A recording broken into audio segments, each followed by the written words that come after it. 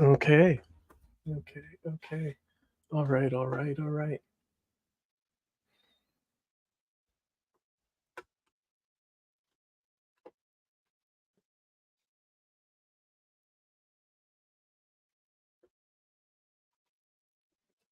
Dude, all these chickens. Okay. So this first one I'm going to send you, we just need to talk about it because you're going to love this is like literally like where the culture war is going right now. Okay. You're going to love how funny this shit is. But the thing is that it's a Hassan video. We don't care. We only care about the Tim Pool clips, right? So just skip over Hassan commentary. We don't need No it. Hassan. Fuck yeah. It's just what Tim Pool has to say here because it's so fucking funny. Is Like it even big like dumb? Chaya Raychek literally was like, "Would you rather be on a plane with all male flight crew or all female flight crew?" And I'm like, Jesus Christ! Is that the Like, Libs of TikTok chick? yeah, so literally Mm. engagement baiting. Like, who cares? Who the fuck cares? Yeah. So DEI is the reason why that plane door flew off mid-flight. What is? DEI. What is that? You know, it's the new CRT. Great. What does it stand for? It's the diversity, equity, and inclusion thing. The thing that Ron DeSantis always said Yeah. that we couldn't remember.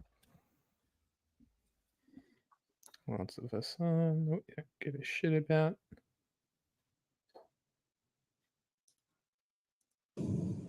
Yeah, here, I'll show you the video too. Here it is. Not even 20 minutes into the flight, a part of the plane flew off. Oh, cool. No extra breathing room.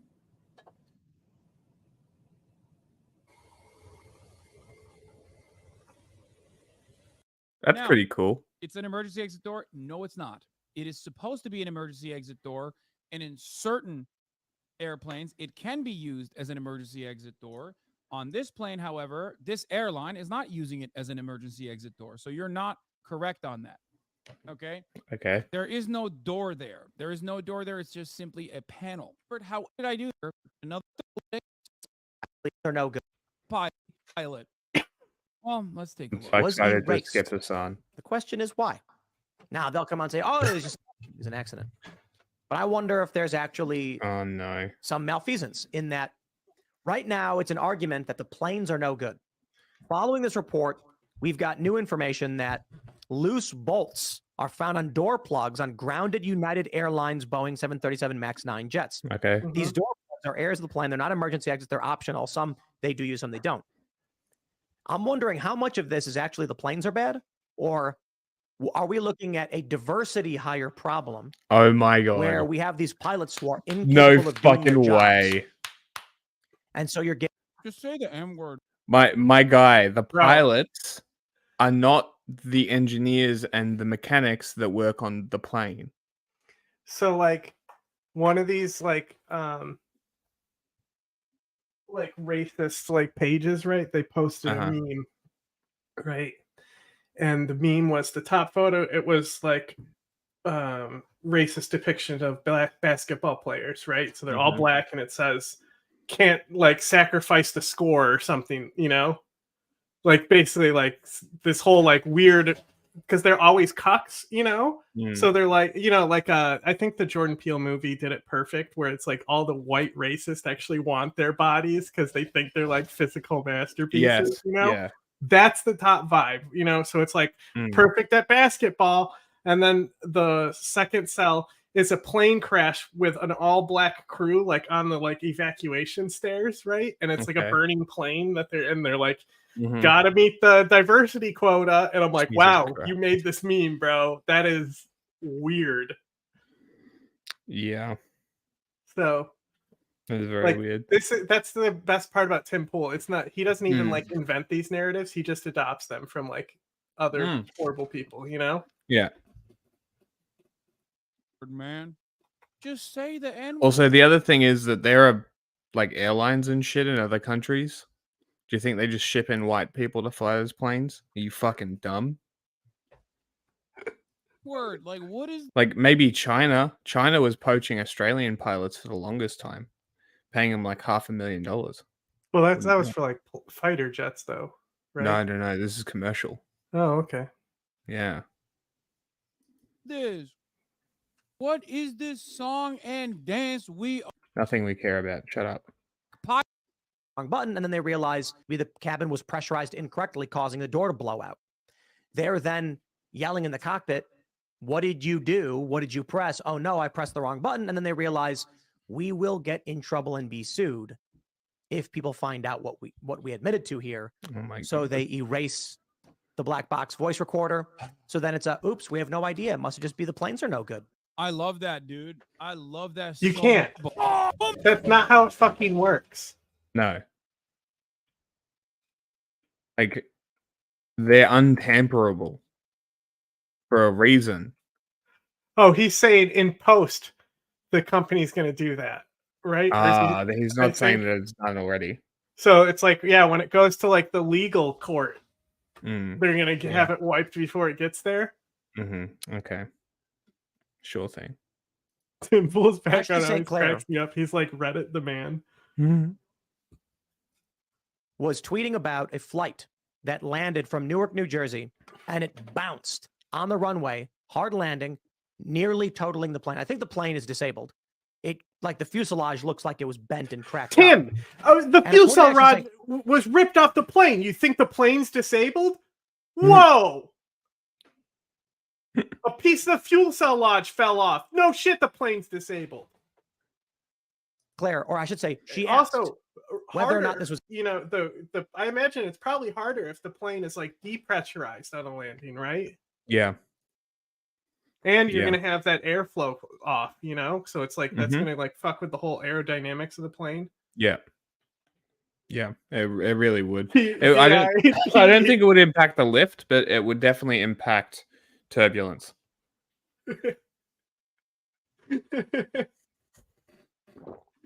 DEI is a why we can't diversity have a hire who white was box. Hired and then rehired, even though they shouldn't have been. We got a pilot shortage. Flight cancellations like crazy. Are these airlines hiring in large numbers, and are they hiring? I like it. This is what It's almost like people weren't flying during COVID, so pilots didn't get jobs and they haven't come back. Oh, there is like a pretty so it's actually a lot of like unionization stuff, right? Even better. Fuck So them like then. the pilots they want more money. And like Fair enough. the thing is like when I think of pilots, I think about those. There was a case where both of them fell asleep in the cockpit and almost like flew out into the ocean. That's wild. Well, they Imagine were out in the both ocean. They were pilots flying They flew like 2 hours out into the fucking Atlantic Crazy. Ocean and then turned around. Imagine both pilots falling asleep. That's insane. Mm-hmm. That's crazy. You know how often it happens? I would hope not If that they're often. overworked, bro. If they're overworked, it's gonna happen. True. Look at the fucking train derailments, right? You could alternate sleep. Let one That's have a normally couple what hours. they do, but Yeah. this wasn't even like an international flight. Mm. You know, it was like A domestic crazy. yeah, it was like only a few hours. Mm. I saw a plane land and Oh, we don't care. no longer. Like Well, the equity second diversity- pilot is supposed to just be a Or listening to Tim redundancy and they're just system. like- Yes, and yeah, they're- literally. It's literally just there to be able to fly the plane should the first one be out of action. That's why I think Airplane had the right idea with their autopilot. Mm. You know, if both the pilots go down, you at least have him. Yeah. Minds are like, this sucks shit. Bring for diversity because we know Boeing's all about it. Take a look at this. Global equity, diversity, and Oh, Crazy. he's doing it. Never mind. Shut up. He's all Shut up. have been prioritizing hiring. yeah. And planes Shut up. famous. Elon Hassan's Musk, just like this guy's constantly going hero. poggers over this. What are you Who gives a fuck about the sub? Where We're not talking about. this is the one. What Are we now talking about the sub One because of- pressure was Of involved here? Jesus Christ. course. Oh my You know God, that it's episode of Futurama where they go down to the ocean and they're like, Yeah. how many pressures can it hold? And he's like, well, because it's a spaceship, I imagine between 0 and 1.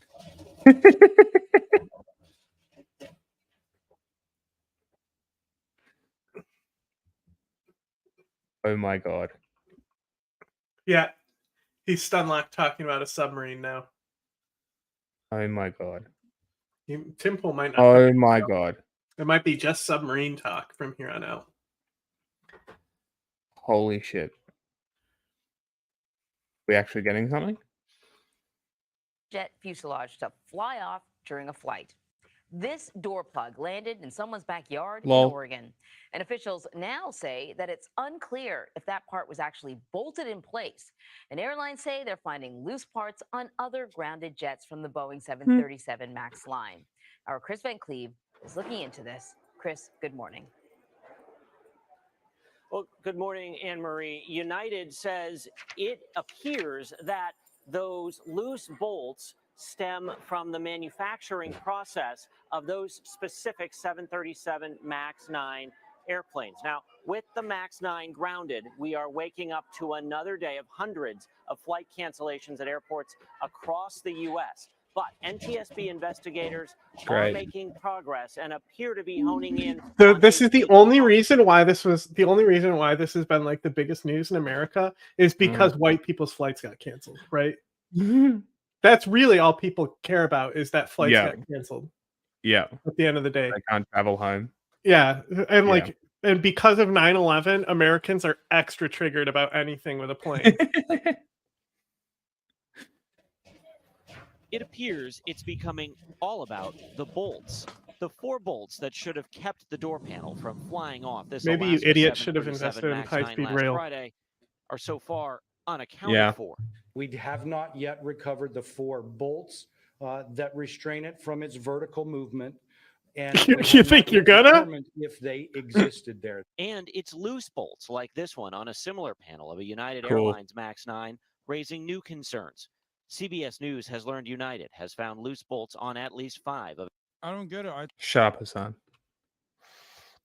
It's not just that it's holidays, it's that the government is on break. Yeah. Well, people die, even though it's not. Can't trust the manufacturer to tighten those bolts. Can you trust them to tighten all the other bolts in the airplane?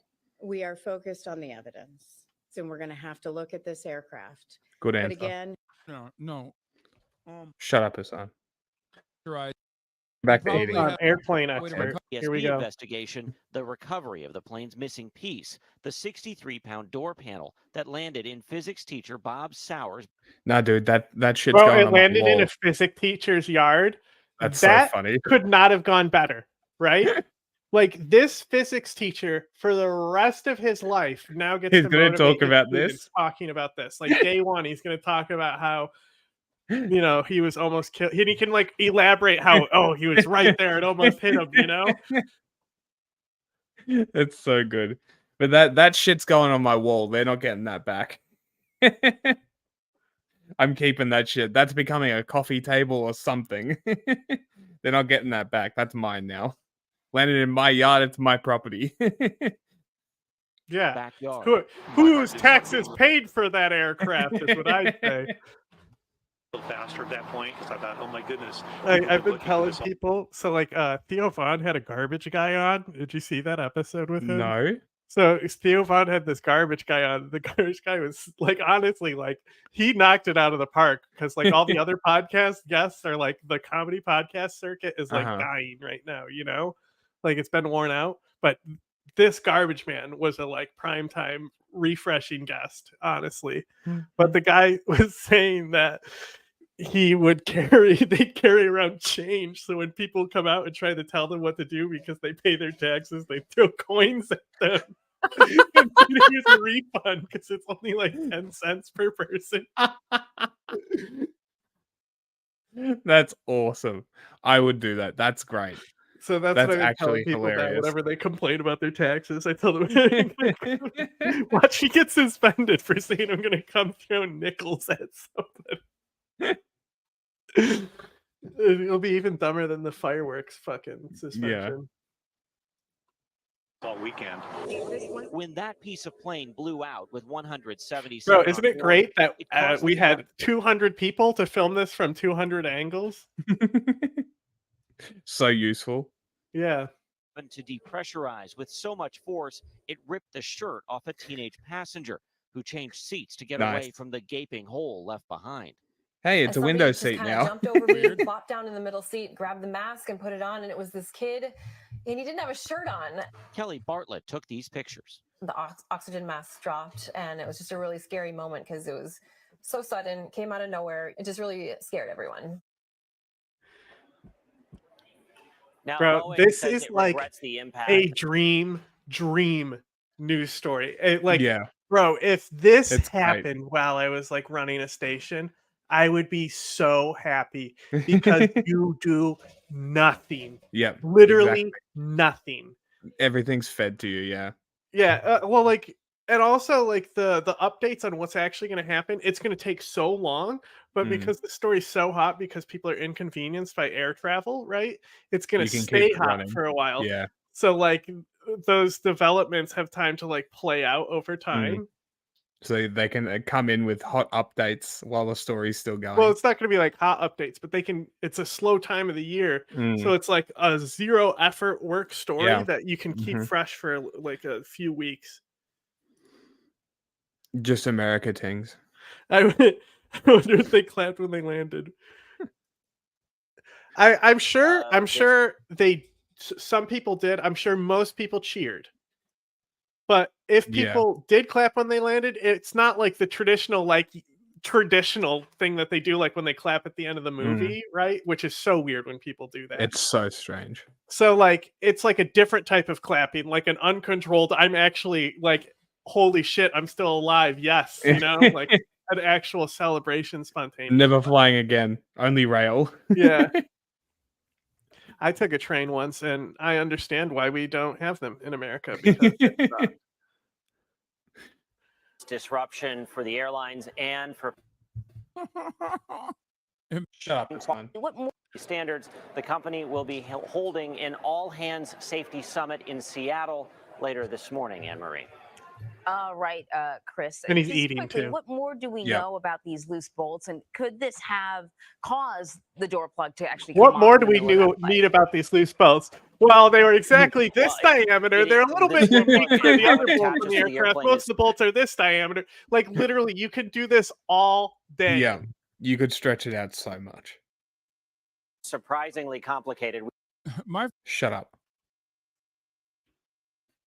Bolts are in place and we don't have them in America. It's very simple why we don't have rail in America. We do have rail in some places, like DC Metro is really good. New York City is a fucking mess, but New York City is probably like one of the worst infrastructure cities in America. That's probably because New York City is 150 years old. Yeah, I know, it's built all close together, so there's no alley space, and like it just was not smartly built, and just like even like before like COVID hit that place, I'm like, bro, it is gonna be a nightmare when it hits New York City. Yeah, that's like it's like hitting Kowloon with a fucking disease, bro. Like yeah, properly installed. Anyway, sorry, real quick. The reason we don't have trains is because when we used to have trains, we used to have a lot of rail lines. People didn't take them. So if people aren't funding the rail and instead they're paying tolls on the road, guess where the money goes? It goes to road. Exactly. And that's why we developed in such a way. Rail used to fucking connect to the continent. It used to be the most important thing. Like it won the Union the Civil War. Well, a lot of stuff did, but rail not having rail lines is a really like, I don't know what the Confederacy thought they were doing. Like, think harder, bro. Maybe don't enslave people, and like adapt sooner as well. Losers. Panel should not move. Okay. Yeah, the panel should not move, bro. The panel presumably could move. Do those bolts become looser over time? Those are questions that would need to get borne out here. But those are bolts that should come from the manufacturer. The airlines say fully tightened, and in at least a handful of cases so far, it appears that is not what the airlines are finding. Really? In this specific breaking Alaska ground, incident where shattering the news flew off coverage. The airplane. I asked Truly investigators, plainly, if that is bolted in properly, that door does not fly away, correct? And they say yes. So the question becomes... That's a great Shut up, journalism Hassan. moment right there. I already said that. Are the bolts? Were the bolts ever there? If they weren't there, did they break? And what happened to them? So they're going to have to do some metallurgy type research in the NTSB lab, looking at the door, looking at the mounts on the airplane to try to sort of forensically figure some of that out. Right. But they seem very confident that they'll be able to get to that answer. So yesterday when we were talking about this, there were like two things that we did know about this plane. A, that this design has been around for about a decade. So the likelihood that this is a design flaw is probably kind of low. Bro, I love it though. It makes me so nostalgic this particular for work. plane was only a couple of months old, so we're not talking about wear and tear. So then, like, I fucking hated this shit, dude. Like, bro, putting these types of shows together and like always having to have something. Oh my god. Yeah. Like that's the reason. One of the reasons why like this types of news has gotten so shit is because of just like how exhausting and like grueling and stupid the work has to be because of the demand of the supply. Yeah, the 24-hour news cycle. Yeah. Instead of having a time when you need to submit shit, it's always as fast as possible. Well, they still do. They still do it like, you know, like the big slot like 6 a.m. right?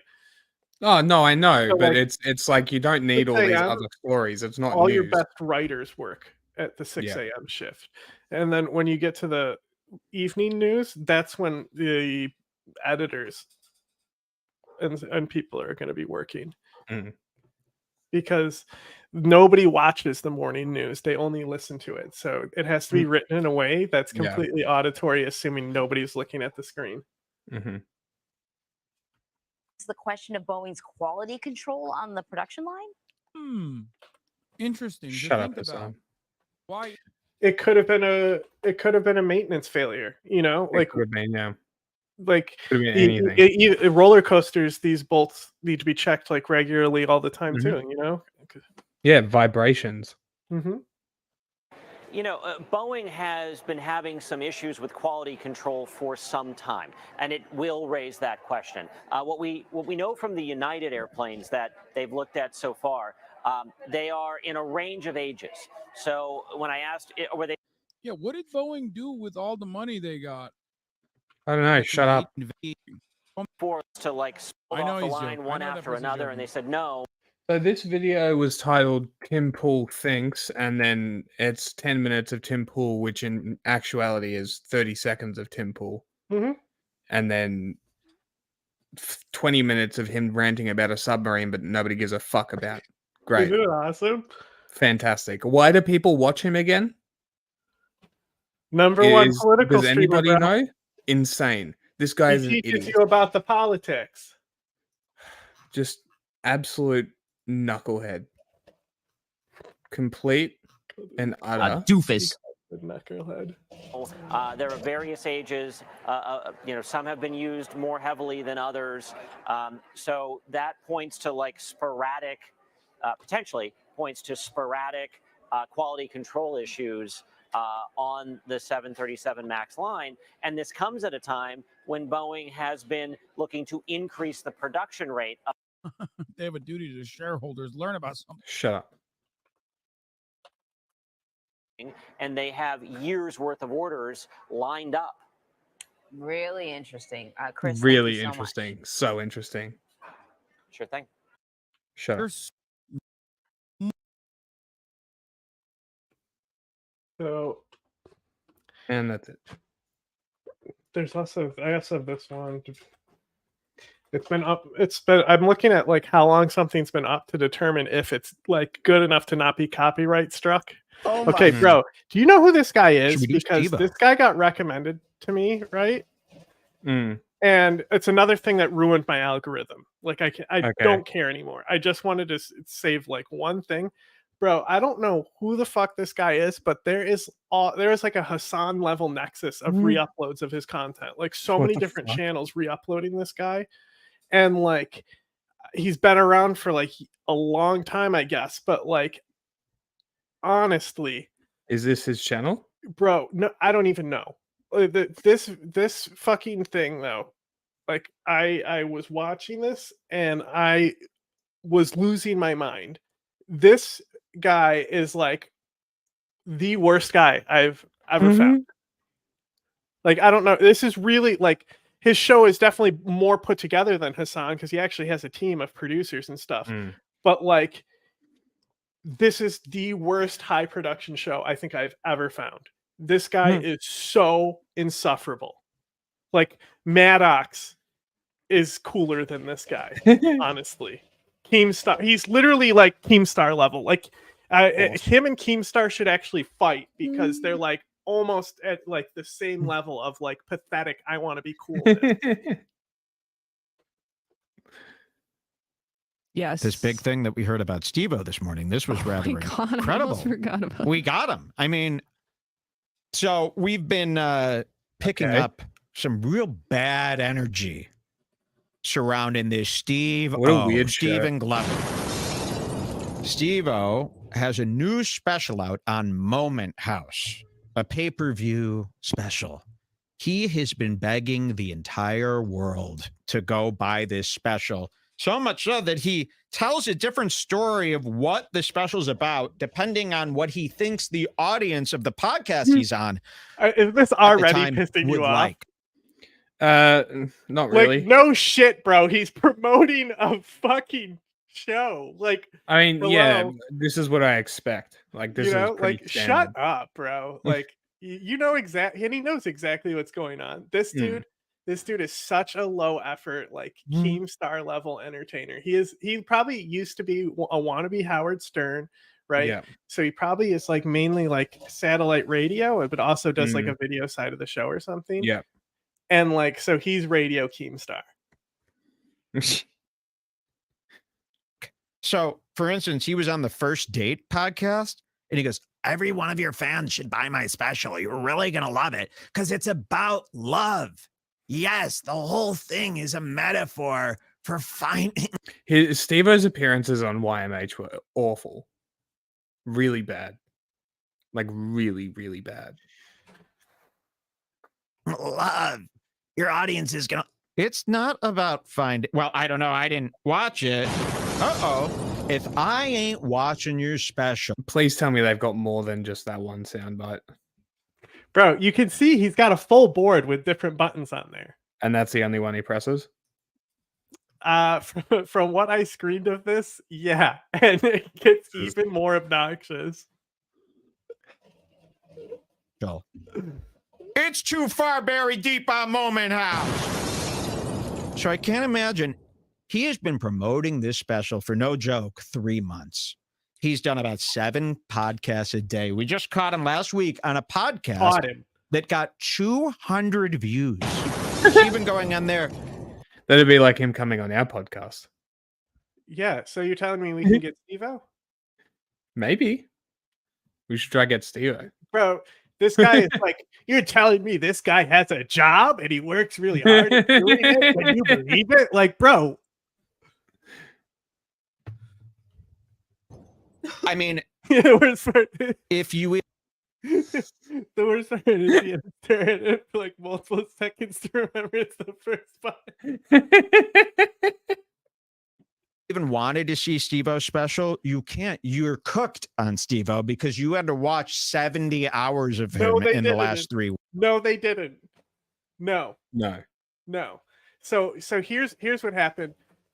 People go, oh, Steve-O, that's the Jackass guy, right? And they're like, they normally watch this podcast or listen to this podcast on to work anyway, right? Because he has such high saturation with this. And they're like, oh, he does stand-up comedy now? I wonder how that is. And then they go buy the special. Yeah. And then if they see him on one podcast and they listen to him again, like what happened with me, and he's saying the same shit over and over and over again on the podcast, because literally every single time he goes on a show, he has to end up saying the same story no matter what the question line is. You kind of get sick of watching his appearances because you kind of know what's coming. Like who's like if you're watching that many podcasts where they're that so similar, where they have like the same guest on everything. Maybe diversify a little. I don't know. But he's talking like you got to sit through like 70 hours of this. Maybe you did because you're a fucking weirdo. Like weeks talk about his special over and over and over again. I just heard Steve-O on another show, and I kind of knew this information. This is stuff that doesn't usually stick with me. Steve-O was born a millionaire. Wow. His parents, his grandparents, they all come from a long, rich bloodline of severe, serious businessmen. Insane. I believe Steve-O's father he was the head of Pepsi in Brazil. Wow. Am I getting this right? Steve-O's father. Did you know Steve-O has said this on podcasts before? This is not a secret. Yeah, I know, but you fucking moron. This, I guess. Like crazy. Head of Pepsi in Colombia, Brazil. Who cares? Something like that. Something like that. Big enough. So South America. South America. Steve-O is filthy rich. Always has been. So it's really weird. You would think a stunt guy wouldn't be doing stunts unless he was dirt poor. You know, all this BMX, all these ramps. Rich kids don't like ramps, do they? Well, maybe they do. So Steve-O's very rich. We've been picking up on some really odd, peculiar behavior.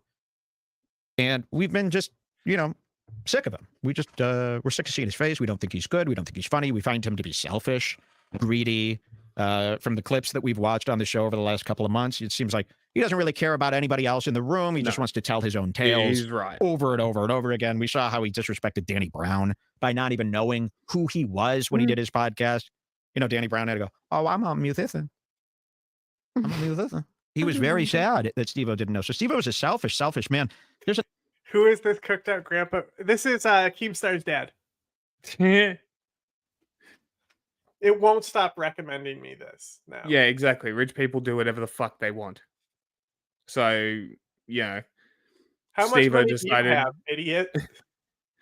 Like Keemstar, fuck me. Steve-O decided to smoke PCP and jump off buildings. Like that's just what he decided to do. Like, also, why are you surprised? Even people will be like, "Oh, he's not innovative with his podcast or anything." First of all, who gives a shit? Like, it's like he was able to do a remote setup with his van while he tours and does comedy, right? It's clearly like a side gig. Who cares? Yeah, exactly. And the show wasn't terrible either when he wasn't promoting his podcast, when he wasn't promoting his show, his stand-up thing. So maybe it'll go back to being okay, or maybe you will stop it. Who knows? I only watch clips. Yeah. Another thing I picked up about Steve-O, and that's recovery, Steve-O. All this recovery stuff. So he brags about being sober. There's this thing coming up where, well, let's show this clip. Let's show this clip of him on H3. Wait, do you see this? So Steve-O is sober. I don't like sober people. I don't congratulate them. I find them to be what's called psychos. If you might as well be around a beer, you can't be around a can of beer without it potentially destroying your whole life the next day. You get nervous around a cup of beer. Yeah, it's kind of weird. That to me at 40, 50 years old is unacceptable. Here, wait, play this clip first for 2 seconds. It literally is the only one it's going to be next up. Second. Yeah. The H3 thing. Yeah, that's what I wanted to. Why is there no producer pulling this up ready to go? The fuck? Like, isn't it amazing? And, you meet how you could possibly elect to go to a basketball. Like that's wild. No, it's not really Keemstar's dad. That's just what we're gonna call him. But like this whole thing, like with sobriety, like Steve-O was like when he was doing whippets, he was inhaling them more than like oxygen. Like he wasn't breathing oxygen for like long periods of time. Every inhale was just the fucking gas, right? Like this dude is like pretty fucking gnarly with like how bad his like addiction was, right? So like now we're mad about like the choices he makes in his life to live his life to like. He is very fucking preachy about it, though. That's the big issue that people have. There's a lot of people who get to that level of addiction and go through that. Are preachy? Yeah, and like Steve-O is like a big part of like the AA, like not AA, but the Narcotics Anonymous program. Yeah. So like he's a huge part of this. And like so like when we would like do stuff like say we were going to Vegas, and right? There's always people like who are like it's their first time coming to something. Like like it's a concert, right? That like people come into. Right. And like they're scared about being around like all the like drugs and alcohol and stuff, and they don't have like anyone they know. So that like they're the whole like thing, they can find people there who are like, and that's like the type of guy Steve-O is. Like he takes between all the work, he's also taking a lot of time out to like literally talk to people who are in the program with him, and like my dad is like also like this. He spends a lot of time inside the program because it is almost like a cult the way it works.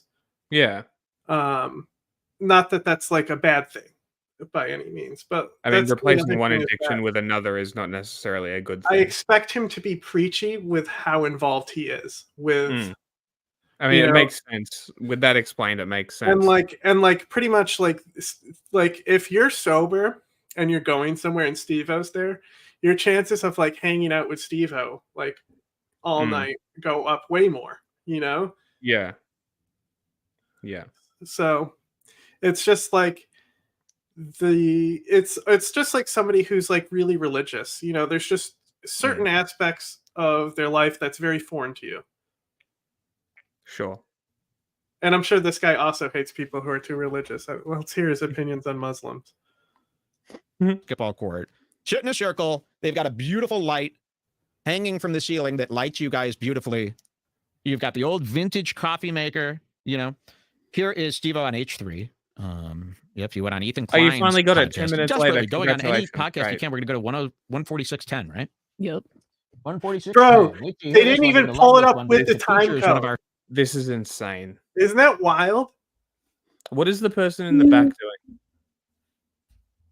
Audio. Isn't this supposed to be their fucking job? Audio, I guess. There's not even just one person though. Like I clicked around a little bit, and that's why it's constantly recommending me the shit. Like, what is the point? Look at all the gear in the shot.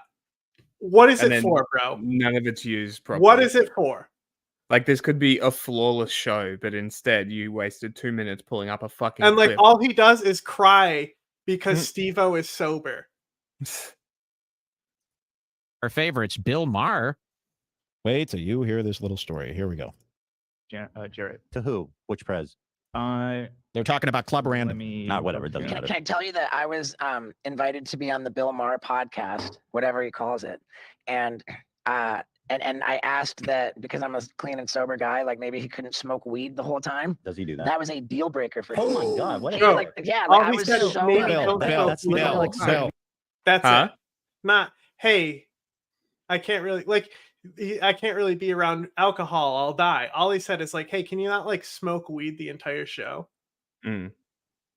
Although we did watch that one where he had it in his fucking fingers the entire time. Just wait, because this is the only thing that this boomer said that made me laugh is about his impression of Bill Maher.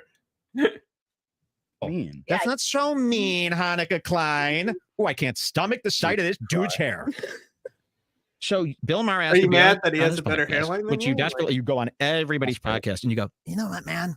Could you not smoke weed though? If I come on it, I can't be around weed. And Bill Maher, this is what Bill Maher does.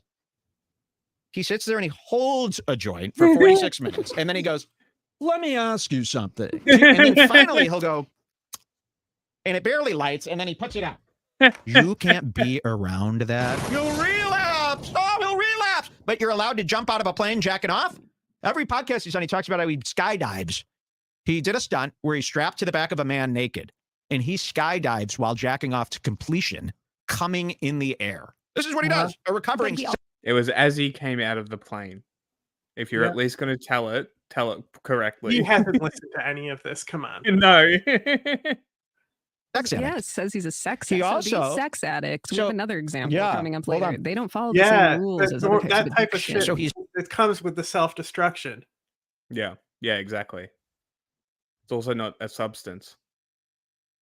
Yes, Didn't but reco- it gets wrapped up in with all the self-destruction when you get into the type of cycle he was in. Never trust somebody in recovery. If you had to go to recovery, guess what? You're a bad person. I trust because addicts that's so extreme. You Yeah, I trust and addicts people over who this. are in recovery a lot more than like normal people. Mm. It's been hit or miss, but like some of the like only people I could like trust and stuff like were closeted. They're always closeted too. They don't want to say they like, oh no, I never do drugs. It's like, bro, okay, whatever. You don't bother them. You know, they're not ready. You know, you must be, and this is what I think. People who go to these recovery programs, they know it's not just because they drink. It's like Bert doesn't go to recovery because his drinking doesn't come along with a ton of mini crimes. Okay. They go to recovery and treatment as a get out of jail free card for the unexposed. Also, move the fucking iPad. Jesus fucking Christ. If you have to reach over your mic arm to hit it, maybe move it. maybe get a second button on there. Isn't it wild? It's annoying me more. And Like more. I'm just like, who are you, bro? Who are you to be talking shit? But bro, he's re-uploaded all over the place. It's nuts. The arm swivels. Move the fucking swivel to the other side, you fucking clown. God, it's pissing me off. Got under their belt. The nervousness. And we're about to see, maybe Steve-O has some crimes under his belt here. That he wants everyone to know he's recovered from, okay? So maybe this is why he's on everyone's podcast showing how important recovery is to him. Because he knows there's some stuff out there that if you heard about, he'd need to quickly run and tell you how much he's changed. And he wants you to pre-know that this is the old him. Let's hear this one more time, and then we'll show you what we found. Hear what one more time? Your Okay, fucking hang on. Do we care more your about Vine punishment or boom reform? sound effect, you fucking idiot. Shut up. Oh, he's fucking Vine boom Oh sound yeah, effect. Vine sound effects, bro. Fuck This off. is like the sniper wolf of fucking like podcasts. Right? Because I'm a clean and sober guy, like maybe he couldn't smoke weed the whole time. Does he do that? That was a deal breaker for him. Oh my God, what a He was like, dick. yeah, like I was so offended by that. That's literally like so mean. Yeah, even like Mike Tyson's hot boxing podcast, you like so they much. were like respectful enough to just not smoke. Well, that's just a Mike Tyson thing. Mike Tyson understands. I think it's just the Bill Maher. Guess there's somebody who has literally violently went to prison for, was represented by the same guy as Epstein, you know, high profile, well-known sex criminal. Yeah. And you look at him now and he's like, I just love my wife. She's in charge of everything. I do whatever she says. Like he is reformed in all senses of the word by all public appearances, right? Yeah, but so like my mom still hates him because of what he did. Okay. People might still hate Steve-O because of what he did. Okay. Sure. Yeah. But like that example that like Mike Tyson and his crew said, yeah, fine, that's fine, is because he understands. I think it's just that Bill Maher is a fuckwit. Also, Tyson has turned it into a business as well. Yes. You know, so Yeah. like him smoking the product is just advertising his product. Yeah. Yeah. He might not even be smoking like live strains in there, you know? True. Could be high CBD strains. Mm-hmm. Smoke weed because I was there. That's so fucked up. I was so deeply offended. Say thank you. Somebody just handed him a coffee. Doesn't say thank you. Just takes, because he's used to that. He was raised by nannies. This is what he told me the other day on the podcast. Yeah, I was raised by caretakers, mamois, and nannies. What do they call that? A porceur? What do they call it? Au pair. If you were raised by nannies, porceur, you're a twisted soul. Chris D'Elia was raised by nannies. Nanny. Nanettes. Look at this, Klein. And Klein hated Steve-O too, but he was too afraid to say it. What is with the anti-Semitism? It was actually I great when Steve tried to leave this podcast. Isn't it he so kept on weird? telling Isn't us this like the worst guy? It's so weird. Like, there's so many things that you could criticize Ethan on. The last thing you would touch is him being Jewish. And his hairline.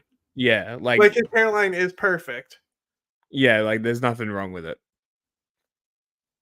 It's about how surprisingly. No, he's a hairline king. Aren't Jewish people notorious for having bad hairlines? I don't know.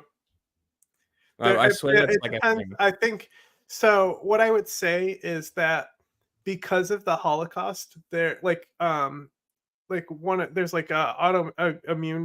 disease. It's one of those things that Israel has like a high prevalence for it. Like 1 in 10 people there, like a carrier for this disease. Yeah, and it's like their population was reduced so low that there's like a lot of like close relatives and inbreeding within the generations, right? So like if there's bad hairlines, that's more of the cause, is that it's not so much that the genes are inherent there, but just it's a consequence of the genocide. Yes, that's what I would say would probably be that. Yeah. Like all Irish people like go like gray at like 35. Okay. It's not the or, worst thing. Or if they're red, they like stay red forever. My God, yeah, we caught Steve-O going, oh, dude, I just remembered I got to meet a friend in 15 minutes. And then Ethan's like, wait, what? But you were scheduled to do this podcast. He goes, it's a sober thing. So he tried to use AA as an excuse to get out of this podcast. He ended up staying for 20 more minutes. So apparently the friend's just waiting. Or it was. And is the friend waiting right outside if you have to meet him in 15 minutes? Better appearances, honestly. And like, Ethan only books guests for an hour on the show anyway. He does. Sometimes he'll bail on people at 20 minutes in. If they're a bad one. Yeah, but normally it's like the people who they calls and stuff.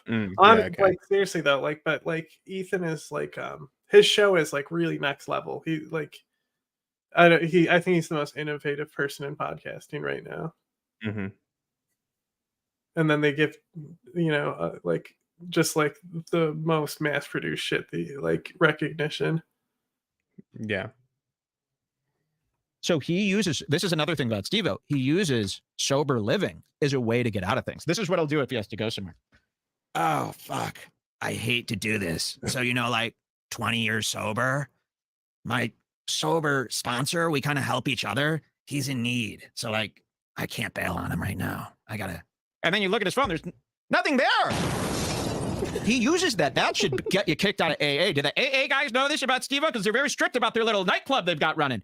Bro, with the coffees, enough. We don't need you on caffeine. That is a show as he's walking out talking to the guy. Steve-O was. Yeah, I think. I don't remember. Drug. You're to be drug free. Caffeine is strong.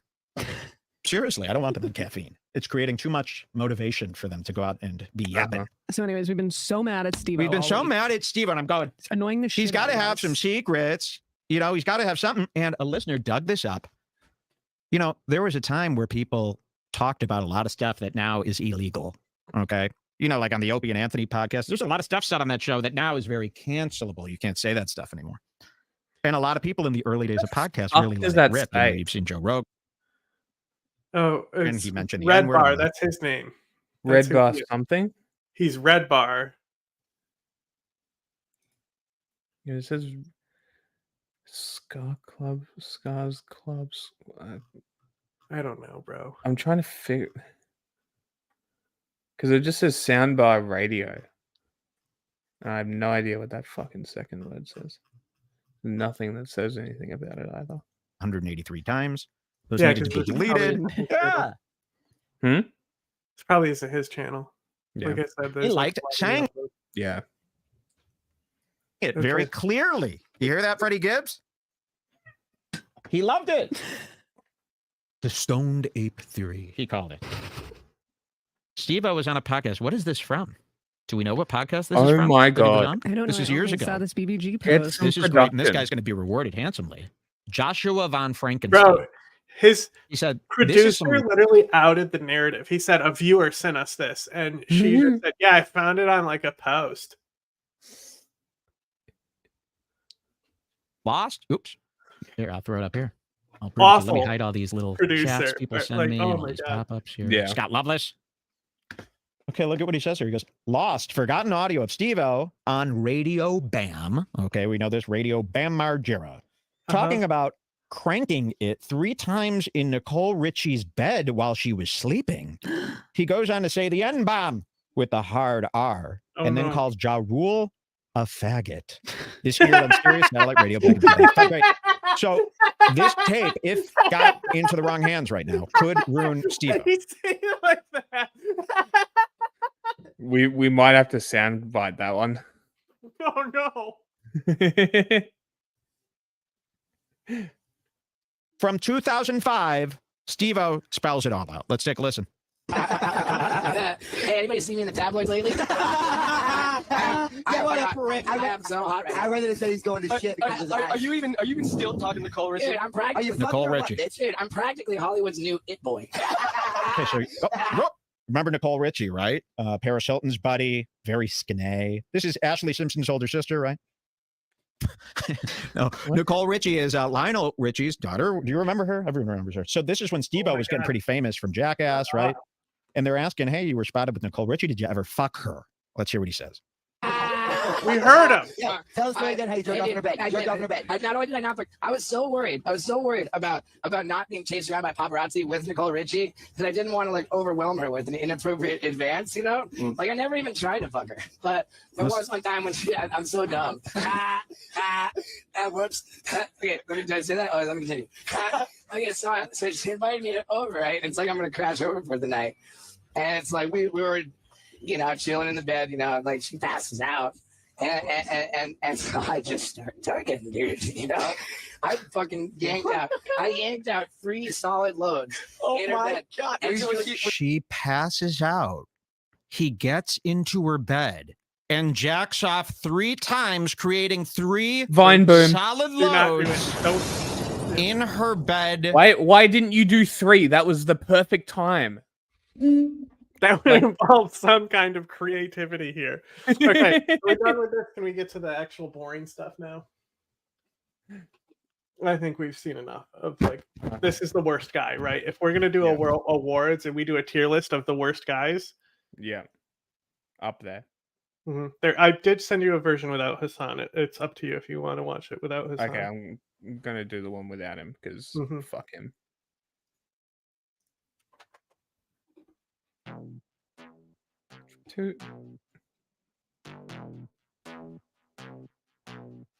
So you know, so apparently DeSantis is gonna like drop out tomorrow too. You know, right? So what was this? Is literally the most. This like they said the last debate was pointless. Yeah. So is Nikki staying in? Yeah, I mean I said from the start that's going to be the vice president. I mean, come on. Well, the president, provided things go well. No, she had vice president vibes to me. I just made this guess off vibes purely, not because like her policy or anything. It's just vibes. That you can hear everything okay, that it's loud enough? Could be louder. Please welcome former South Carolina Governor and UN Ambassador Nikki Haley. Who's loud? Do we want to see more of him, or do we want to cover him? We don't give a shit about. He'll full screen himself when he has something to say. This is one of the Pod Save America guys. Okay. We might have to listen to Hassan if his audio. I assume his people will tell him we cannot hear this shit. So, but rules. Each of you will have 90 seconds to answer questions, 60 seconds for responses and rebuttals, and 15 seconds for clarifications. Timing lights will remind you when time is expiring. We also remind our audience here in the Cheslow Auditorium at Drake University to be respectful so the candidates can hear the questions and can hear each other. Just hours ago, the Republican field narrowed once again. Debate, they said that New Jersey people Governor started Chris Christie. And it was like Vivek's people. Yeah. Shopcat. ended his bid for the presidency. So, with one fewer candidate in the running, let's start with the decision voters here in Iowa are about Christie to face. just dropped out. Governor DeSantis, why should voters? Christie officially dropped out. Who did? Christie. Christie, yeah. Okay. Yeah. The human who are water looking bath. for an alternative to the current frontrunner, former President Trump, vote for you rather than former Governor Haley? Well, the people of Could Iowa, you give us some of your political beliefs? Kill everyone now. Donald Trump's Condone running to first pursue degree his murder. Nikki Haley's running to pursue her donors' issues. I'm running to pursue your issues and No, your you're not. family's issues and to turn this country around. I'm the only one running that's delivered on 100% of the promises that I've made. We've delivered huge victories in the state of Florida, things that Republicans have been asking for a generation. I'm also the only one running that has beaten the left time and time again. We beat the teachers union on universal school choice. Provided the Supreme Court does its job, no. We beat Soros on crime. We beat Fauci on COVID. We beat the Dems on election integrity. And I beat the left by banning China from buying land in the state of Florida. Now, Nikki Haley is running. We don't need another mealy-mouthed politician who just tells you what she thinks you want to hear just to try to get your vote. The fuck does to that get in mean? office Bro, and to do her it's so insufferable, like having him still here and hearing this shit all over again. Yeah. At least Vivek was it added some jazz to it, you know, and we got the like even more racist version of him. We got him like on crack, you know. But like, boy, it's so repetitive and like so transparent. Like Nikki Haley does the talk so much better. Yeah. Another state, and she said the people of Iowa's votes need to be corrected. This is somebody that wrote in her book that Hillary Clinton inspired her to first run for office. I remember Hillary denigrating people on the Republican side. I love that she writes shit down. We don't need a candidate who's going to look down on middle America.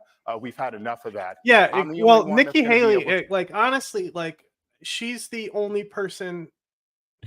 Chris Christie certainly has been around. He hasn't necessarily worked his way to the top, but like, you know, he's kind of like failed upward. But like with her, she's like worked, you know, like she showed up to like do the job. Like if this was something that you earned, she's more deserving of the rest of them. Oh, for sure. If anybody out of the and honestly, you would hear this about Hillary, the rhetoric they would say with her, where they would be like, "But it's about experience. She's got the experience. She's got the experience." She's the worst fucking person on earth. So, if it was Nikki Haley versus Hillary, who are you voting for? Nikki. Probably me too. To lead this country's revival. I'm asking for your support, and I won't let you vibes down. alone. Governor Haley, a response? Well, I think this is a time that we know that we need a new generation. She's trying to be Jackie Kennedy. We have watched. Yeah, I noticed that as well. I missed the cue. When they were going to ask her, I was going to pause it and just play I'm fucking better than you. It would have been great, but I missed the cue. Our country be in disarray. We see the world on fire, and we need someone who's. Why is it on fire, Nikki? I've been a two-term governor that took a double-digit unemployment state and turned it into an economic powerhouse. I was at the UN. I dealt with Russia, China, Iran every day. More talking points. But you're going to find out tonight that there's going to be a lot of Ron's lies that have happened. There are at least a couple of dozen so far that he's done. So what we're going to do is rather than have him go and tell you all these lies. Ron DeSantis is writing on his piece of paper, just scribbling. He's playing with a light bright. People. We know what he's doing. He's just coloring with the crayon. He's literally, it's like the menu he got at the restaurant. Go to DeSantisLies.com and look at all of those. There's at least 24 lies that he's told the UN about is me, actually, and you can see where fact checkers say exactly what's going to happen. Let me tell you something. The UN actually is very powerful and effective. It's just not in the ways that people want it to be, you know? Like, all they are, so like UN peacekeeping missions, they statistically have prevented wars. It's statistically been but also there's shit like the massacre in the Bosnian War, the genocide of they stood by and let all the men and be taken out of a fucking village, bro. And they just stood by and let it happen. So there is plenty of controversies, and the rhetoric from them about constantly being like everyone is equally evil, obviously it's annoying, but that's the whole point, is that they have to keep the evil people in the room to talk to them. So the thing is that they don't actually do anything. None of the stuff that they do matters with the diplomacy stuff, but the fact they keep it open, that side of it's useful. When it comes to peacekeeping missions, though, they're literally just a wall between militia conflicts. So the Congo, where the UN is pulling out of there right now, right?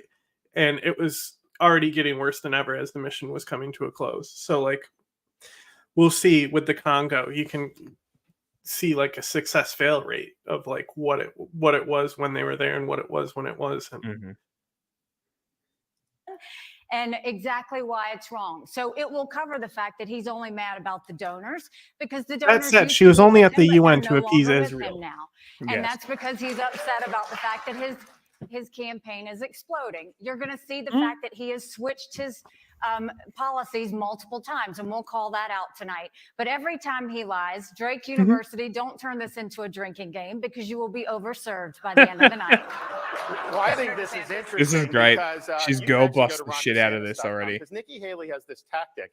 If you hold her accountable to her record, first she'll say, I never said that. Well, one good rule of thumb, if she says she's never said something, that definitely means she said it. And then she'll say, you're lying, you're lying. That means not only did she say it, but she's on videotape saying it. And so we have all the greatest hits. The reality is Nikki Haley is not somebody that has been willing to stand in and fight on behalf of conservatives. She ran for governor saying she was going to do universal school choice, and she caved to the teachers union. She didn't deliver that. In Florida, I delivered the largest expansion of school choice in the history of the United States. And censored books. Nice. The teachers union. And you know what the results are? When she was governor of South Carolina, she was rated 50th in education, dead last. You know where Florida is under my watch? Number 49th. We should actually look up where it is, because it's definitely not number one. I know, it's definitely not number one. Florida, number one in education? I don't think so. One in the nation. Your response, Governor Haley? You dirty bitch! Go to DeSantisLies.com and you can find out for yourself. But why don't we talk about the fact that if we're going to... She created an entire website of his lies. Holy shit. Oh, you looked it up? No, she just said it. Go to DeSantisLies.com. Yeah, she said that before. Yeah, she said that before. Did you miss that? Did she? Yeah. I wonder if she made it. That's epic. Florida, he said that he promised not to raise the debt limit when he got to D.C. Yet he raised the debt limit by hundreds of billions of dollars. Are we now he used to support Ukraine. He supported Ukraine when President Obama was now he's trying to copy Trump and saying that he no longer supports Ukraine and doesn't want to give them foreign aid anymore. He also goes and says that he wants to talk about me insulting Iowans. Iowans know when you're telling a joke. The fact that he's only running in one state is not the way you win president. I'm running in all states. But he should tell Iowans why he authored legislation to ban the renewable fuel standard that's so important to Iowans' economy, and the fact that he co-sponsored 5 different pieces of legislation. She got him with the corn. Bro, that's like critical damage. If you're in Iowa and you bring up anything related to corn, critical damage to the opponent. Do anything with Social Security. Yet he voted 3 times to raise the retirement age of Social Security. So if you're going to talk about what you said what you did, I think you've got your own explaining to do rather than telling lies about. Thank you, Governor. We're going to get to a lot of these issues in the debate. That's Governor true. Haley, He did do that. When Governor Christie dropped out of the race just a few hours ago, he said the most important issue is, quote, the character of the candidate. Governor Christie also said he ran. It's so great that it's not he like would be the only something like a Democrat, Occupy Democrat. What's the Lincoln Project? Like if it was Lincoln Project, cringe. Heritage Foundation, cringe. Heritage Foundation loves DeSantis though. They wrote the playbook for him. Yeah. Hassan's are pretty bad as well. Mostly because he pauses it, goes on a tangent, and then continues it and doesn't talk about it for the entire time. It's great. It's real great. I don't know. So I imagine what this guy will do is he'll give all his input when it's on the commercial break, and he'll have the commercial break muted in the background. Yeah, it's a great idea. It's a good way to do it. Well, he's actually like he's like a No, I know the Democrat. One of the high level used to work for political them. commentators on that side of the aisle. Mm-hmm. Former President Donald Trump. Do you believe Donald Trump has the character to be president again? No. Well, I think the next president needs to have moral clarity. I think you need to have moral clarity to understand that it's taxpayer money, not your own money. I think you need to have moral clarity to understand that when you're dealing with dictators in the world, that we always have to fight for democracies and human rights and protecting Americans and preventing war. I will say this for an answer to say no without saying no, that's not bad. And so when you look at Donald Trump, I have said, I think he was the right president at the right time. I agree with a lot of his policies, but his way is not my way. I don't have vengeance. I don't have vendettas. I don't take things personally. Perfect. For me, it's very much about no drama, no whining, and getting results and getting them done. So I don't think Wouldn't that President be Trump is the right president.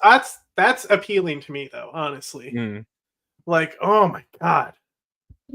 Like I literally went to Syria to get away from Trump news every day.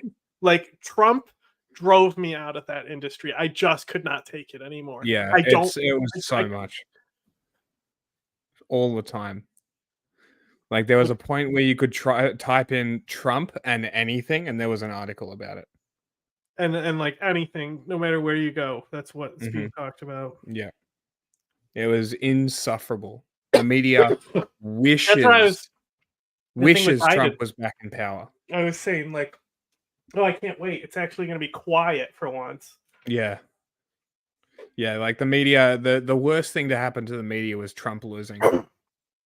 Dude, and it's changed so much. Like you look at Bill O'Reilly still on the old model. Yep. And like you can tell how much it's changed. You go back and watch like a Bill O'Reilly interviewing Obama. Hilarious. To go forward, I think it's time for a new generational leader that's going to go and make America proud again. That's what I'm going to try and do. Governor, a nice soft hit. There's no point to any of this, right? Like, this is like, it's definitely one of the most interesting election cycles, but like, I thought it was going to be more chaotic. Maybe it will be. The thing is that Trump's so busy with these fighting court. Yeah. Well, fingers crossed that works and states keep banning him and it actually stands up because states can make their own election rules and if they ban someone, so be it.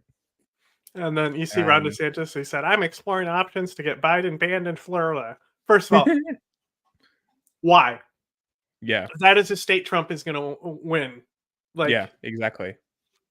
Silly. You don't need to. Why would you just like what a perfect way to show that you are undemocratic. Like, at least the reasons Trump's being banned is good ones, or at least decent ones.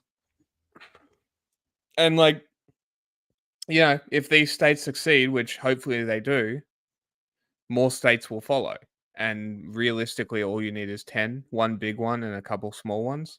And you're golden. He's not winning. But one big red state. Like Colorado doing it is huge. Maine doing it is huge because Maine is one of the unique states. Their electoral points split. Oh. So it's if you can win points on either side for like different things. If there's another state that does that as well, but I just know Maine for a fact does it. And because of that being banned there, it's not like a high point state, but that is a battleground state technically because of how that vote always breaks down. And like Maine is very rural, the crab fishermen and stuff like that. But Colorado, so back and forth. Like that is like such like the mixed state. Michigan is a huge one. Almost went red in 2016. pretty sure. Michigan is both. Michigan is the most if I remember down the line. correctly, it almost went to Trump in 2016, or it did. It might have, but it's one of the ones that will go back and forth. Yeah. Michigan is a big one. And then and honestly, after what Pennsylvania Biden's can be been big. doing, I don't think Michigan is doing anything but voting for Biden. No. And like all the unions and shit. I don't know how they couldn't.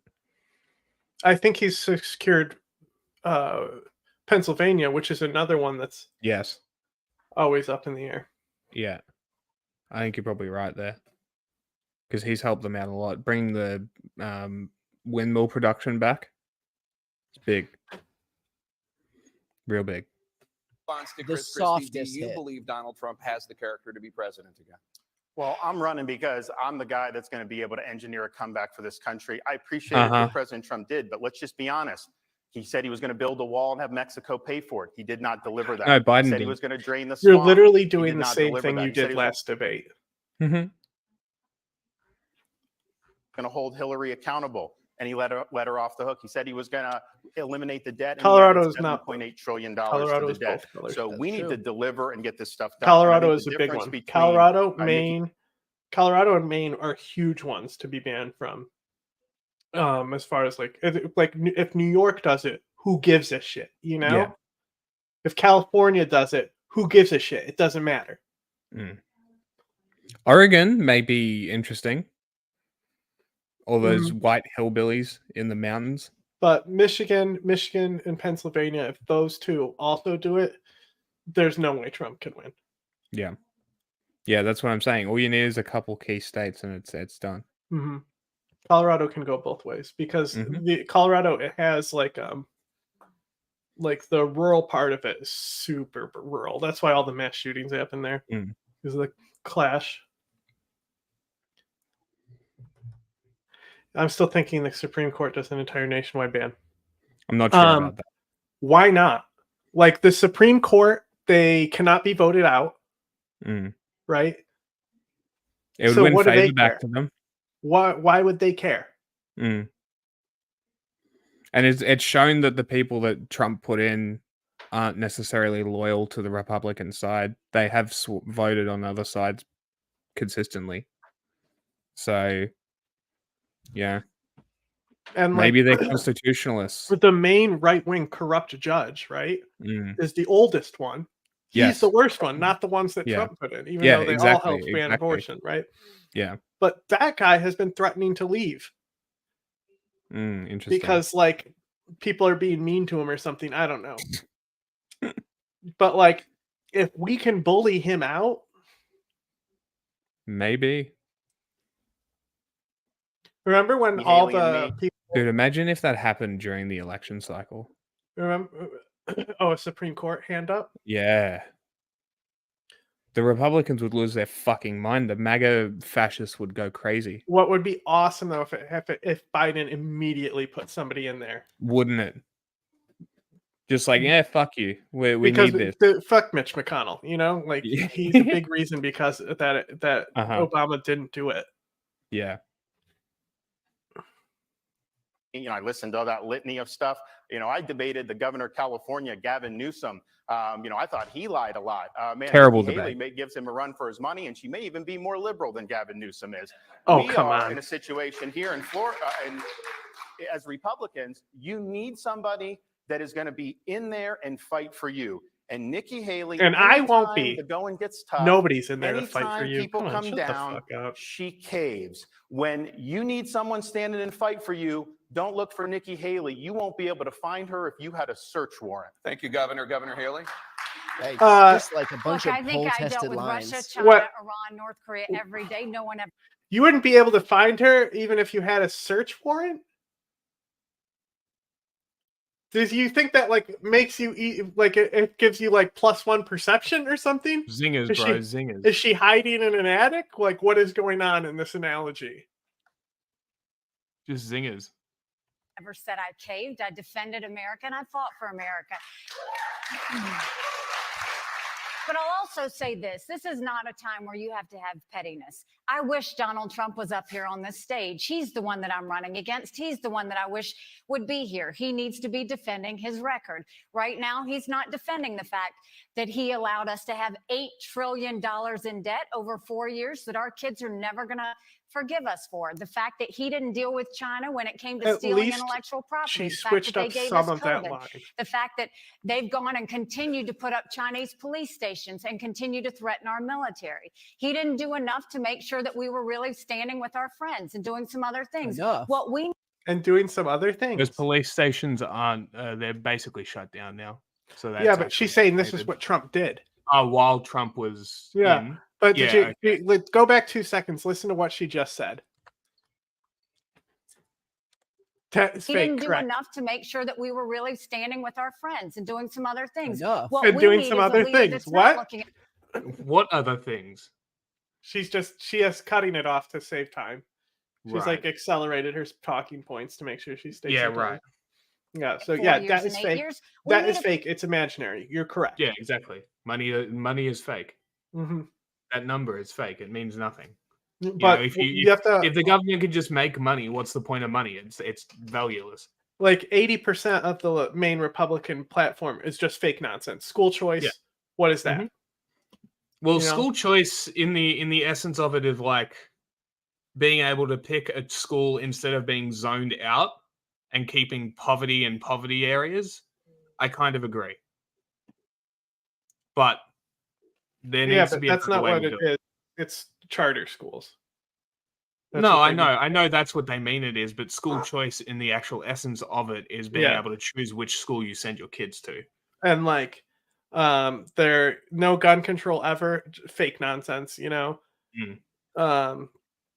The border shit, fake nonsense. Abortion, it should have been fake nonsense. Somehow it was Yeah. overturned. I don't know why they did that. No, That was really no. stupid of them. president that's looking at 20 and 30 years because I want Oh, my Yep. kids to Correct. I can School assure you choices Donald about Trump is looking at undermining 20 and 30 education and years. pushing Jesus. one where they can read, one with secure borders, one where we have law and order, and one where America is strong. Well, Thank you. with all due respect, for her to single out Donald Trump on China, and look, I think he could have been tougher on him 100%. When Nikki Haley was governor of South Carolina, she was the #1 governor in America for Republicans of bringing China into her state. She wrote a love letter to the ambassador saying that they were a great friend. She's on video saying China's a friend. She had a Chinese business 5 miles from a military base. There's a video of her on the website right in front of a Chinese flag saying that she works for them now. So that was her #1 achievement as governor, was bringing China into the state of South Carolina. So you say you're going to look 10, 20, 30 years down the road. Why wasn't she doing that then when people were raising the red flags about it? In Florida, I banned China from buying land in our state. Governor And we DeSantis- kicked We them heard out of our this. You already said it. That's what you need to be doing.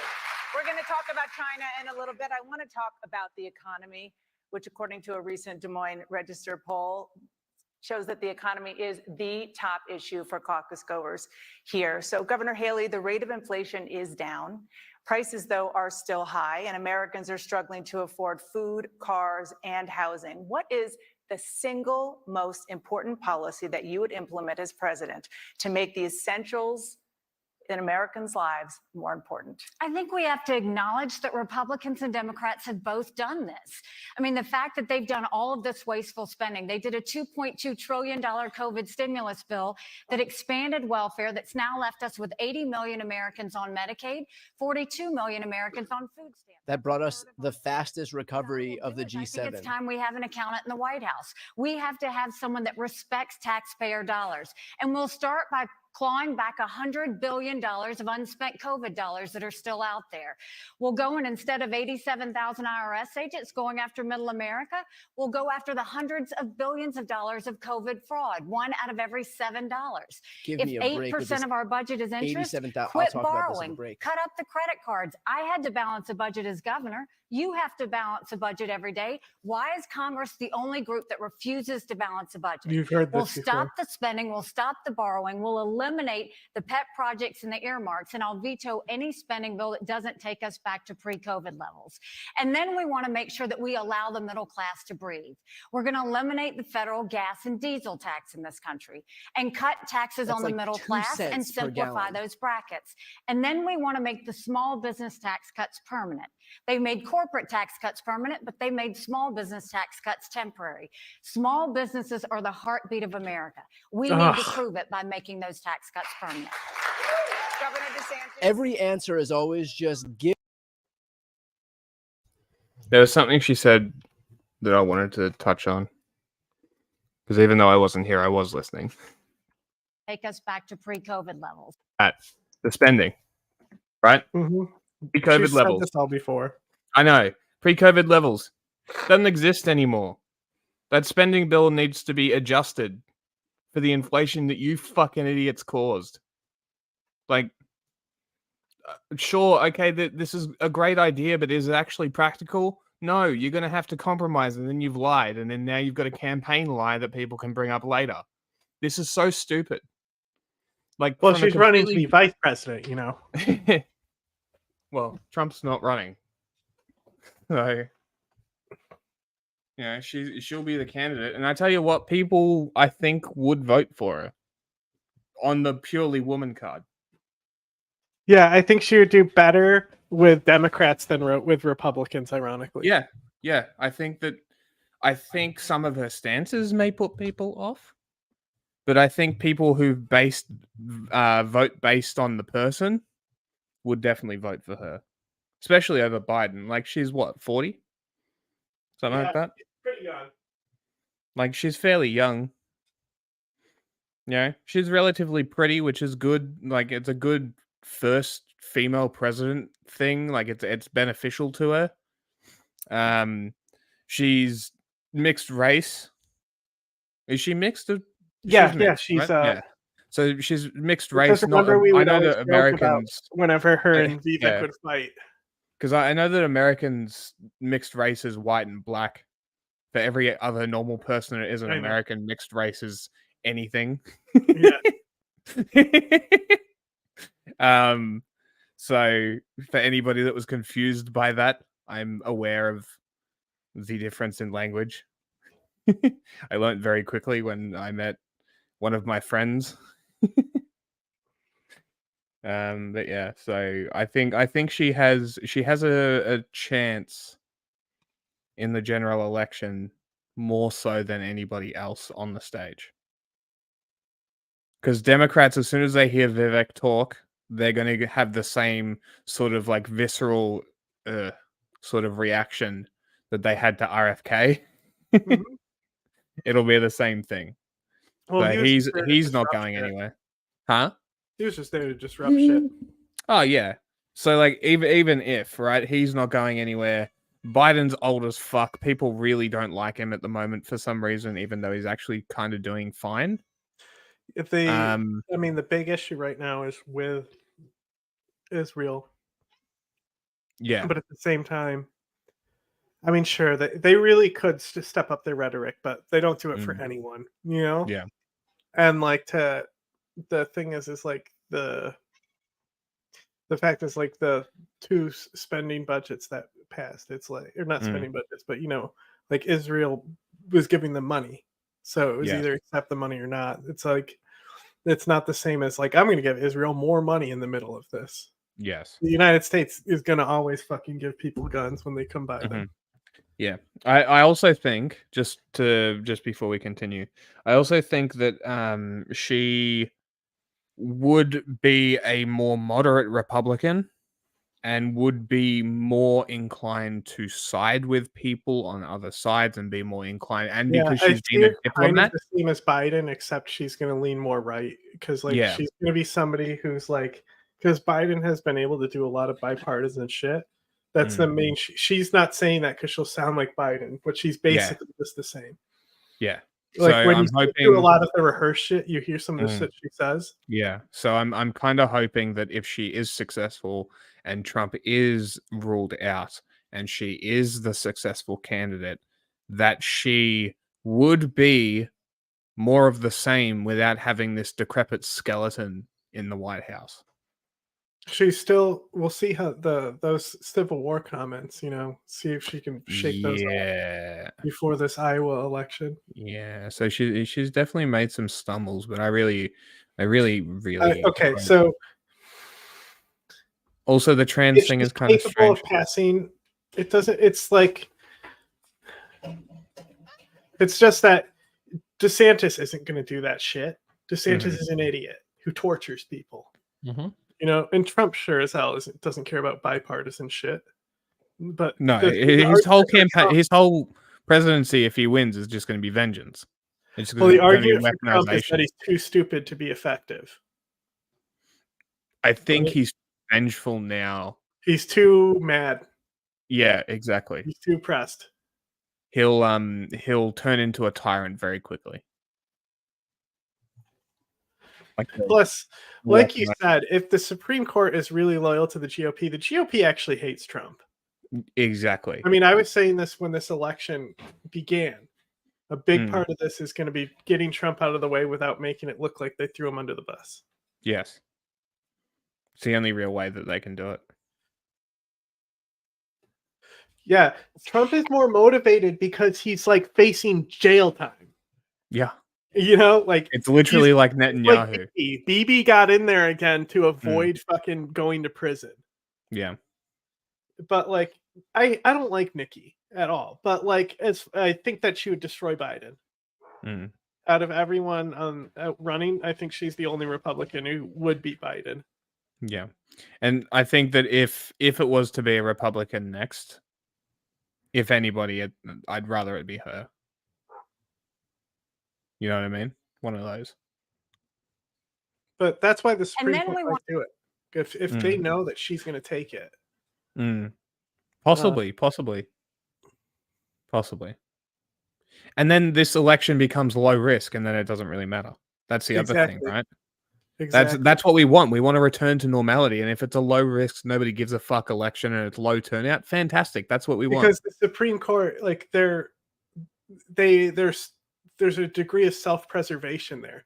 Like the fact of like the threat to governance and democracy that Trump is a threat to their employment at the end of the day. Yeah. Nikki Haley is not a threat to their employment. No.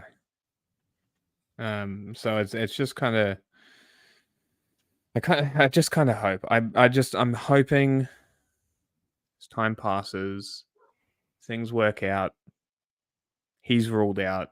She gets the nomination. Low stress election. Nothing really matters. We have coalitions and blocks. What people need to understand is that America is 50 countries. Okay? It is 50 independent, sovereign, autonomous nations.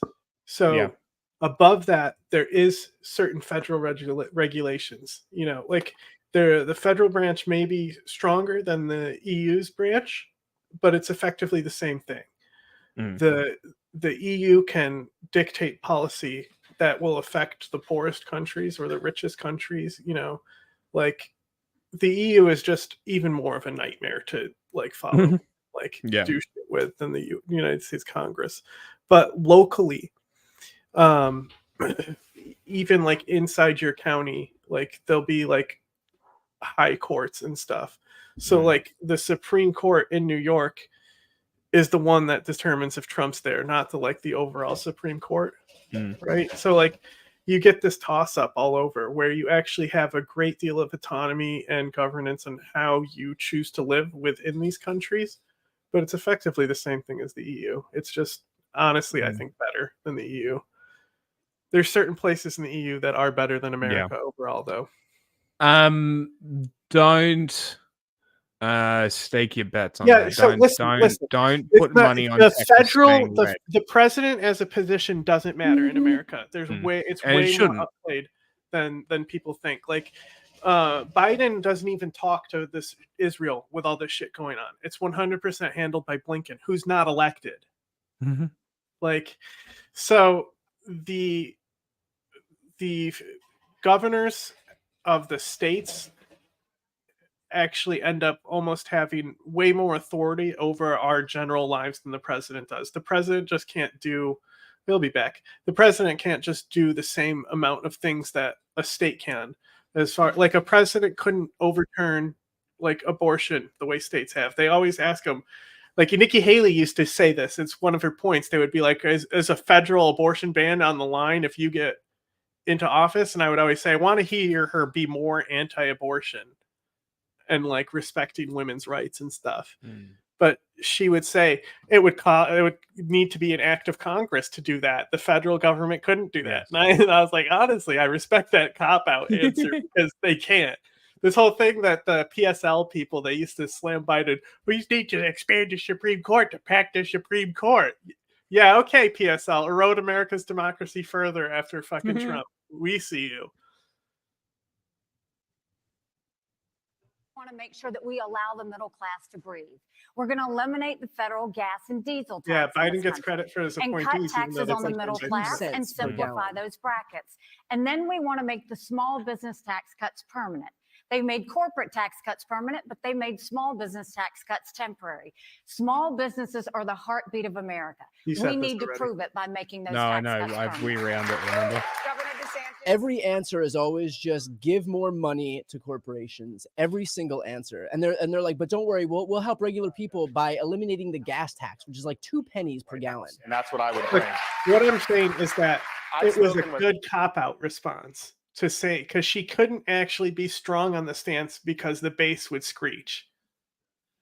So everything, especially on the Republican side, you have to cop out your answers to make it just gibberish. And that's why they like Ron DeSantis, because he's up there saying nothing all day.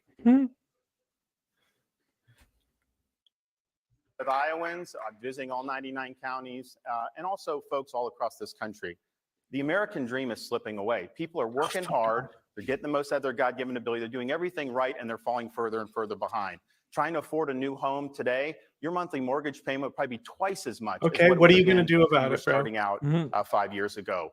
We have to make the economy work for those folks. And how are you going to do that? Yes, I'm going to battle the spending. In Florida, you look, we have the national debt clock going up to $34 trillion. I see it. If you did a debt clock for the state of Florida, it would be counting down because we've paid down 25% of our state debt just since I've been governor. We're going to open up all energy for production because that will be deflationary. Nikki Haley, when she was governor, she promised she would never do the gas tax. Then she tried to raise the gas tax on hardworking South Carolinians. Here's the thing. We need to fly a flag of bold colors, carrying the banner of putting the American people first, not the pale pastels of the warmed over corporatism of people like Nikki Haley. What's he talking about?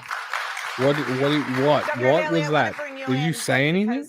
Governor DeSantis mentioned the gas tax. You do want to eliminate the federal gas tax, and that tax generated approximately $40 billion in 2022 and helps pay for road construction. No way. You can make that clock for Florida. Yeah, dude. Yeah, dude, you should make that clock. Go ahead. If you take that money away. Well, first of all, bless his heart, DeSantislies.com. Bro. We have never raised Not to a bless tax. his heart I've on never him. raised a tax You at tried. all. I kind of want to look at the website, but I'm not going to.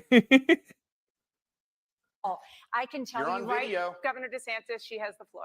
So I can tell Shut up, you dickhead. that we killed the gas tax multiple times. But what we said is if you want to raise the gas tax, you have to reduce the income tax by 5 times that amount. They didn't want to do it. We've killed taxes every step of the way. But if he's going to talk about his economy, I think what we should say is why does Florida have the highest property insurance in the country? Why is it that it is named the American hotspot for inflation? Why is it that his state is now known to have the highest cost of living increases? Nice. And why is it that they're saying senior citizens can no longer afford to live in Florida? So that's the first thing I'll say. We don't need him doing that to our country. When it comes to the gas tax, When we eliminate that federal tax, the money is collected in the states and they send it to the feds. The feds attach a lot of strings to it and send it back.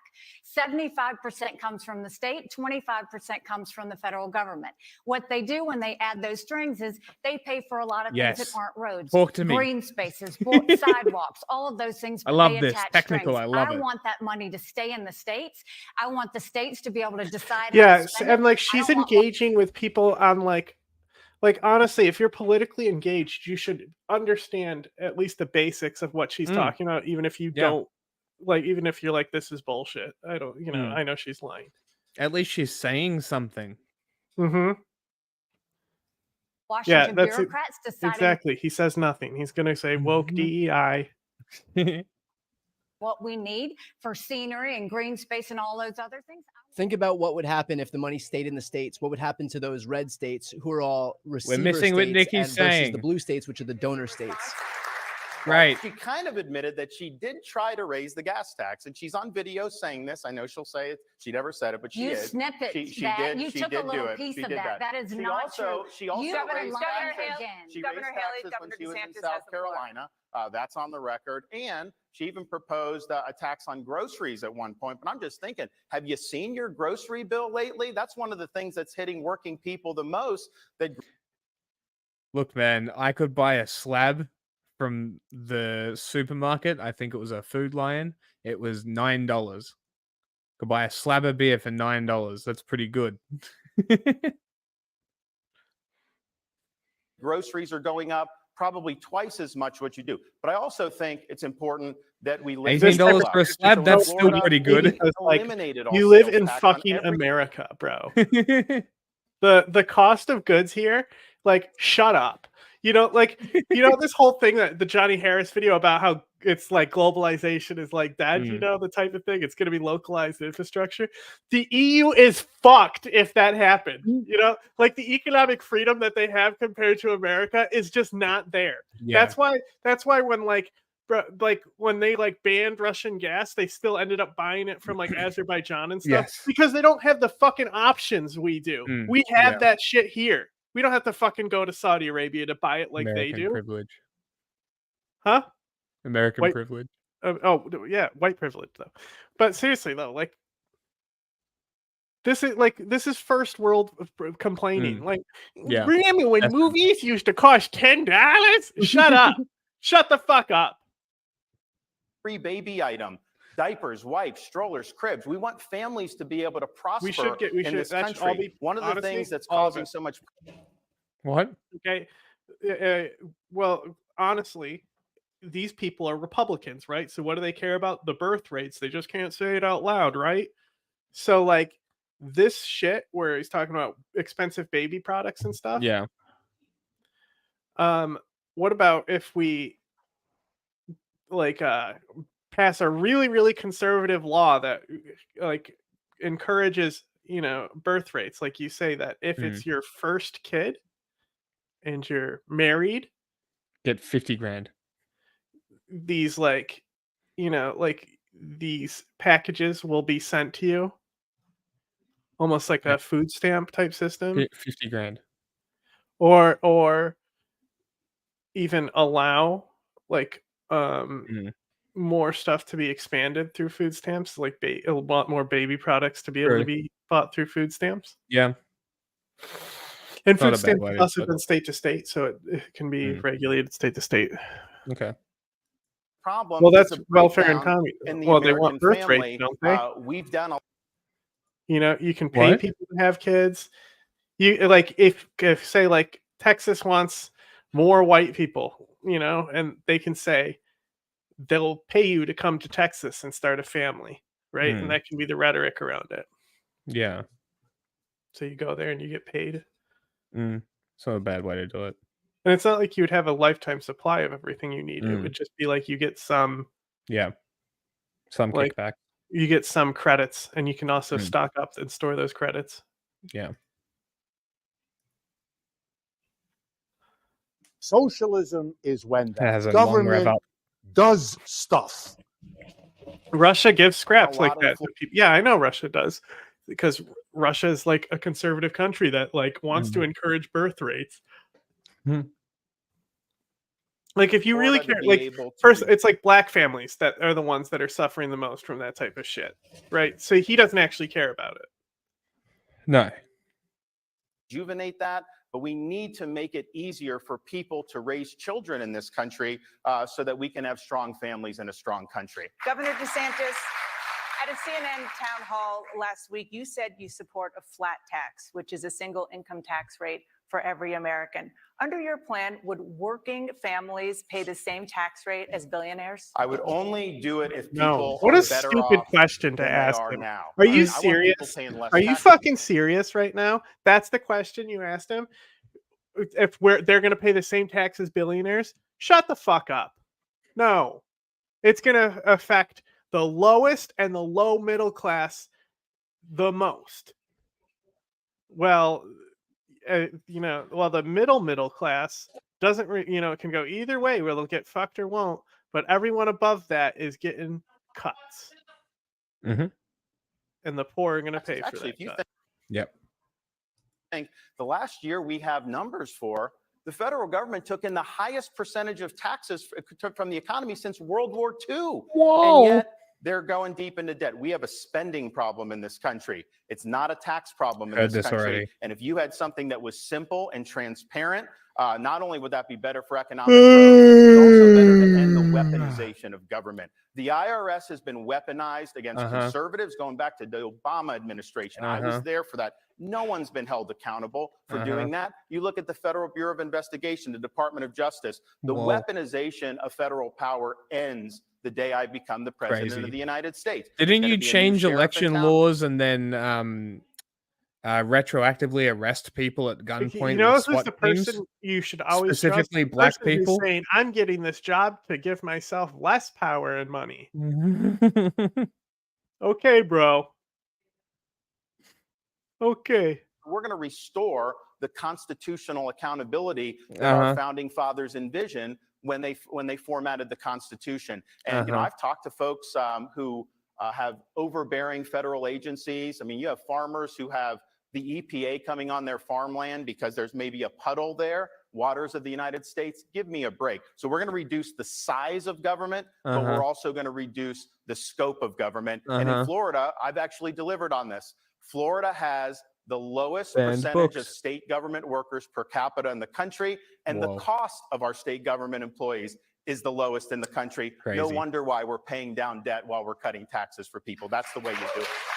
Governor DeSantis, 15-second point of clarification. The question was whether or not working families would pay the same amount. They would pay less than what they're paying now. The way I view it is, okay, you'd exempt people, so you would pay no tax for working class people. It would only be as you get above, because I think the first 40, 50 grand, so that's progressive just to subsist. And even some places you can't even do that. So you would have no tax up to a certain point, and then it would just be a single rate. So if somebody makes $100,000, they pay a certain amount. If someone makes $200,000, they make twice as much, and they pay twice as much. Governor Haley, I mean, first of all, you just can't trust what he says. I mean, that's the biggest thing. We don't have DeSantislies.com, guys.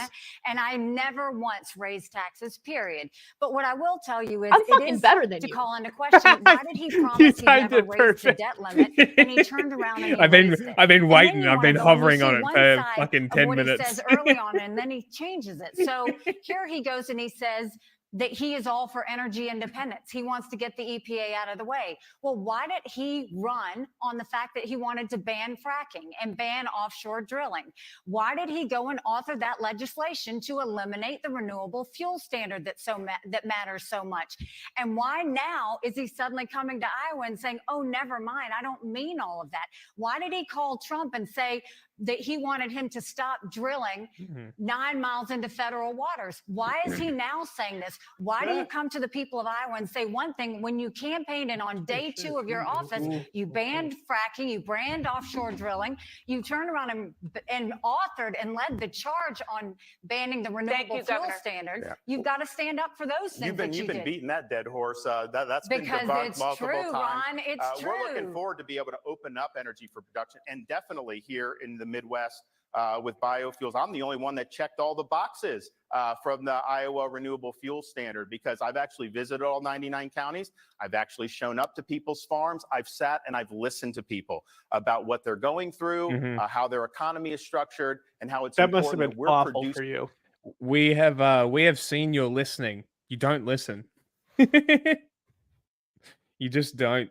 You get the scowl on your face and then you tune out because There must be a you're lot of child. sugar in that. Energy here in the United States. I never want to go hat in hand like Biden has done to Venezuela or Saudi and begging We're producing for energy. the most We're going to be oil able to in open American up production history right now. We're going to choose I don't know why I Midland over paused that. That was Moscow. funny. We're going to choose the Marcellus Shale over the mullahs, and we're going to choose the Bakken over Beijing. Energy independence isn't even Good talking good points, for Ron. consumers. It's good to reduce inflation. Yeah, hit 'em. It's one of the best things we can do for our national security. So we'll do that on day one, and we are going to reverse Biden's Green New Deal and the electric vehicle mandates. Will save the American automobile. DeSantis, Thank you, Governor.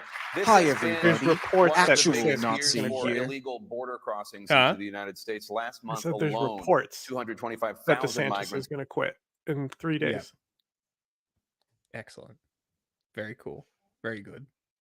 Illegally crossed the southern border. It's a record high, overwhelming the Border Patrol resources that are already stretched thin. This is so Mayors funny. across the country say their cities are being pushed. You're lying, bro. You're lying in the question itself. It's a leading You're question. lying. What do you expect? You're literally lying. What is this new soundbite? That's it, Buster. No more military aid.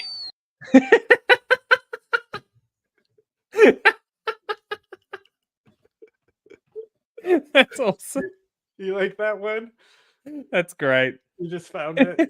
There's a few new ones in there. Governor though. DeSantis.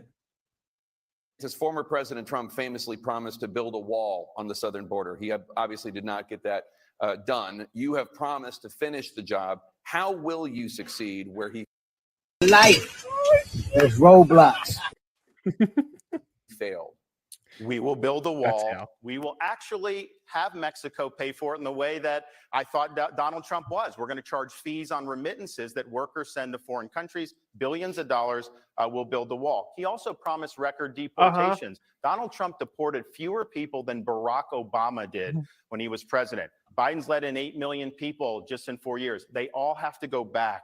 We have Sure, to let's just enforce let the rule Donald of Trump law in come this right country. into our home. Think about Yeah, what's go happening ahead. to our Come on country. in, buddy. Just All this right, week, fine. we saw the news So, that at the end of the year, the Mexican government stepped up their border patrol, right? Yes. So the arrests for illegal crossings dropped by 29% in the busiest area, and the arrests fell to 2,500 a day from over 10,000 in December. That's pretty good. I mean, they're pretty good numbers. at a school in Brooklyn, New York, had the kids stay home. They were not able to go to school, told you can't go get an in-person education. Why? Because the city's commandeering the school to house illegal aliens in it. Talk about putting Americans last. You're putting these kids out of an education because you can't control the border. Biden has failed in this endeavor. He has not taken care that the laws of this country be faithfully executed. Do not trust Nikki Haley with illegal immigration. That's like having the fox guard the hen house. She's on tape at the Aspen Institute. She'll say she didn't say it. She was chastising conservatives, saying it's disrespectful to illegal aliens to say that they're criminals. They're violating the law. It's disrespectful when people come to this country illegally and impose burdens on our communities and run drugs into this country. That's what's disrespectful. She's weak on immigration. She's bankrolled by people who want open borders. And she said there shouldn't be a limit on immigration. You should work with corporate CEOs. Thanks, Governor. That is pale pastels. That Governor, is warmed thank over you so much. So, corporatism. Governor Haley. Why are you gay?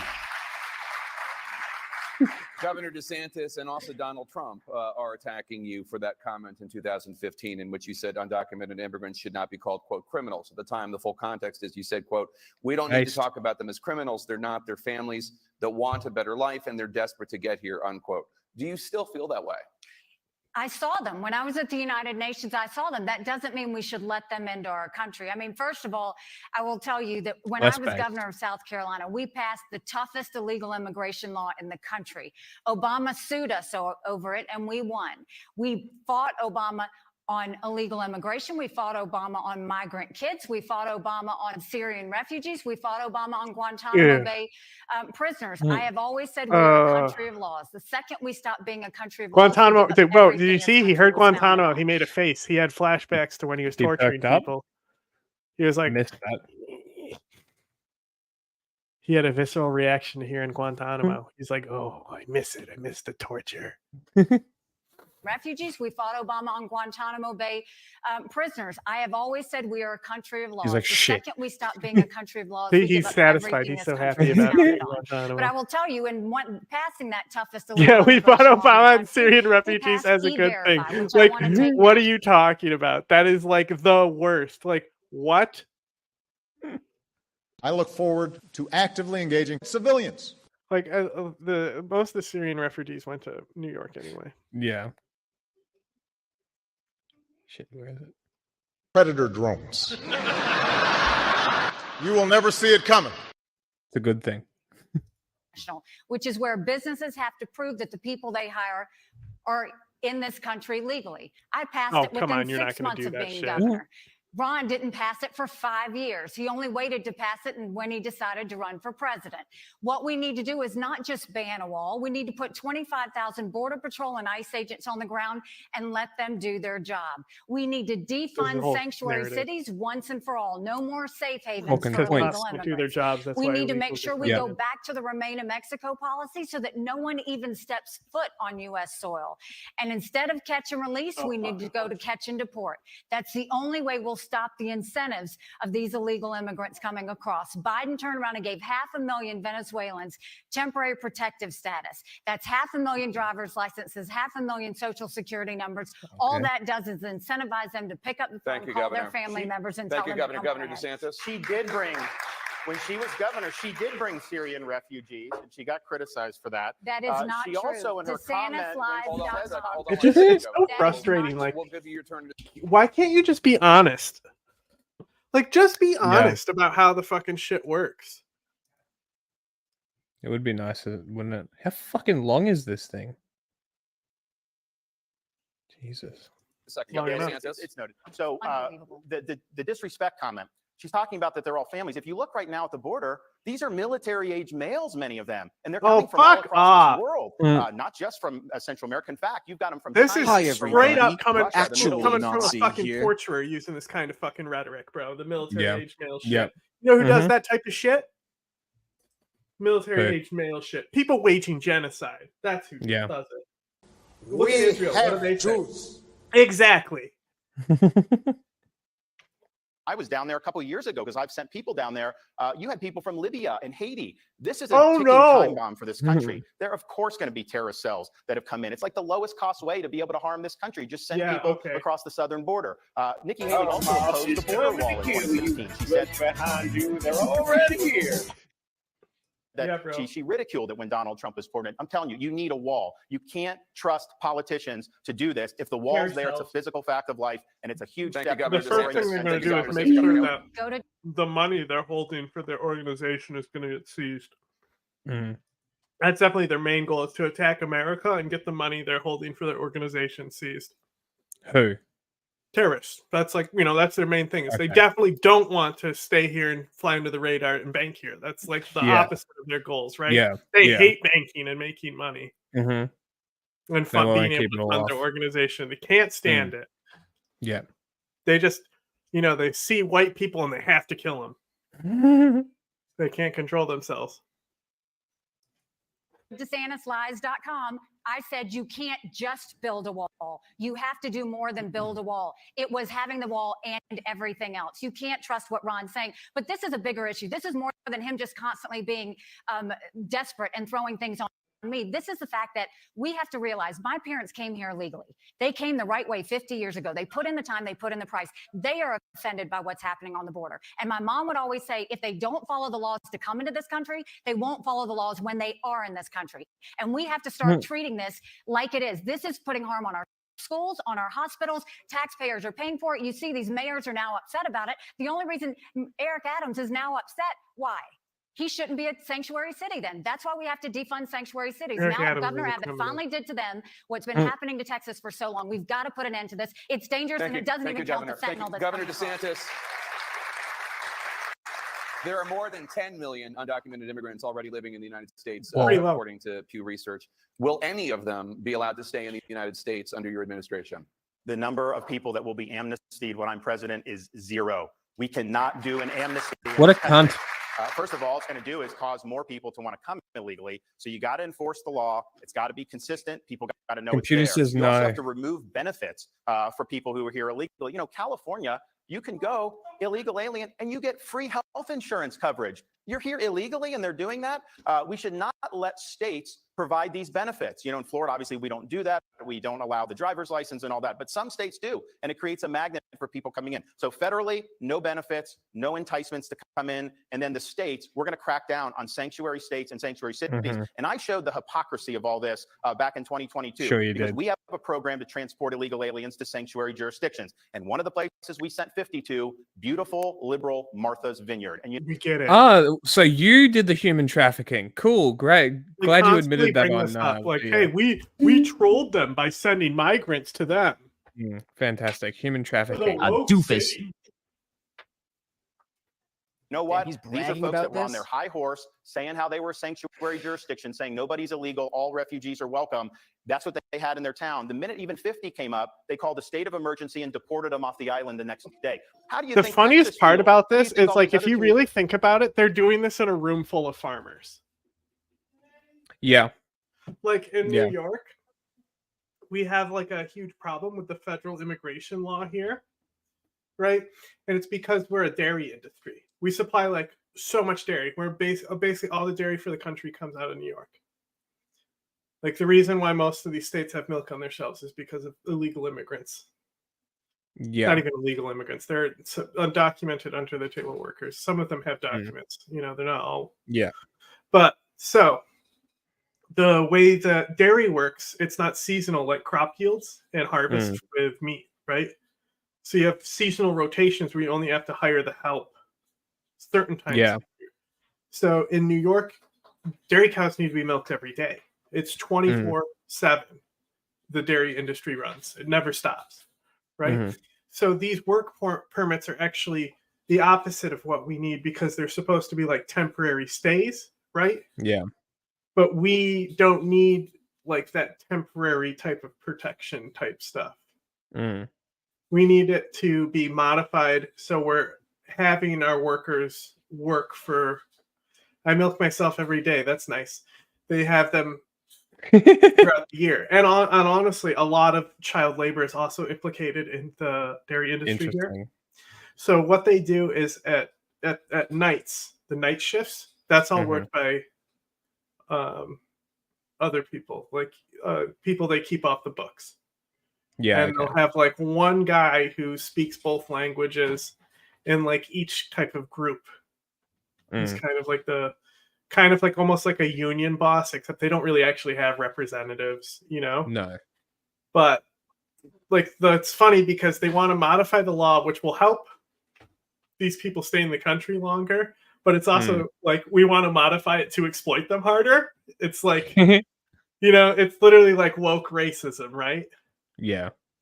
Pretty much. So woke capitalism. Yep. Yeah.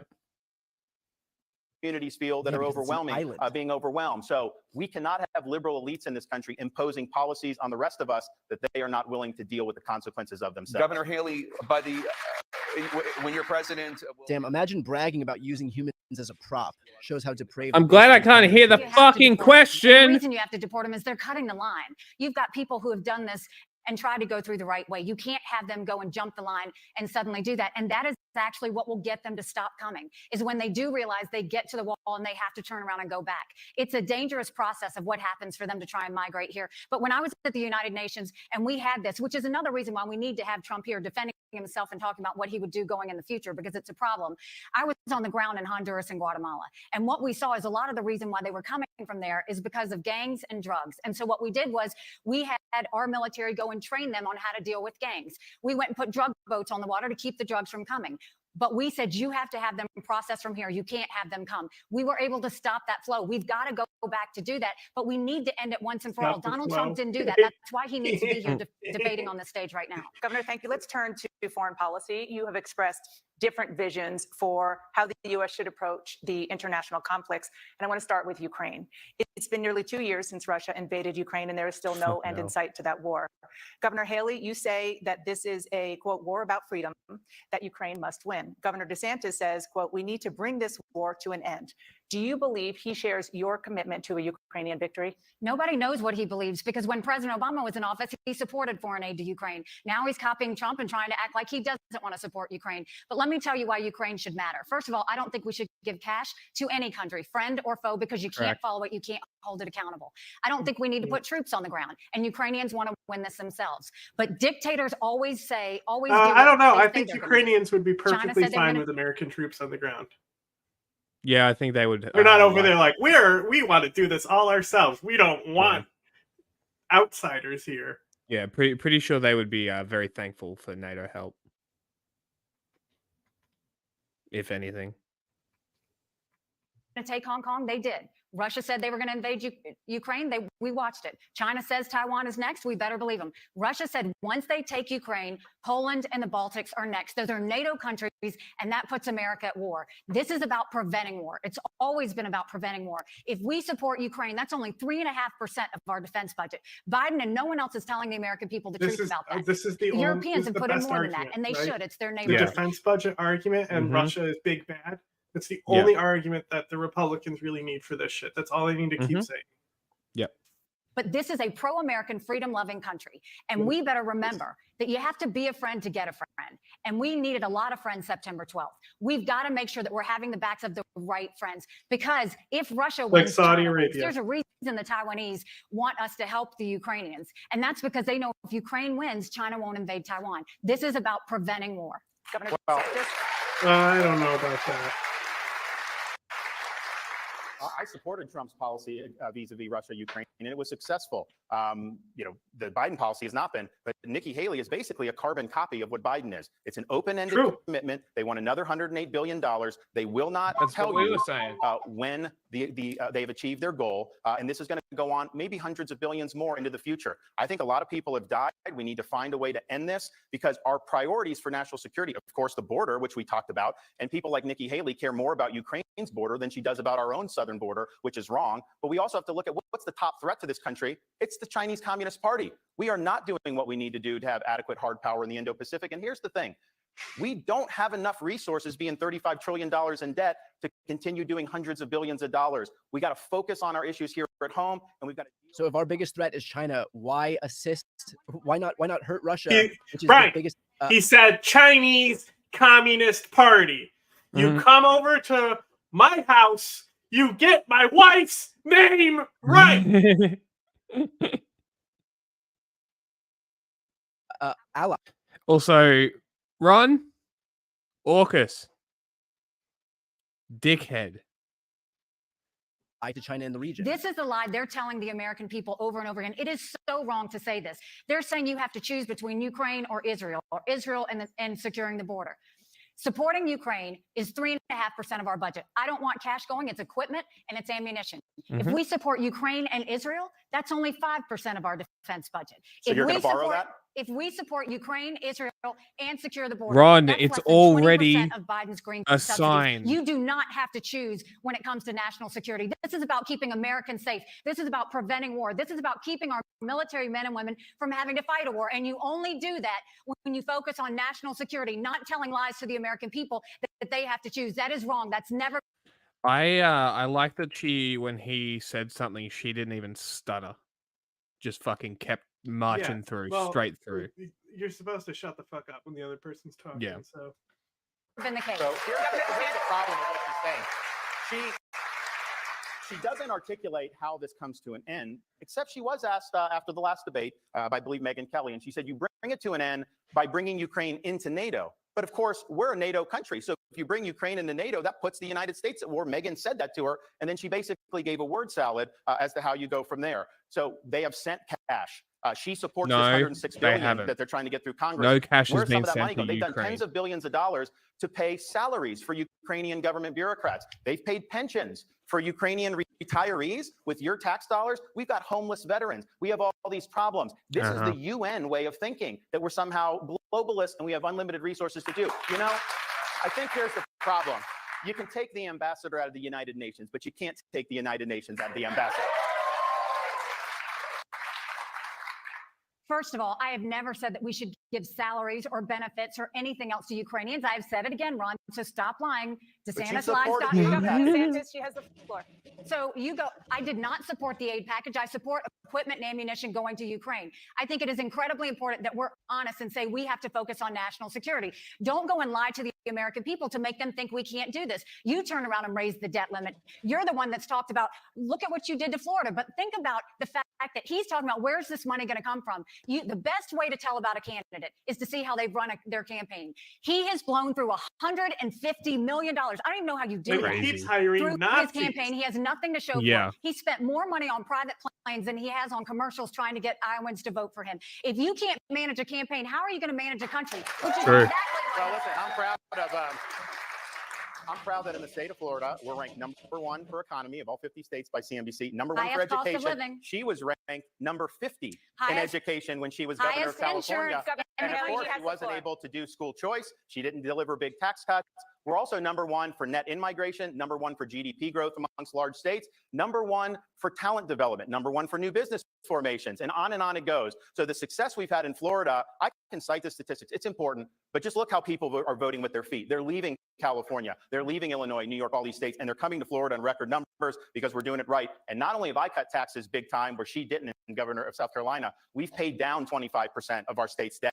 That's how you manage the third largest state in this country. Just imagine if we could do that for the United States of America. So thank you. Let's stay on foreign policy. Run it like Florida? So we want to run all of the entire federal government like one of those states. That's one of the states which needs to be run a specific way to suit that state. One of the states that's not even like for its size an economic powerhouse. Yeah. Right. What's the biggest produce? Disney and oranges. They're big. They're the big oranges. But you know who else does oranges? California. Yeah. You know. Climate. We don't need them. You got to keep scurvy away somehow. Unequivocally support Israel. You both have we called for the have complete California elimination oranges of Hamas. Governor DeSantis, there are real disagreements within Israel about how to handle what happens in Gaza after the war against Hamas is over. Some Israeli cabinet officials are pushing for the mass removal of Palestinians from Gaza. Governor Haley told CNN last week she does not support that. Do you? So we got to support Israel in word and in deed, in public and in private. And they need to be able to finish the job. Joe Biden is kneecapping them. He'll say one thing, then he goes and his base doesn't like Israel, so he's got to do all these other things. This is a time to recognize that they suffered the most deaths of Jews, murder of Jews since the Holocaust. Hamas wants a second Holocaust. They want to annihilate the state of Israel. So I think to be a good ally, you back them in the decisions that they're making with respect technically, to Gaza. Hamas doesn't want a Holocaust, but annihilating the state of Israel, yes. Like Hamas and Israel kind of have mirror policies here. Like Israel would rather not have to drop the bombs. They would just prefer if the Palestinians left on their own accord and they didn't have to do an effort. You know, Hamas would just prefer if all the Israeli left. You know, the destruction of the state of Israel doesn't necessarily mean, you know, but killing the Jews. Yeah. At the same time, why split hairs on this? Yeah. No, exactly. It's kind of a weird point to make. The weird one to me is the Zionist comeback to that framework is Israel's the only safe space for Jews. We have the equal population in New York. Shut the fuck up. They reference the protocols of Elder Zion. I mean, I wrote that book. That's a great book. think they're safer in Israel, where they're like actively like just got slaughtered on October, right? Yeah. So safe. Apparently hostile neighbors all around him who hate them and want to Mhm. fight them. And that's why Israel needs to be funded and saved all the time. Yeah. The woe is me story. Yeah. So no, Yeah. shut the fuck up. Hmm. You're still in New York. Someone's gonna steal it. Who's gonna steal it? With how you're doing this. But for us to be sitting in Washington, second guessing them, I don't think that's the right way. We also have a disagreement, Governor Haley and I. When she was at the UN, she supported the idea of a two-state solution between Israel and the Palestinian Arabs. The problem with that is the Palestinian Arabs don't recognize Israel's right to exist as a Jewish state. So doing a two-state solution doesn't Guess what create Israel something doesn't that's going do? to lead to a lasting. Oh no, they have the exact same policy as Israel. That's not fair. And who has the power? That's the real question. Peace, it creates a stepping stone for Israel's destruction. So under no circumstances, as president, am I going to pressure Israel to risk their security What would to we do a do without so-called two-state solution? She was wrong when she embraced that, and we're right to say we trust Israel to make these decisions. They're a good ally of ours. We should trust their judgment on these sensitive issues. Governor DeSantis, 15 seconds.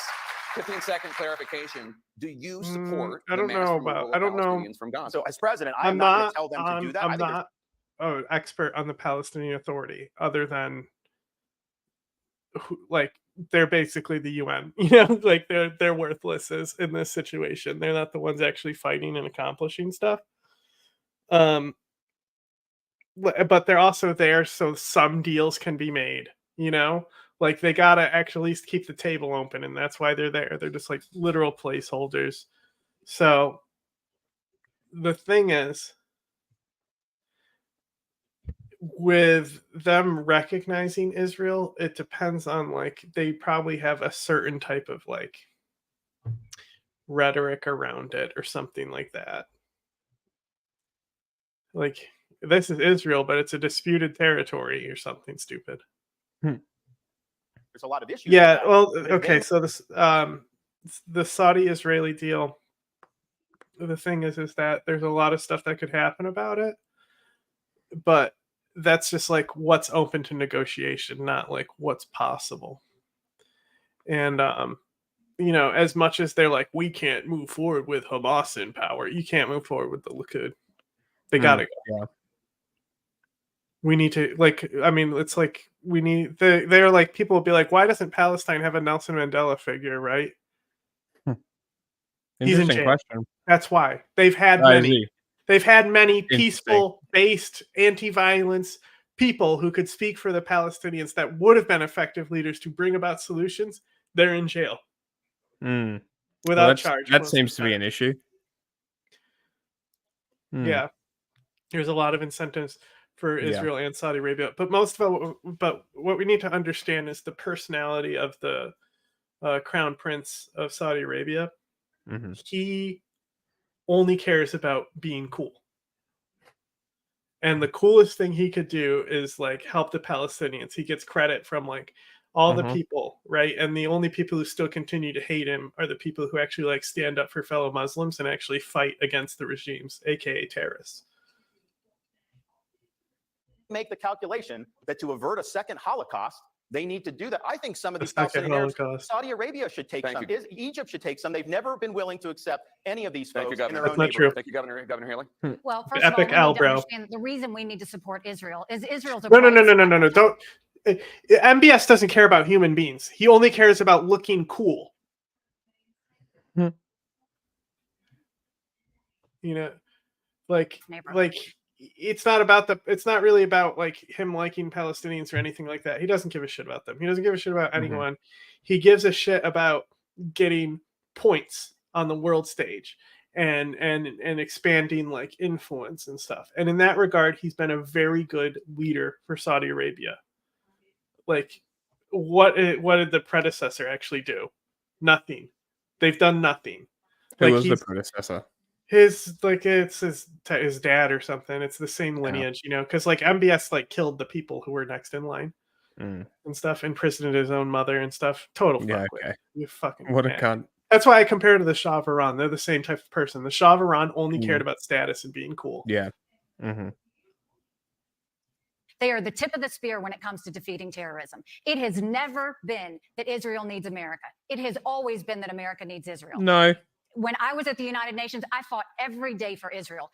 And if you would have listened to what I said at the United Nations, a two-state solution wasn't something that was possible because Israel would always come to the table and the Palestinians wouldn't. But right now, we have to make sure that Israel has the support that it needs. There should be three things. Give Israel whatever it wants to get the job done. 2, eliminate Hamas once and for all. And 3, do whatever it takes to bring the hostages home. But it's really rich that Ron is going to act like he suddenly cares for Israel when he brought the person to Iowa that's the most anti-Israel Republican in the state, the person that went and voted against Israel's right to exist in Congress, the person that voted with the squad against anti-Semitism on college campuses. Thank you, Governor. And you brought that Thank person you, Governor. to Iowa to go and campaign with you. If that's your friends, Governor I'd hate to see DeSantis, you she's the rest obviously of your referring to friends are. Congressman Tom Massey from Yeah, Kentucky. I mean, that's just cheap garbage. But here's the thing: when the attacks true. happened against Israel, I knew it was going to be a big deal for Florida. We have one of the largest Israeli American populations in the country, and we've been a haven for Orthodox Jews in particular since I've been governor. And you know what? Biden wasn't helping Americans get out of the war zone. These are people that were stranded. So I did an executive order. We scrambled planes, and we rescued over 700 Americans from Israel and brought them back safely to the state of Florida. You got to step up and you got to lead when things like this are happening. We also have gone after the anti-Semitism on our campuses. We did that early in my administration. You didn't see our college presidents doing some of the things that you've seen. I just announced in the State of the State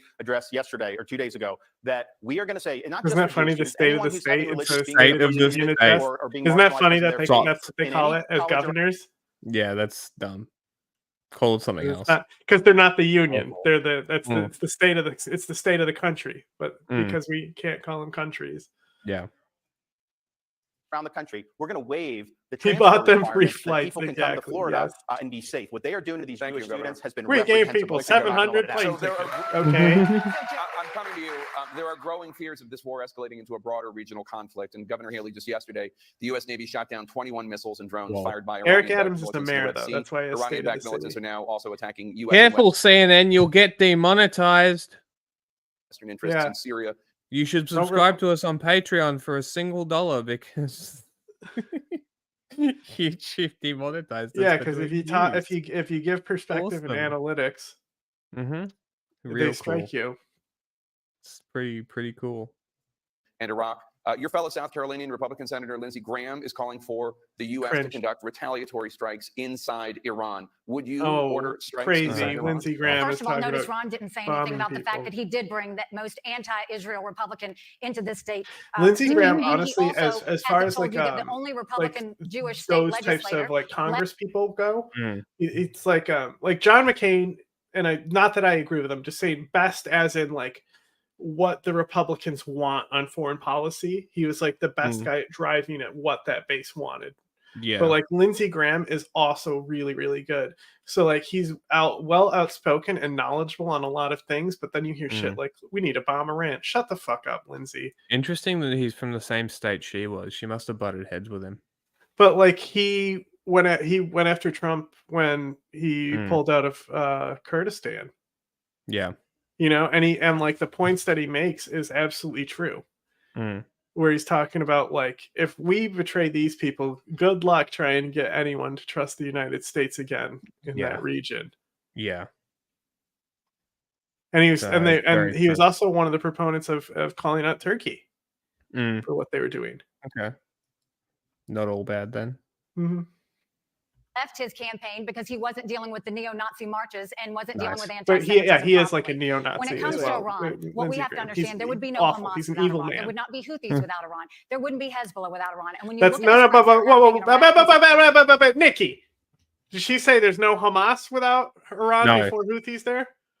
Syria should not be Houthis without Iran. There wouldn't be Before Hezbollah that. without Iran. And when you left neo-Nazi, there would be no Hamas without Iran. There would not be Houthis without Iran. There would be wouldn't Hamas without Iran. There would be Houthis without Iran. There would be Hezbollah without Iran. Mm-hmm. Like, it's just opportunistic. Awful examples. Iran. Yeah. Like I literally was just like I wrote an analysis because there was retaliatory strikes against the Houthis. Supposedly, I mean, we have pictures of bombs. You know, I haven't checked my updates in a minute. Yes, Graham was calling out Turkey out of U.S. interest. Yeah, that's why I said it's not that I agree with his policy. I'm saying he knows enough to represent what his base actually wants in these situations, Mm. like how McCain was. McCain advocated for bombing Iran as well, but McCain was also like 100% right when you talk about things like Putin. You know, so like Lindsey Graham will have those moments as well, just not as many. Like, and it's like so weird, like being like McCain had W's on certain things, you know, but it's like McCain is the reason we have Obamacare, not Obama. McCain gave us that, you know. Without Iran, and when you look at the strikes that are happening in Iraq and Syria, But anyway, I was wanted to Iran. They're say pulling about the puppet Houthis, strings. right? So the Houthis may get funding from Iran, but they would be able to secure the shit on their own, not on the degree that they have, right? Hezbollah control an entire state. They came up in a war against Israel, right? They had there was a lot more involvement than just Iran there. And like Hamas is fucking Muslim Brotherhood. Like they literally are not in the IRGC nexus whatsoever at all. I got that wrong as well. The IRGC has a way more authority over the Houthis out of all these people. Hezbollah suck their dick. Hezbollah could be independent if they wanted to. They just love the taste of the Iranian cock, though. The regime cock, I should say. But the Houthis themselves have a great deal of autonomy and their own interests. A lot of the things that they have done are not in the interest of Iran, but in the interest of their values. Now, what's the thing about these strikes is that Iran has been also involved. So, like, the Houthis are now paying for things that Iran did.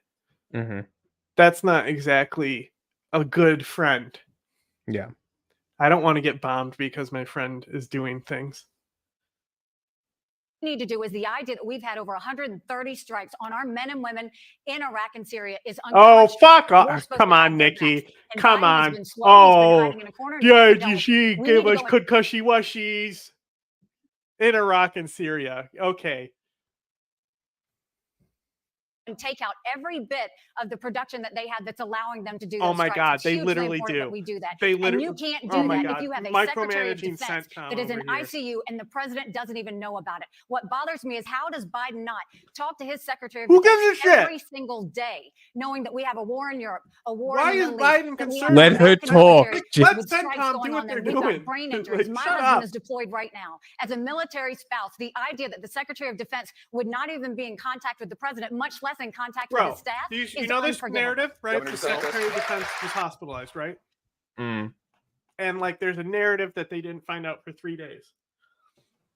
He's hospitalized because of like complications and stuff relating to prostate cancer. Nobody knew he had prostate cancer. This has now come out because of this fall. He didn't want people to know that. It's within his HIPAA rights, bro. Shut up. I thought you were the HIPAA rights people. Like the dude was hospitalized because of pain too, right? Because like he's like over the cancer, he's still just in complications, I think. But like, okay. After the attacks against Israel, anyone with half a brain knows Iran is behind this. They fund Hamas, they fund Hezbollah. We did a special session in the legislature down in Florida. We expanded sanctions against Iran. If we were our own country, we'd be the 14th largest economy in the world. The root of this is Biden came into office and he relaxed the sanctions on Iran. They've had massive amounts of money flooding into their country, just like under the Obama administration. They take that money and they use it to fund jihad around the world. I'm the only one running for president that served in the armed forces. I deployed to Iraq back in 2007, 2008. So I understand what our military goes through. You were a fucking jag lawyer, bro. Like Biden is doing. This is like the Bill Burr thing, the joke where it's like the guy who points, is he really a hero? The guy who's just pointing where the aircraft should be going. They got. If you harm a hair on the head of one of our service members, you are going to have hell to pay. He's leaving them out to dry, and I think it's because it's specifically related to concussy wussies. We care about the hair on the head in this situation. From Des Moines, Iowa, we'll be right back after this. Go to CNN.com for real-time debate analysis. Stay with us. Do we care what this guy has to say? No, not really. Okay, so that was the first, I believe. First 45 minutes or so of the debate. Just a few things that I think are worth noting. It is like this. Let's take tax at million. We won't be able to afford IRS, which does audits on breathable function. That's just, again, and just do that. I don't think they might have a legal and education. Protect our kids. And private entities that take actions that don't align with conservative values. Governor DeSantis, you used your powers in Florida to take on Disney after the company criticized an education bill that you signed into law. Yes, How that does was a that mistake. square with the traditional conservative view that small, limited government is best? The proper role You of government famously isn't said anything, it's to protect our kids. that the name Fredo Yeah. was like the N word for Italians. Yes, that was a mistake. And I've stood for the innocence of our kids. It is wrong. It is wrong to sexualize the curriculum. It's wrong. My wife and I, we've got a first grader, kindergartner, and a preschooler. This is something that's important to us personally. It's wrong to tell a kindergartner, like Disney wanted to do, that you can change your gender, or tell a third grader that you're born in the wrong body. Yes, so I stood Disney up against, wants the to media go didn't to like all it, the left didn't like it, kindergartners Disney and didn't tell like them that they can change their genders. That's definitely Disney's main MO. That's definitely what they want to do. Top priority. Mm-hmm. Did you say tuck priority? I agree. It is a tuck priority. I will not correct myself. I know what you In said. the I state was of Florida. Most people, most corporate Republicans would have caved. I stood and I fought for the kids. We took on Disney and we defeated that and we won that fight, and our kids are better off. Now, Nikki Haley sided with Disney. She I invited killed them to Mickey South Mouse in Carolina, front of all those even though they were children. involved with He's trans dead kids. now. That I is not what we tortured need him to to do. death. But I think that's similar. She is representative of this corporatist element of the party. For example, she supported $900 million in subsidies Bugs to Bunny Boeing is when she was Warner in South Brothers. Carolina. Epic Then when fail. she got Hell. out of office, she took a seat on their board and she made millions of dollars. Then she gave speeches, paid speeches to a lot of Wall Street interests, didn't publish what she said. We don't know what she promised them. And she made millions of dollars doing that. Now they're the ones that are funding her campaign. She made So we need to speaking stand up fees for and made millions of dollars, bro. You Get that made your bag. money by torturing people. You know why he's salty? Because nobody wants to pay to hear him talk. the people and not bow down to woke corporations. And we know Nikki Haley will cave to the woke mob every single time. Yep. Governor Haley, a response? Because there's definitely one of those.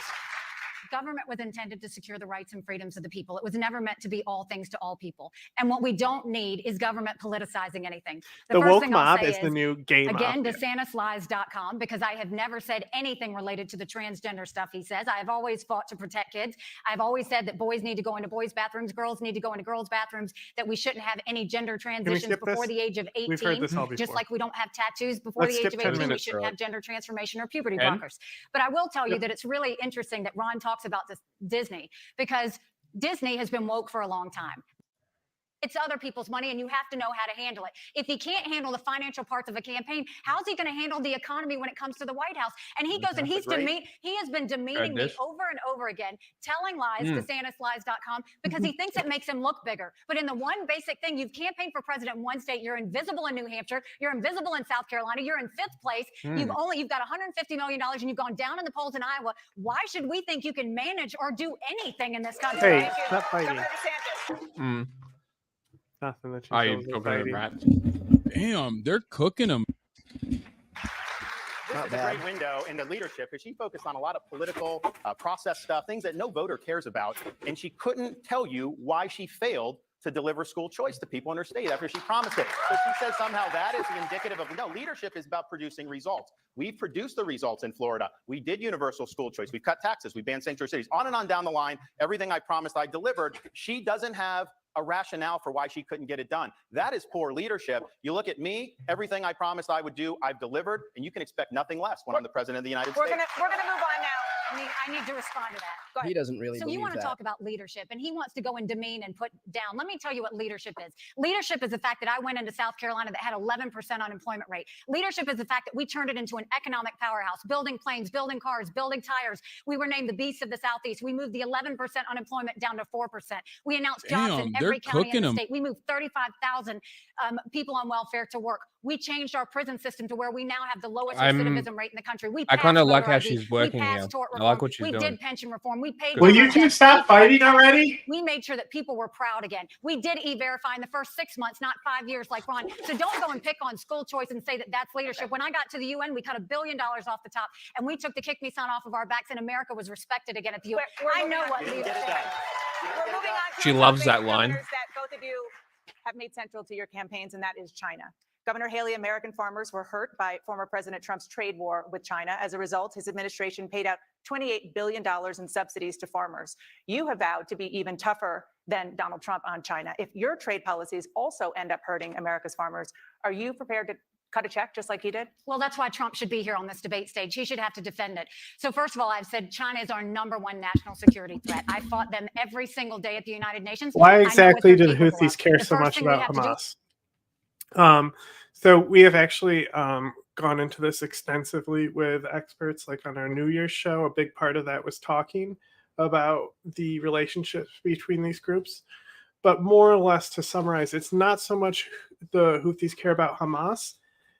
The founder, Mr. Houthi, as we like to call him, he was very much of that old school pro-Palestine.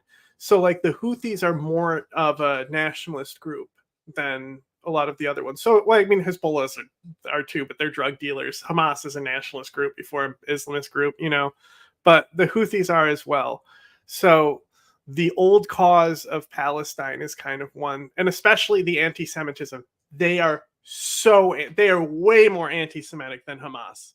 Way more. They're like, I mean, they put it right in their logo, you know? So it's more of principles, like that these are actually their values to like help the Palestinian people, and that in turn means helping Hamas. It's not that they don't like Hamas or that they do like Hamas. The Hamas are just their partners in the region, so that's who they work with.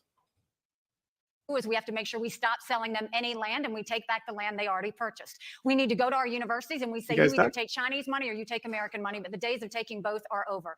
We need to stop all of the technologies that are going to China. Biden approved 70% of them. Trump approved even more than that. We have to tell them we're going to end all normal trade relations with them until they stop murdering Americans with fentanyl. And we need to make sure we build up our military.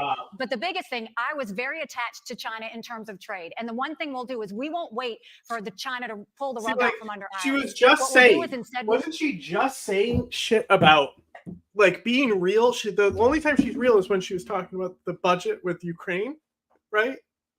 Mm-hmm.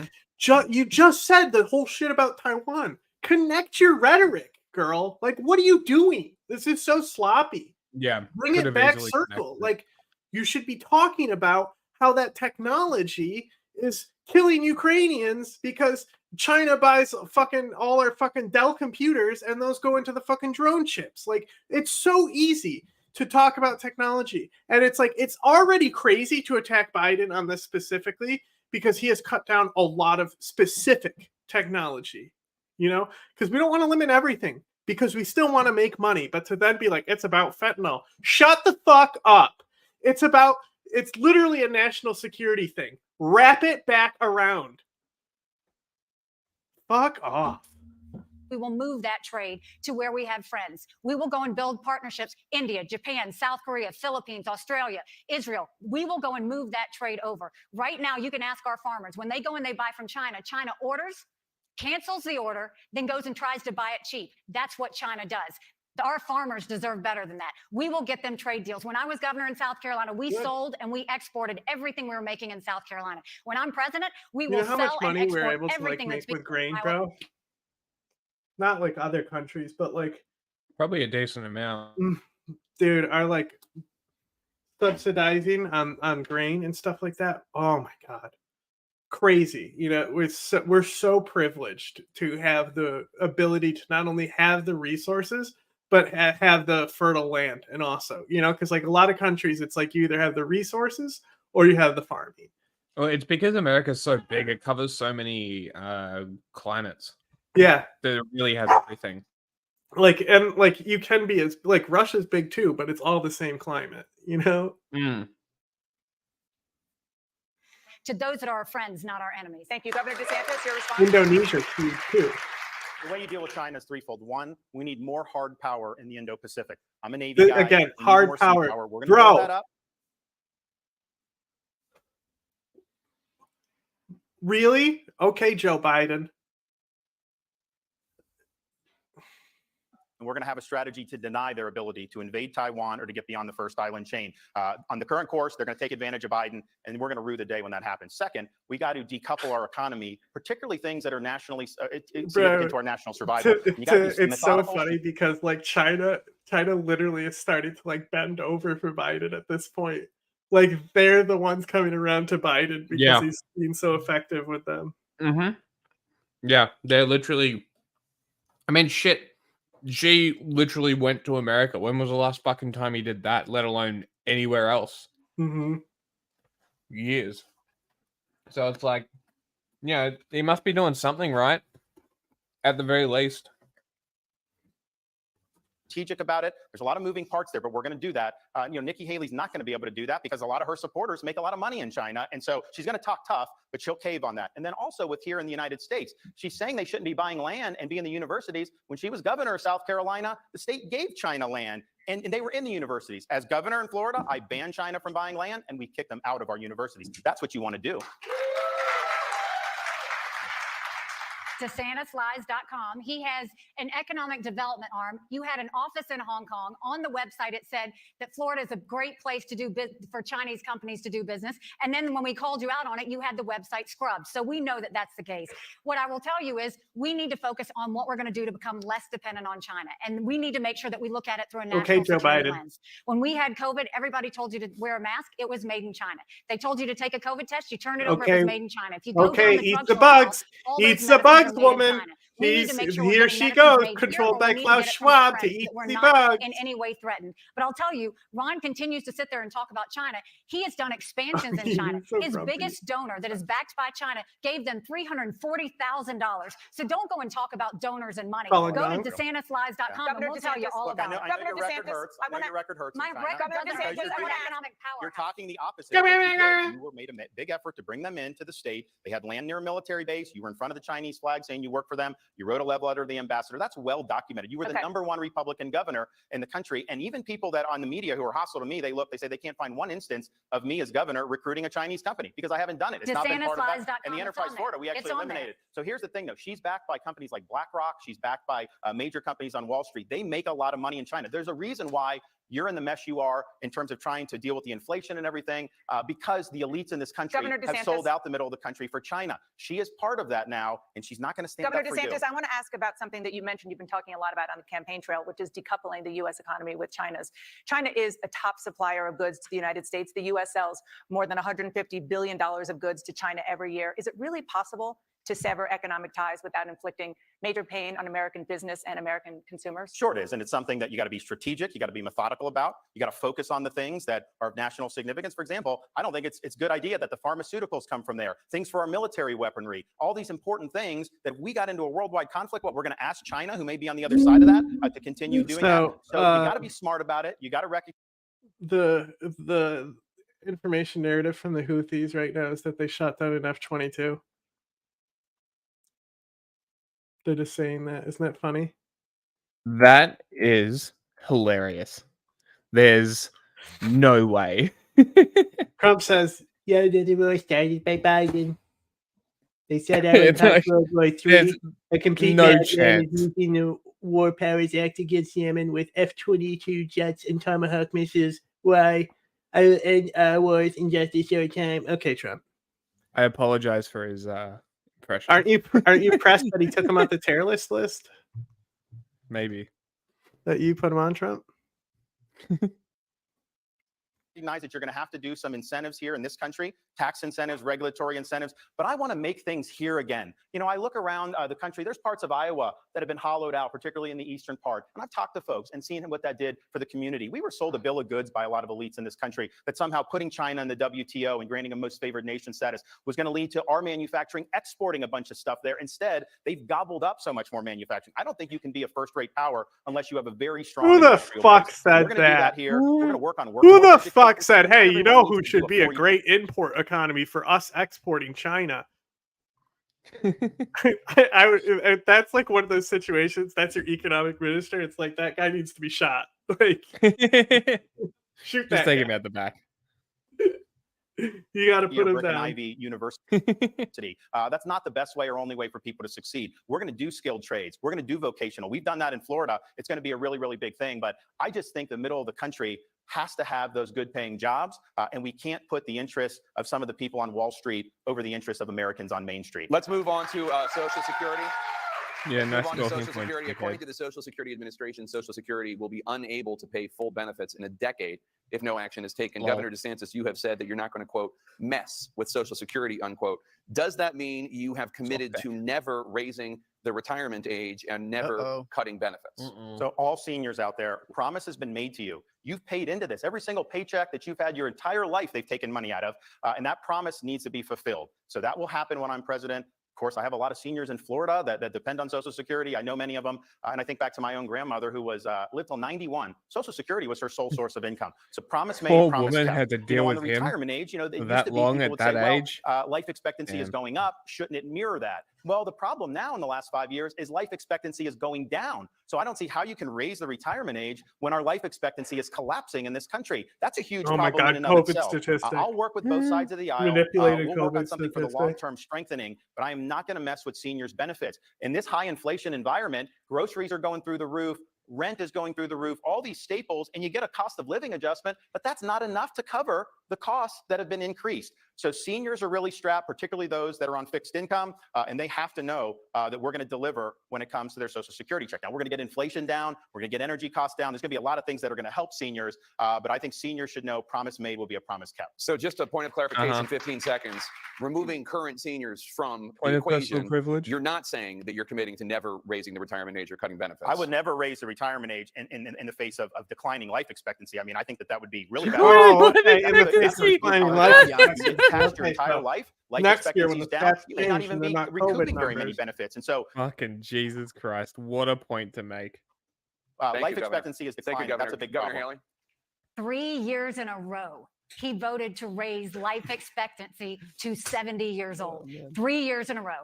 Go to DeSantisLies.com and you'll see it. So Oh my now God, suddenly shut he's up. going to tell you because he's running for president, he's not going to do it. You can't trust him. What I'll tell you, Social Security is going to go bankrupt in 10 years. Medicare is going to go bankrupt in 8. He talks about taking care of seniors. Right now, it's Florida is the inflation hotspot. It's the highest cost of living of any state in the country. Seniors are having to leave because they can't afford it. It's documented in DeSantisLies.com. What I'll tell you we have to do is we have to keep our promises to seniors, but we also can't put our head in the sand. For those like Ron saying they're not going to touch Social Security, that means they're going to leave after 4 or 8 years and leave it bankrupt? No. What we do is we go to those in their 20s and say we're going to change the retirement age to reflect life expectancy. Instead of cost of living increases, we do increases based on inflation. We limit benefits on the wealthy, and we expand Medicare Advantage plans, which seniors love. That's how we'll deal with making sure they have it. Reducing the benefits, when you do the change in calculation, reducing the benefits. So let's just put this in perspective. Under her administration, you would have seniors getting less cost of living adjustments while your tax dollars are going to pay the pensions of Ukrainian bureaucrats. That's not true. You talk about putting That's Americans not true. last. That is wrong. You've supported all that money going over there. So let's put our own people first. Not the best source. And she also said, she said recently that the age of Social Security is way too low. And I criticized that. And then she was called on it. And It's then like, she said she yeah, never said it. Of course, you're lying. And then they're paying for the people who help track the weapons to make sure they're going to the right people. Bad. And sure enough, you put on the interview where she's there, spit an image, and she says it's way too low. So, we can play this song and dance. She has a record. She makes statements. And I think part of the problem with her, what is the best candidacy is way to now that she's describe getting what the scrutiny, Houthis are doing? she's got this problem with ballistic Okay, podiatry, honestly. shooting herself in the foot every other day. Honestly, what they're doing meets a classical definition of terrorism because there's both a political and economic incentive to the violence they're doing against civilian vessels. That said, we do not want to put them on the terrorist list because we need to work with them. They're the de facto state right now in Yemen. Saudi Arabia is trying to broker this deal with them. So while it is pretty clear-cut terrorism, to start throwing that word around is something we're probably not going to see.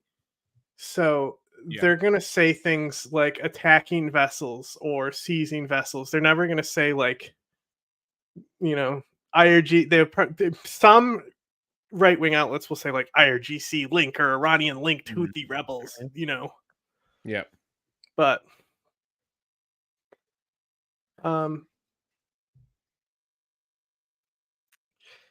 the thing is that their attacks aren't necessarily like effective. You know, like they're like China does a lot of shit that the Houthis have done on a regular basis to fishing vessels. You know, so like it really depends. They definitely meet the definition for it though. And saying things that now she doesn't even take questions from people. Thank you, Governor Especially DeSantis. the Governor fact that Haley, they're not you want to technically raise the the retirement state, age for even younger though they Americans, are. but you have not said what that age should be. Should voters in their 20s plan on working until they're 70? First of all, Yes. he hasn't answered the fact that he voted to raise the retirement age to 73 different times. He can call me whatever name and be demeaning as much as he wants. It doesn't change the fact that Ron's lying because Ron's losing. Everybody in the country sees it for what it is. So what I'll tell you is, yes, we're going to we're going to be responsible with I it. wouldn't and we're gonna necessarily go to say those in that's the plan. But at this point, if everything is going well, that's what we'll see. Because they're not Iran. It's so you deal with them completely differently. Like Iran is like so childish that they won't even meet in the same room. So you have to like call in like all these people to talk to Iran and play the telephone game and stuff like that. Like these people will answer the phone. They'll talk to you.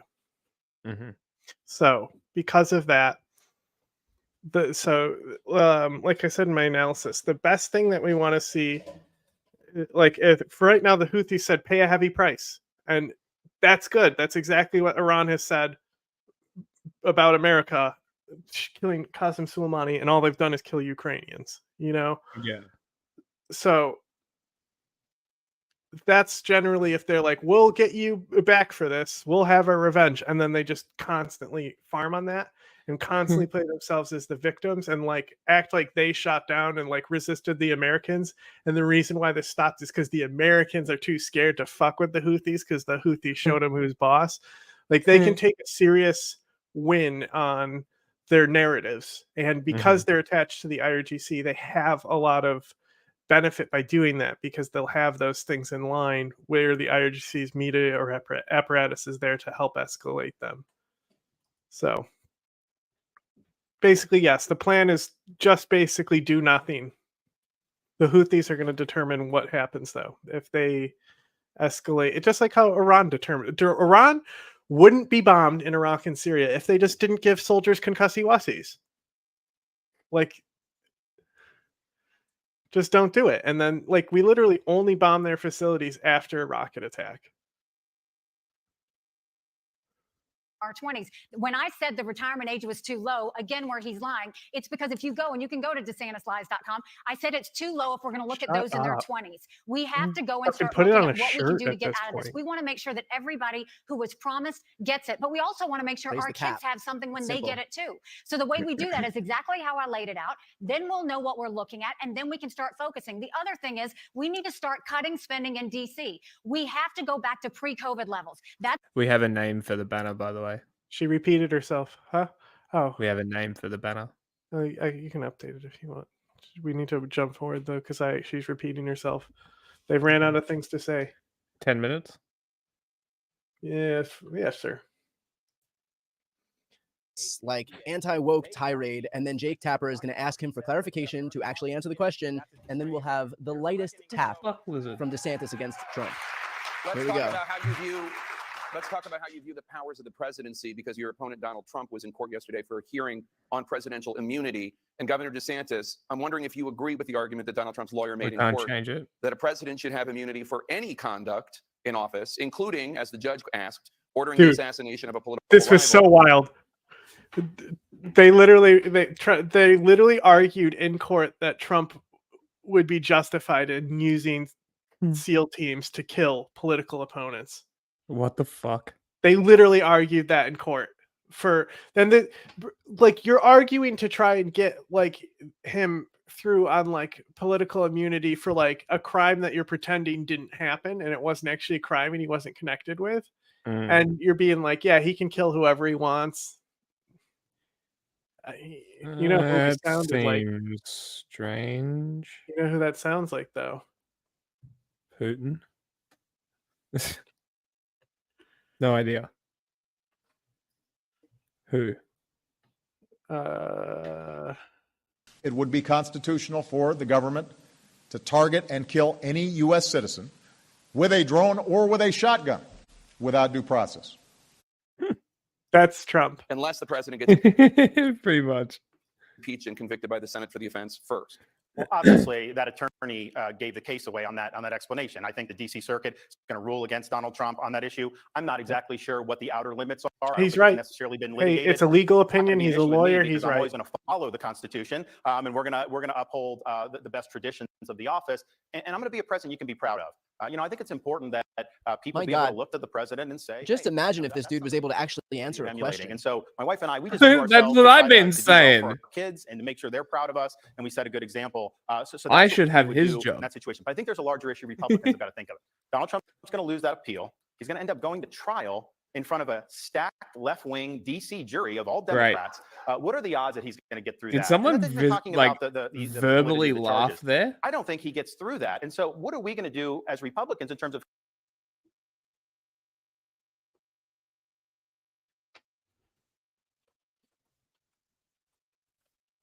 Come on. Yeah. You got fucking cocked. I broke it. Oh it my broke. God. It's breaking down. It's dead. It's done. Jack is Gandalf. What does that even mean? It killed itself. D.C. jury of all Democrats.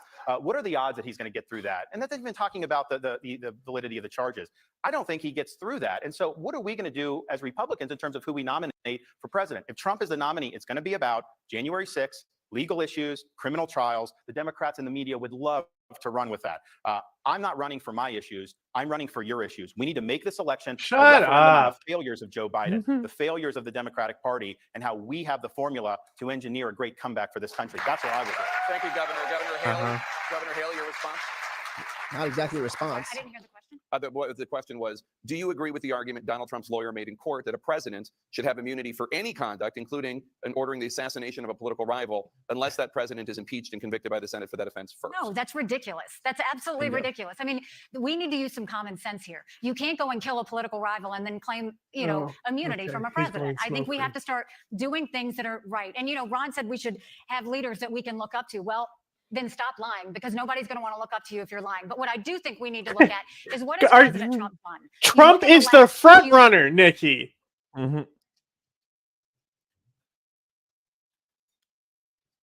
Years. And our country is completely divided. It's divided over extremes. It's divided over hatred. It's divided over the fact that people think that if someone doesn't agree with you, that they're bad. And now we have leaders in our country that decide who's good and who's bad, who's right and who's wrong. That's not what a leader does. What a leader does is they bring out the best in people and get them to see the way forward. That's what we need in our country. We don't need this chaos anymore. We need someone who's going to be a new generational leader that brings sanity back to America. Thank you so much. The CNN Republican presidential debate. Restore the sanity is an awesome slogan that Jon Stewart used. Okay, one issue that I wanted to talk about. First of all, like for Ron DeSantis to equivocate on that question, this is a question that was brought up in the DC Appeals Court.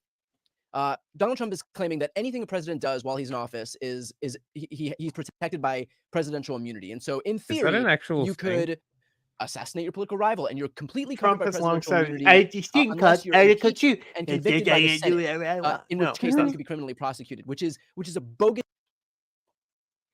No. Well, I don't think I've ever heard him say that.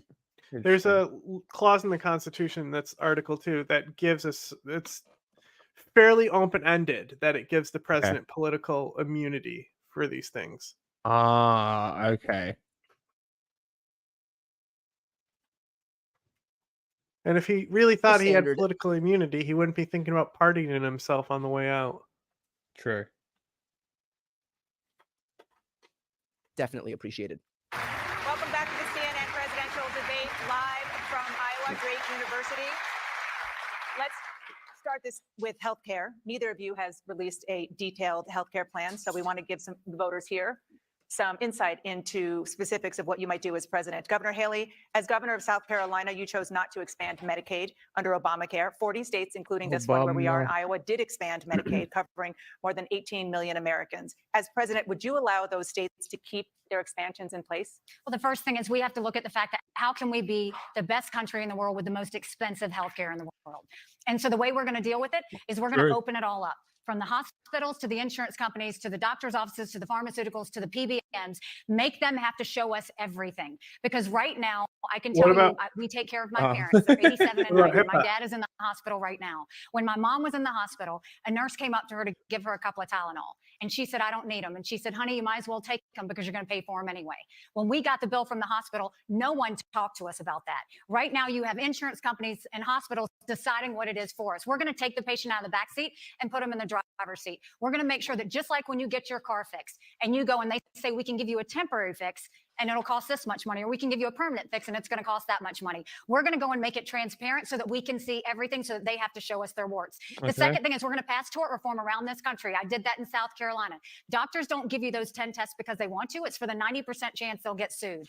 And then we're going to go and eliminate certificate of need in this country. I did that in South Carolina as well. That basically says if you have a hospital here, you can't have another hospital for X number of miles. They do the same thing for surgical centers, for nursing homes. We're going to put competition back in healthcare so that healthcare is fighting for the patient. That way services go up and costs go down.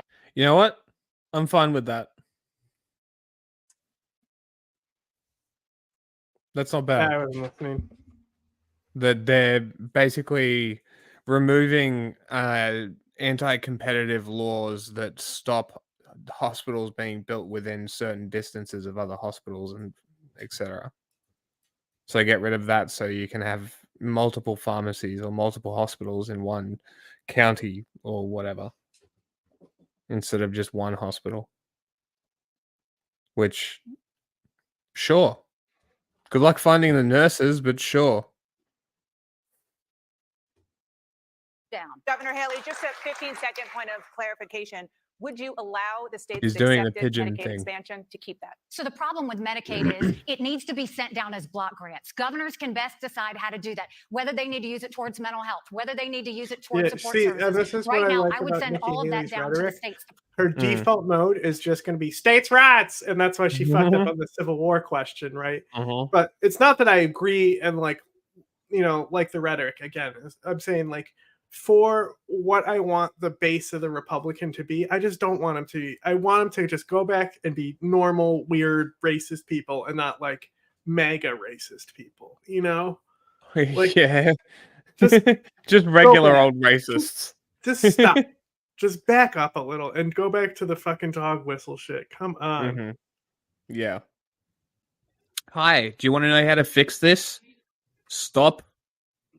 Problem is they're only sending a small portion of it. They need to send more of that so the states can better take care of it. Governor DeSantis, your response on whether you would allow Iowa and the other 39 states who accepted Medicaid expansion to keep it.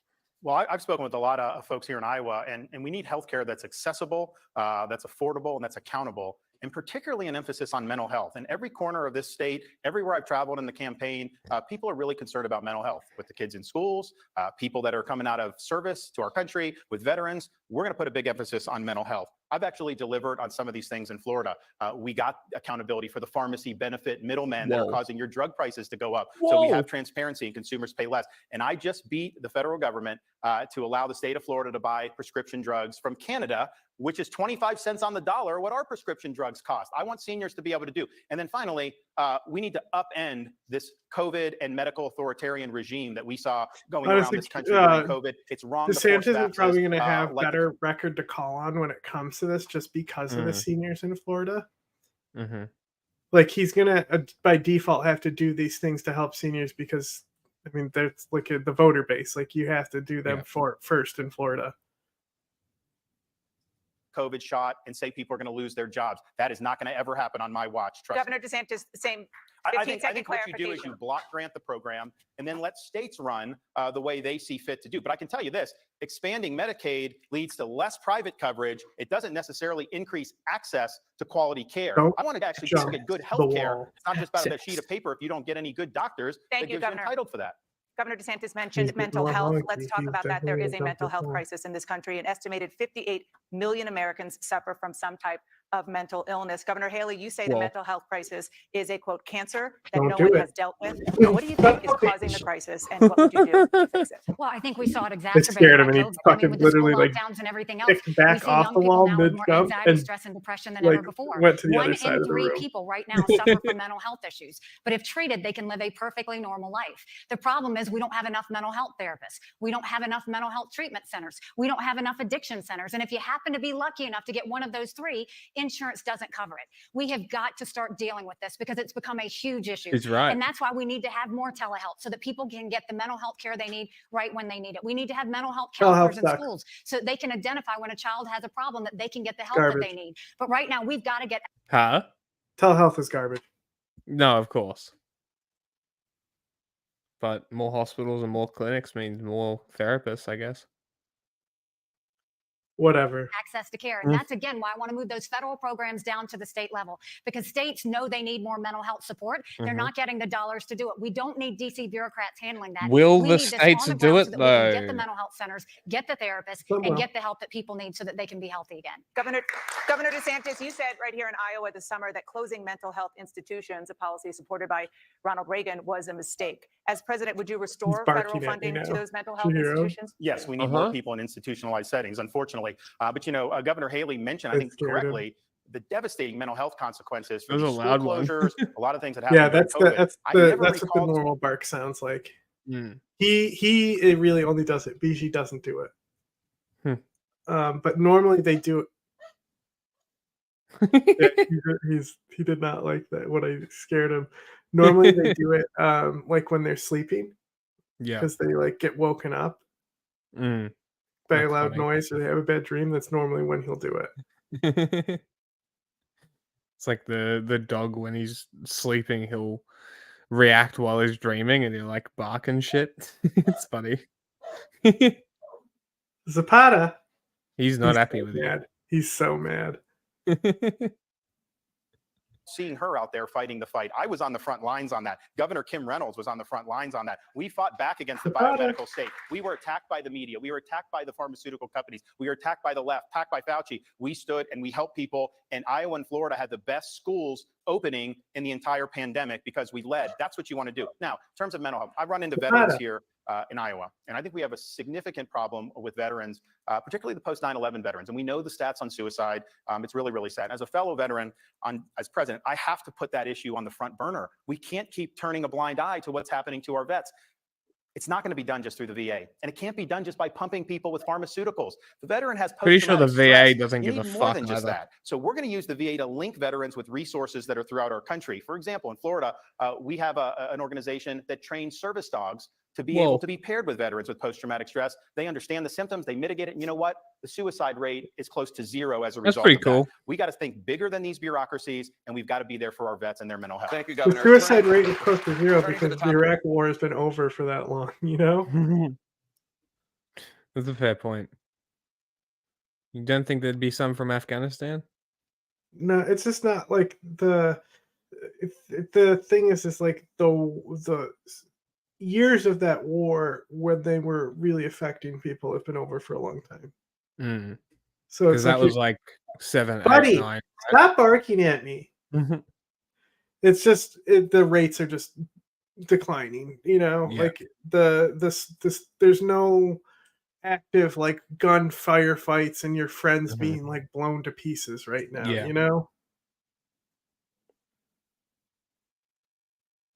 Or, you know, really blowing other people to pieces. It's really and you may call in strikes, but Yeah. being a controller is a lot different than like Yeah, a yeah. drone operator and stuff. As far as like Climate how it 2020 affects you. Yeah. was the hottest year ever recorded on Earth, and Americans are already feeling the impact. Just yesterday, the National Oceanic and Atmospheric Administration reported that the U.S. experienced 28 weather and climate-related disasters that cost at least $1 billion last year, another record. Governor DeSantis here in Florida I'm sorry, Governor DeSantis, here in Iowa, massive flooding has left farmers underwater. In Florida, rising seas threaten coastal cities. You have taken action in your home state to mitigate the problems of rising seas. But as president, would you do anything to deal with the underlying cause, which scientists agree requires cutting carbon emissions?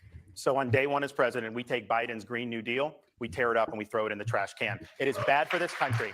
We have to have reliable energy. And here's the thing, they talk about, Joe Biden has said that global warming is worse than a nuclear war. And I'm just thinking to myself, well, gee, John Kerry hasn't given up his private jet. Obama hasn't given up his Martha's Vineyard seaside mansion. I haven't seen Biden do anything to hold China accountable, except making sure that Hunter gets his money. So these guys talk out of one side of their mouth and then they behave in another way. And I think that's wrong. But I also didn't think you'd be getting a free beak washing, did you, buddy? Particularly here in Iowa. I mean, for example, he wants to mandate electric vehicles. That's going to be more costly. I think the car companies would go bankrupt, but it's going to hurt liquid fuels, which is very, very important. You're going to end up having rolling blackouts if they kneecap reliable energy production in this country. Florida's had a massive decline in emissions. Wasn't because of a single mandate.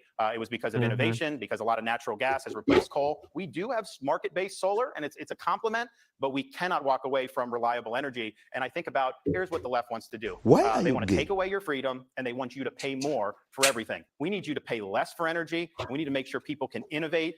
We cannot have these mandates, and they'll be gone the day I'm president. So, Governor, just a point of clarification, 15 seconds. Recent research at the University of Iowa ties these floods in Iowa to the rise in greenhouse gases. And here's the thing, let me just ask a question. As president, would you do anything to deal with this underlying cause? Innovate. And here's the thing. China is building 2 coal plants a week. Sure. You can do everything Biden wants to do, and you're going to have way more of what China's increasing it. But why would we be cutting off our nose to spite our face? China's doing it. We should do it too. The American people. Idiot. Governor Haley, as president, would you do anything to deal with the underlying cause of the floods and other climate disasters, which scientists agree requires cutting carbon emissions? I mean, first of all, regardless of what party, everybody wants to have clean air, clean water. They want a world that they can pass on to their kids that's going to be healthy and all of that. But it's how do we do that? I don't know if she knows I think what the party first thing she's you in. have to understand is you don't deal in extremes. When I was at the United Nations, the reason I took us out of the Paris Climate Agreement was because President Obama had put all these mandates down on our businesses, but they didn't do anything to hold China and India to account. Those are the 2 countries we have to really go to if we care about the environment, that we go and make them be held accountable. The second thing is we'll roll back all of Biden's green subsidies because they're misplaced. Rather than putting anything that'll help the environment on what we can do on nuclear fusion and other things that reduce emissions. Ask if she'll roll back any of the fossil fuel subsidies. To go and have everybody have to drive an electric car by 2035. That's not even smart. The United States pledged a bunch of agreements at the climate summit. Oh, those definitely have to be honored. The United States is known to have to always honor everything. Definitely honors those pledges. Come on. One, because, which by the way, Ron took Biden's stimulus money and did charging stations all throughout Florida. I wouldn't have taken the stimulus money. But what that does is basically we don't have the infrastructure. And I'm not just talking about charging stations. Electric vehicles are heavy. Our roads and luckily, she can have the infrastructure because the Inflation Reduction Act gave enough money for 500,000 charging stations across the U.S. of the batteries in electric cars are made in China. So Biden gave this massive windfall to our #1 national security threat. If we're going to do it, innovate it, transition, and do it the right way, not in extremes. Thank you. I want to turn to the issue of crime. It's literally fuck not the Earth because fuck China. Yeah, it's literally not enough.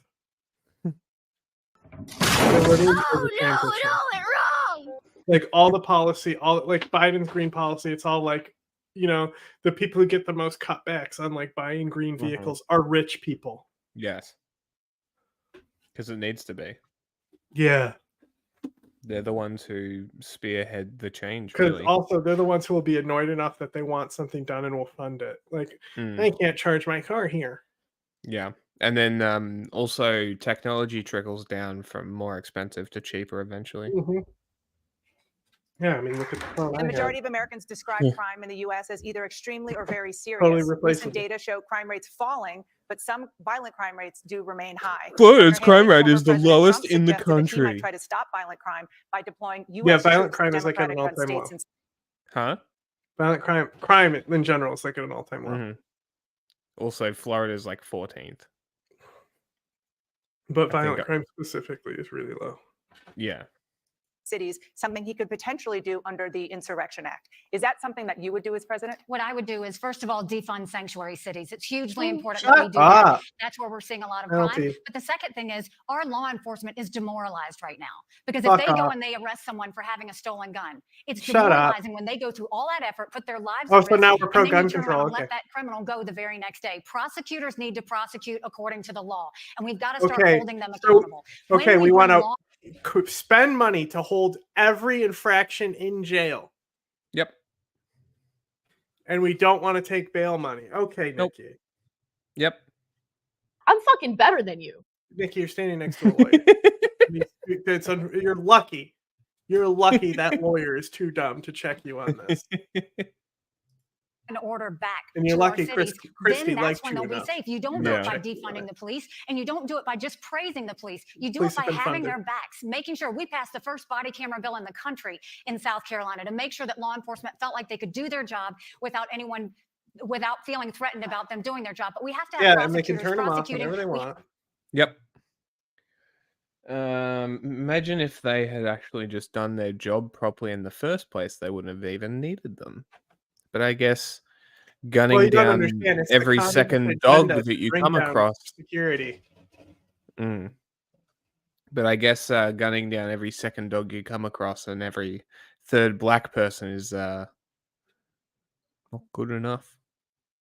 We need more effective to empty their magazines into to make That's sure why you we need can't. Cop City. Cop to- City will do it. Come yeah, on, guys.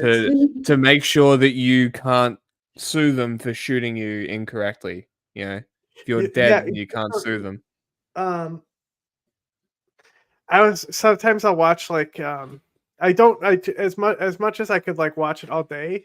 It's not related to work, and it'll fuck up the algorithm to recommend me news. But like sometimes I'll like watch like certain like like almost like it's to modern day cops where they have like the case compiled with the body cam stuff. Yeah. And it's just like somebody going over like how much these cops fucked up by not like detaining somebody, how much they fucked up by like missing like blood in plain view, and how other officers had to come in and they didn't detain. They literally saw blood and like body parts and didn't detain everyone on scene. They Oh continued my touching god! stuff, right? Jesus Christ! Experts, huh? These are the people that are keeping us safe, right? And it's just wild. Yeah. We have to defund sanctuary cities. We have to get these stolen guns and drugs off the street. And the only way we can do that is when we empower law enforcement. Governor DeSantis. Yeah. Empower them. Do No more buybacks. They stealing always drugs. work. No more stealing drugs. Yeah, don't steal guns. That's illegal. Didn't No, you know? steal drugs. Don't steal drugs. No more stolen drugs on the street. You heard her. Pay for them. Because she said these people need their money. She said stolen guns and drugs. I just assume both are stolen. So who stole my drugs? I mean, that quote from the former President Trump is a little bit rich because he was president during the worst rioting in modern history of this country, the BLM riots in the summer of 2020. When I saw that happening in Minneapolis, Ron, and Florida, I called. Can up you the give me National a Guard. broad category of when modern is? For me, is it post-Soviet or like, when does the clock start with that?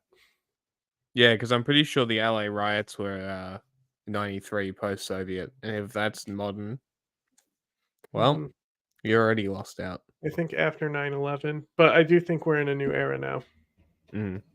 Yeah, post-COVID. Yeah, I agree. We had state law enforcement deployed. We said, you're not burning down our cities in this state. And you know what? It didn't happen. He sat in the White House and tweeted law and order, but he did nothing to ensure law and order. As your president, I will never he almost let our crashed cities a burn. You have helicopter on every right people, bro. to stop this runaway rioting as president. In fact, you have a duty. Now, Nikki Duty. Haley and I have a disagreement on the BLM stuff too. Duty. Because she tweeted during this period of time that the death of George Floyd should be, quote, personal and painful for each and every American. We are But people in professional Iowa had nothing to do with that, or Florida, Bro, or South Carolina. She was of course, a man who literally like tortured people would be like, like we shouldn't care about how this man died. Like, Ron. He was found guilty in a court of law. He is a criminal. Okay? He is a criminal. He is in jail for a crime that he committed. Shut the fuck up. Signaling to the left. She was accepting the narrative, and she was trying to impress people who were never going to like us. I never bought into going after the police. We back the blue to the hill in the state of Florida. And we're wait. Are we pro or anti-crime? Because that cop is a criminal. He's guilty of murder. Mm-hmm. I don't see the Supreme Court taking up his case, right? If he's so innocent, where's this fucking, anti-woke Supreme Court sticking up for him, huh? It's interesting that he did that. He put a tweet that was very similar, but let me tell you why I did that. First of all, we had one of the worst 2 racial shootings. Because they just had to. The thing is that while they could have definitely hit him with first degree, they wanted to make sure they actually get charges strong enough to convict. Yeah, because exactly. First degree would be the easiest one to disprove, but because they had such a relationship and a history, it could be shown that he had been planning to do something. To do something for a while. Yeah, it's too hard to prove. Mm-hmm. Yeah, it's way better to go for a lower charge. It was the same with Carl Rittenhouse. They would have gotten him if it was a lower charge. Well, second degree technically is it's not that it got out of control. Your intent was to kill them. So it was like a court of law. Listen to the evidence. Experts for the police came in to talk about procedures and if this was of procedure and what is appropriate, right? Mm-hmm. It didn't result in any restrictions being put on cops, right? Because this guy wasn't following the restrictions that were already in place. That's why he was guilty of a crime. That's why it happened the way it did. Yeah. And why it didn't change policing. That's just how bad of a cop you got to be to actually go down. Think of all the ones that have been innocent on these types of cases. Yeah. Although there have been some pretty cool cases. Like there was this one where a no-knock warrant was executed and the occupant, not the person that was there, the warrant was for, but that story that I sidetracked with about the bad cops, the guy was constantly referencing that case. Interesting. Being like, the officer didn't announce himself here, and he if he was shot and killed, the person would have been justified in doing it. Yeah, well, that's the interesting part is that because the cops didn't announce themselves and he was shooting at the police, he got off. And the more interesting part is it was a black guy. So I was very surprised when that verdict came out because I was watching the case. So it was very, very surprising that was actually ruled that way. And I think that changes a lot and was pretty much one of the most defining cases for no-knock warrants, because that's probably one of the most revolting things cops do, in my opinion. Yeah, especially when they go to the wrong place and kill people. Yeah, exactly. And nothing happens to them. Just pure immunity. Yeah, and then the people they kill are vilified by the right and being like, one time they sold marijuana, they're a criminal. Yeah, exactly. Insane. Bro, these people were literally going to a place to murder somebody. Yeah. Under the protection of their job and law enforcement. Under the protection of a badge. Insane. So I'm glad that premise is now a thing, and now if cops do a no-knock warrant, well, they have to think twice. Yep. So they have to make sure they don't miss. Yeah, exactly. So but that's also good because now it also discourages them from doing them, which is also good. We had the shooting of Walter Scott, who was shot 7 times in the back by a dirty cop. We had a horrific shooting at a church where a white supremacist came in and killed 9 amazing souls.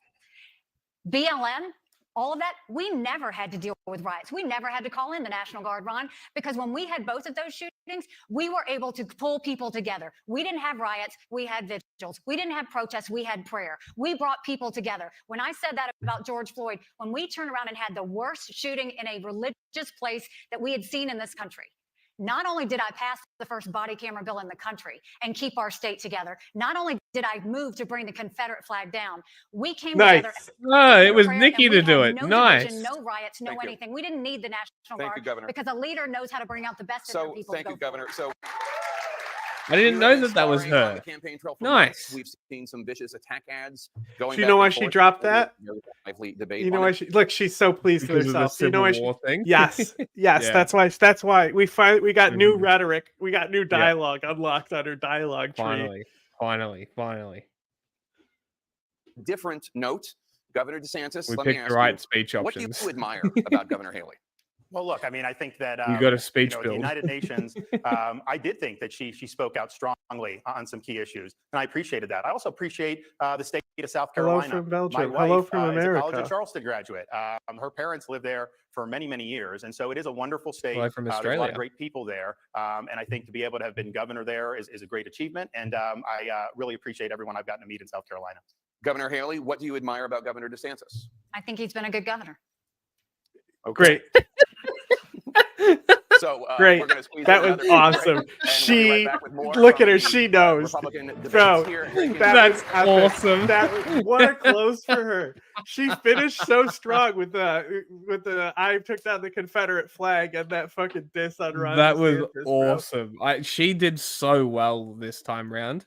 Even though it was mostly the same shit that we've heard before. Yeah, At least, but the things that they've already said before, this time nobody was interrupting them. Exactly. We didn't have Vivek as the fucking chaos agent, which was fantastic, and we didn't have Chris Christie fucking yelling at him all the time, that's all it was. He was just dadding him the whole time. I'm gonna. Is there any more to this, or? Well, there is, because there's another whole thing, but Okay. here's an intermediate piece to put on to give a break from like the next one that's going to be from what I've heard, it's insane. I'm just going to put that there as the time code. What's that? Oh, that's the time code. Both Democrats and Republicans are concerned, though, about 81-year-old Joe Biden's ability to serve a second term. But you in see a new this? interview, Jill This says clip is they're called. looking at his age all wrong. The clip is called "The Media is Trying to Spin This." That's you. You're the media. Who's the media? At the end of a second term, he'd be 86. As his life partner of 46 years, is there a part of you that is worried about his age and health? Life partner. 46 years. Yeah, they're old, bro. Holy shit. They've been together a long time. God damn. Can he do it? He can do it. And I see Joe every day. I see him out, traveling around this country. I see his vigor. I see his energy. I see his passion every single day. She should speak for him instead. Jesus Christ. Well, you mean like Ron DeSantis' wife, who's way better at speaking Yeah. than him? Yeah. The thing is, I see Ron DeSantis' wife, and I'm going to probably vote for her. Dude, Not really, he hates it when she speaks. I know, You it's can so see funny. it in his face that he's It's just so like, funny. fuck, I hate this fucking part. Get the fuck off the stage. Why the fuck are you talking? It's my time. Get back in the kitchen, bitch. So, to those who say I can't vote for Joe Biden, he's too old, what do you say? I say his age is an asset. Aha, he's wise. Yes, he's wise. He has wisdom. He has experience. He knows every leader on the world. I'm in Spain without the ass. So he's acting like this is a new strategy, right? Yeah. Do you know how long ago Biden's team came out and said, when people talk about how old he is, we're going to talk about that comes with wisdom and being wise, right? Yeah. Like, this is so far down the line to act like this is like, oh, look what his wife is doing. Now they're suddenly doing this thing where age is wisdom. Were you asleep? They started this like the beginning of like this election cycle. Yeah, because that like was the main thing. issue is holy fuck, this guy is old. Because he kept falling down, man. Yeah. Still falls down. He played with his dog and got his arm ripped off before he even ran. And then also during that time, there's the bike fall over scene. Like, bro. That was such a funny video. But that was just because his foot got stuck. Yeah, decisions. his foot He gets stuck is a the lot. right man or the right person for the job at this moment in history. Okay. So First Lady Jill I Biden mean- sees vigor and energy. America sees this, and we'll put it up. This is Jill Biden escorting her husband off the stage, which we've seen time and time again. And that's a poll, Bill. We were going to put that up a little Escorting. later. Bill, Oh, you know, I mean will that say, I watched this entire she's interview not this morning. afraid She's to been very touch her husband like Melania. Yeah. The swat the hand away. Such a funny video. effective surrogate. I anticipate she'll be out there a lot. The words she said were very, very good, but it can't erase the images that Americans have seen. Yeah, here's what I was saying. I'll make it quick. I love my parents. They're wise. Okay. They're funny. They're smart. They get. But I great wouldn't let advice, them run and the they're also country. 84 years old. Okay, I don't want my parents anywhere near the Oval Office. Now, you Okay. could make the case that What do your there parents are others want? in their 80s who are still vibrant. I mean, we just looked at Belichick and Bob Kraft, and you talked about Pete Carroll and how much energy he has as a coach. Lost his job yesterday, but you got to put your foot down. Okay? Mom and Dad, I love you. In case you're watching, all right, it's all good. Oh, But no, just, I'm you not know, watching. I would vote for you at home, but not You're in for so much public trouble office. right now. No, I mean, that's look at Emily's face. We're all in shock. Is this really what they're showing? Is like, oh, he's escorting him off the stage. It's an acuity issue Dude, too. I mean, she's Ruth Bader holding his Ginsburg hand. Get over it. very well. Her mind was sharp as a whip up until late in her days. But look, Tammy, I would I say think this, he and dropped people out. agree with I'm pretty sure he's not anymore. Or he's like still running and campaigning, but he's not in the debates anymore. But he's not going to get anywhere. I So, would let Kayleigh McEnany ruin my life. yeah. I mean, what? Bill Hemmer. 55% say he is too old to be president. 21% somewhat disagree. But the media, they try to convince us otherwise. Here's Newsweek. Joe Biden appears to be a super ager, doctors say. A super ager is someone who retains the acuity of people decades younger well into their 80s. America doesn't see it. Yeah, they don't. And I worry, is that how 50 and 60-year-olds are behaving? I hope not. But look, this is, we know that the presidency is not a one-person job, right? You've got a whole big team of people. But the difference between, as an example, the Trump administration and this one shows us that that individual matters, right? The energy level, the dynamic. That does look like a bit, that does look a little bit like she's Come on, dragging him. Joe. Come on, Joe. Bro, who cares? I don't care. Yeah, I who literally, gives a shit? I literally would rather have a man who's pooping his pants up there Yeah. and just like totally like making stink tink and has no idea where he is. Mhm. Please That would be much put him preferable. literally put a sock puppet in. Okay, Yeah, I will that vote would be for the sock you know, puppet. you know what? Someone has voted as a mayor a dog, so Yeah. this has precedent. So I vote dogs for. Can you imagine? Can president. you imagine women though when they're like, oh, they elected a dog before a woman? That would be fairly funny. No, like seriously, like I said it before, like all the people who like actually like do shit there, they're all unelected. Yeah. Being a pressure point within larger conversations. So we know that. I think what's insulting It's here literally the is that president is Americans just are running a seeing something company. different. Their messaging from the First Lady presumes that we just don't know. It's the same messaging as saying the border is closed or the world is in better shape now than it ever was before. But the larger issue, beyond what the voters see, our enemies see this. And they aren't caring what Joe Biden says. So this has a national security implication. And I've been against this argument that age is a problem because it is about experience and knowledge and everything else. Nancy Pelosi, you can put into that category. She's been fine. Yes. So this is what they don't want to diagnose him. They want to say it's age. That is a mistake. Even Nikki Haley's argument of a new generation, that's a mistake. So what, you want AOC to be the president? No, you don't. So it's individual by individual, and clearly Biden has a problem, but this is their effort to try Do you know to how assuage funny that those would be? concerns, and they'll Her on the world stage giving people sass. That would be hilarious. The thing is, I don't like AOC is not building herself for that type of position. No. So the thing is like the areas she's choosing to like focus and be like an expert in are areas that she thinks are like more important to change. Like to go for like the president, like Nikki being a diplomat and dealing with foreign policy and being a governor, that's like really good experience for the position. Yeah. So fail. Yeah, Ruth Bader Ginsburg. I just looked at 87 years old and still authoring Supreme Court opinions. Sure. But Harris, I don't think she would listen be to this. Joe Biden awful. had some I just think thoughts she on Hunter Biden.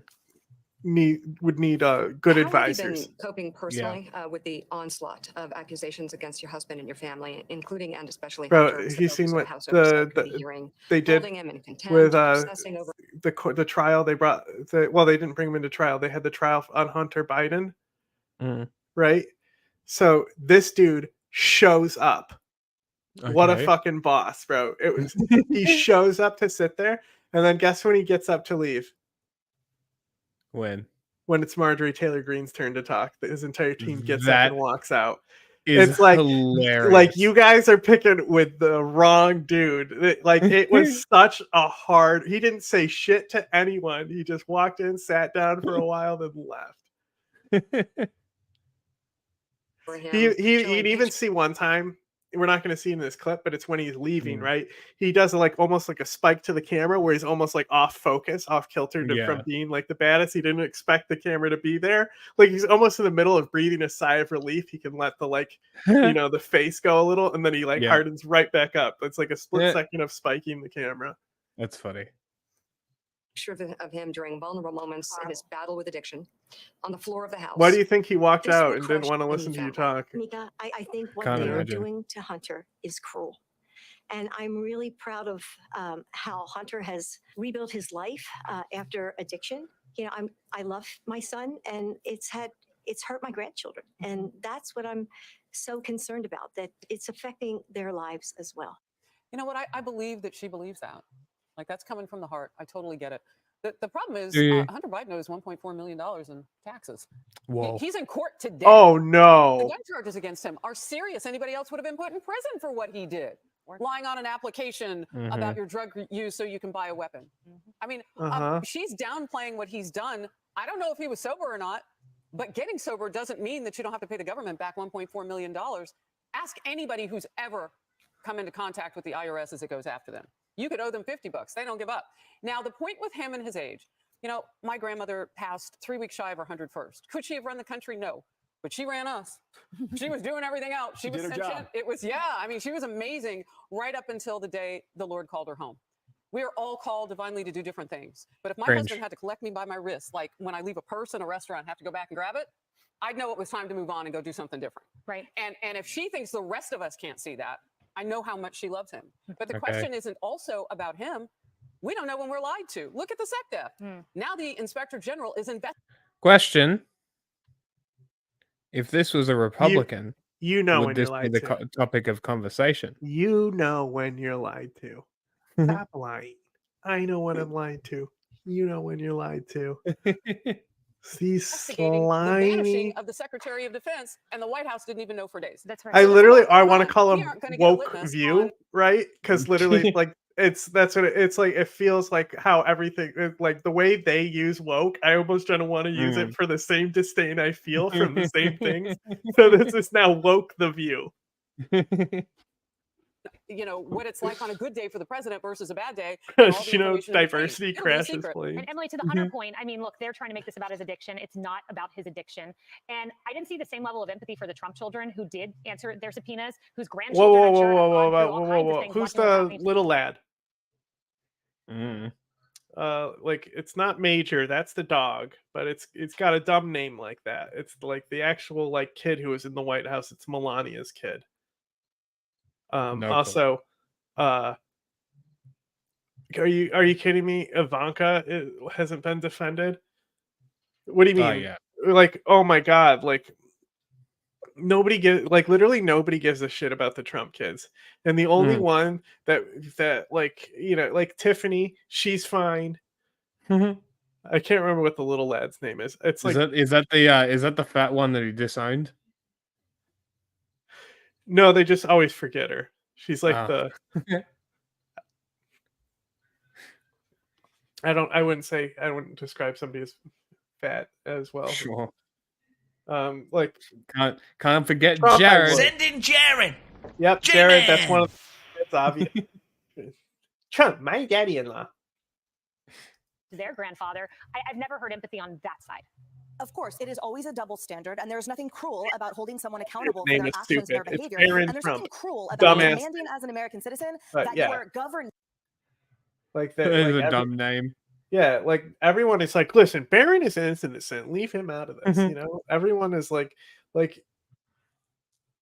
come on. Has some type of not only accountability but transparency, that there's no corruption, that maybe there's no Transparent. foreign powers that have influence. I mean, get out of here with that being quote. Look, wives are going to wife, professors are going to profess, moms are going to mom. So that is what Jill Biden is doing, and that's great. Okay, so you hate moms? But I don't feel like being told from someone, you don't know how hard he works, about the commander-in-chief. This isn't about a 7th grader. We're not talking about a student. You know how I need to see how hard he works in his policies and in the affect. I need to hear and feel that my troops are safe, that my loved ones are safe while they are deployed, that our border is secure, and Your that my troops tax are dollars safe? being invested wisely. This chick is a heavy micromanager at home. You can tell. Oh no. She has people. She micromanages the people who then micromanage her home. That our troops are safe. Famously, the least safe troops, United States soldiers. Famously. Stewardship is sound. So her placations and explanations do not ring at all with me. And by the way, all those So polls asking about you think pulling out of Afghanistan made our soldiers more or less safe? What are we? I mean, you're the one who said you got to see it in the policy. So. I take issue with the wording. It has nothing to do with age. Right. Fix all the verbs, fix all the words, and have it say, what about his mental acuity? What about his competence? That'll give us the real numbers. You mean adjectives? How hard the American people have to work to combat Biden inflation and the housing crisis. They work hard. Hey everyone, I'm Emily Campagno. Catch me Hi. and my co-host. Do you see? She reacted to. Oh, it's time for me to stop making up shit and talking. You see how she reacted to that at the end there? Okay. Wait, Kaylee. Yeah, watch. And the housing crisis. They work hard. Hey everyone. It was over. Like they cut her into Q right there. It's so funny. Liberal Martha. Oh, lucky I got that time code. For what? Is the CNN debate not over? No, there's still 20 minutes to go. It's not over? No. Live from Des Moines, Iowa, and the CNN Republican presidential debate. We now have time for closing statements, and we begin with Governor Haley. Oh, First do of we all, I care? want to thank the good people of Iowa. I have campaigned for 11 months, whether it's driving a combine or holding a pig at a produce area, or whether it's the fact that we've met owners of bakeries and small businesses. You know, You went to a state fair. Okay, we get can't it. go through 4 more years of chaos. And if it's Donald Trump, there will be 4 more years You know, of chaos. Vivek And went we to can't like be a country in every disarray and a world on fire county and go through twice. What a weirdo. 4 more years of chaos. And we can't go through another nail biter of an election. And if you look at the polls right now, going against Joe Biden, in every one of those head-to-head polls, Ron doesn't beat Joe Biden. Trump is head-to-head. On a good day, he might be up by 2 points. I defeat Biden by 17 points. That's bigger than the presidency. That's House, that's Senate, that's governorships, that's down to school board. That's a mandate to get our spending under control and get inflation down. That's a mandate to get our kids reading again and go back to the basics in education. That's a mandate to secure our borders with no more excuses. That's a mandate to bring law and order back to our country. And that's a mandate for a strong America that we can be proud of. We can do this. I know we can do this. If you will join with me in this movement, if you join with me in this fight, I promise you, our best days are to come. God bless you. Governor DeSantis. I'll tell you what. It wasn't saying the country's fucked. I'm the only thing that can save it, like everybody else. She literally said, "I'm the most electable." Pretty much, and she said, "There's hope." She's like, because I'm the most electable, it'll give us the most swing through our agenda. Yeah. I mean, she's not wrong. That's what I was saying. Yeah, but people are too stupid to understand how that works. They need the most fascist person. Well, it's been great to visit all 99 counties here in Iowa. I've been able to meet so many friends and really learn about some of the best of America. Iowa's votes do not need to be corrected by any other state. You all know what you're doing. And we have an opportunity in Monday to really change the course of history. Donald Trump's running for his issues.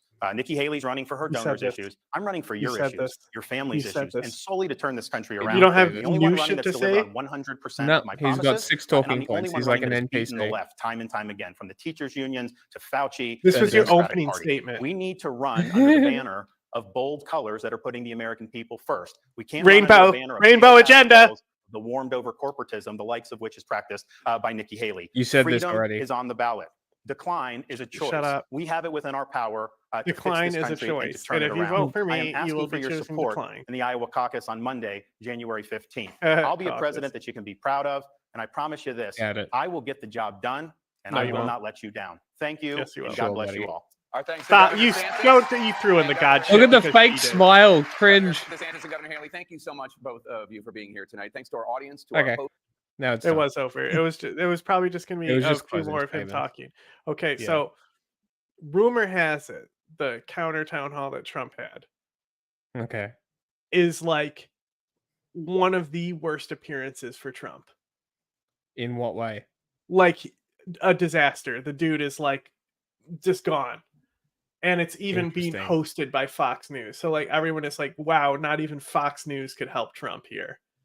But you know, this could be just the narrative that they want us But to in think. in what way though? Like what was Look, I don't gone? I look, I just know we had to watch it. I didn't try to spoil too much. This is just what Okay. I've seen from headlines and things like that. What the media has been saying and wants us to Is think. this what you've just sent me? Because I'm not watching another town hall. It is no, this is Trump's town hall. Yes.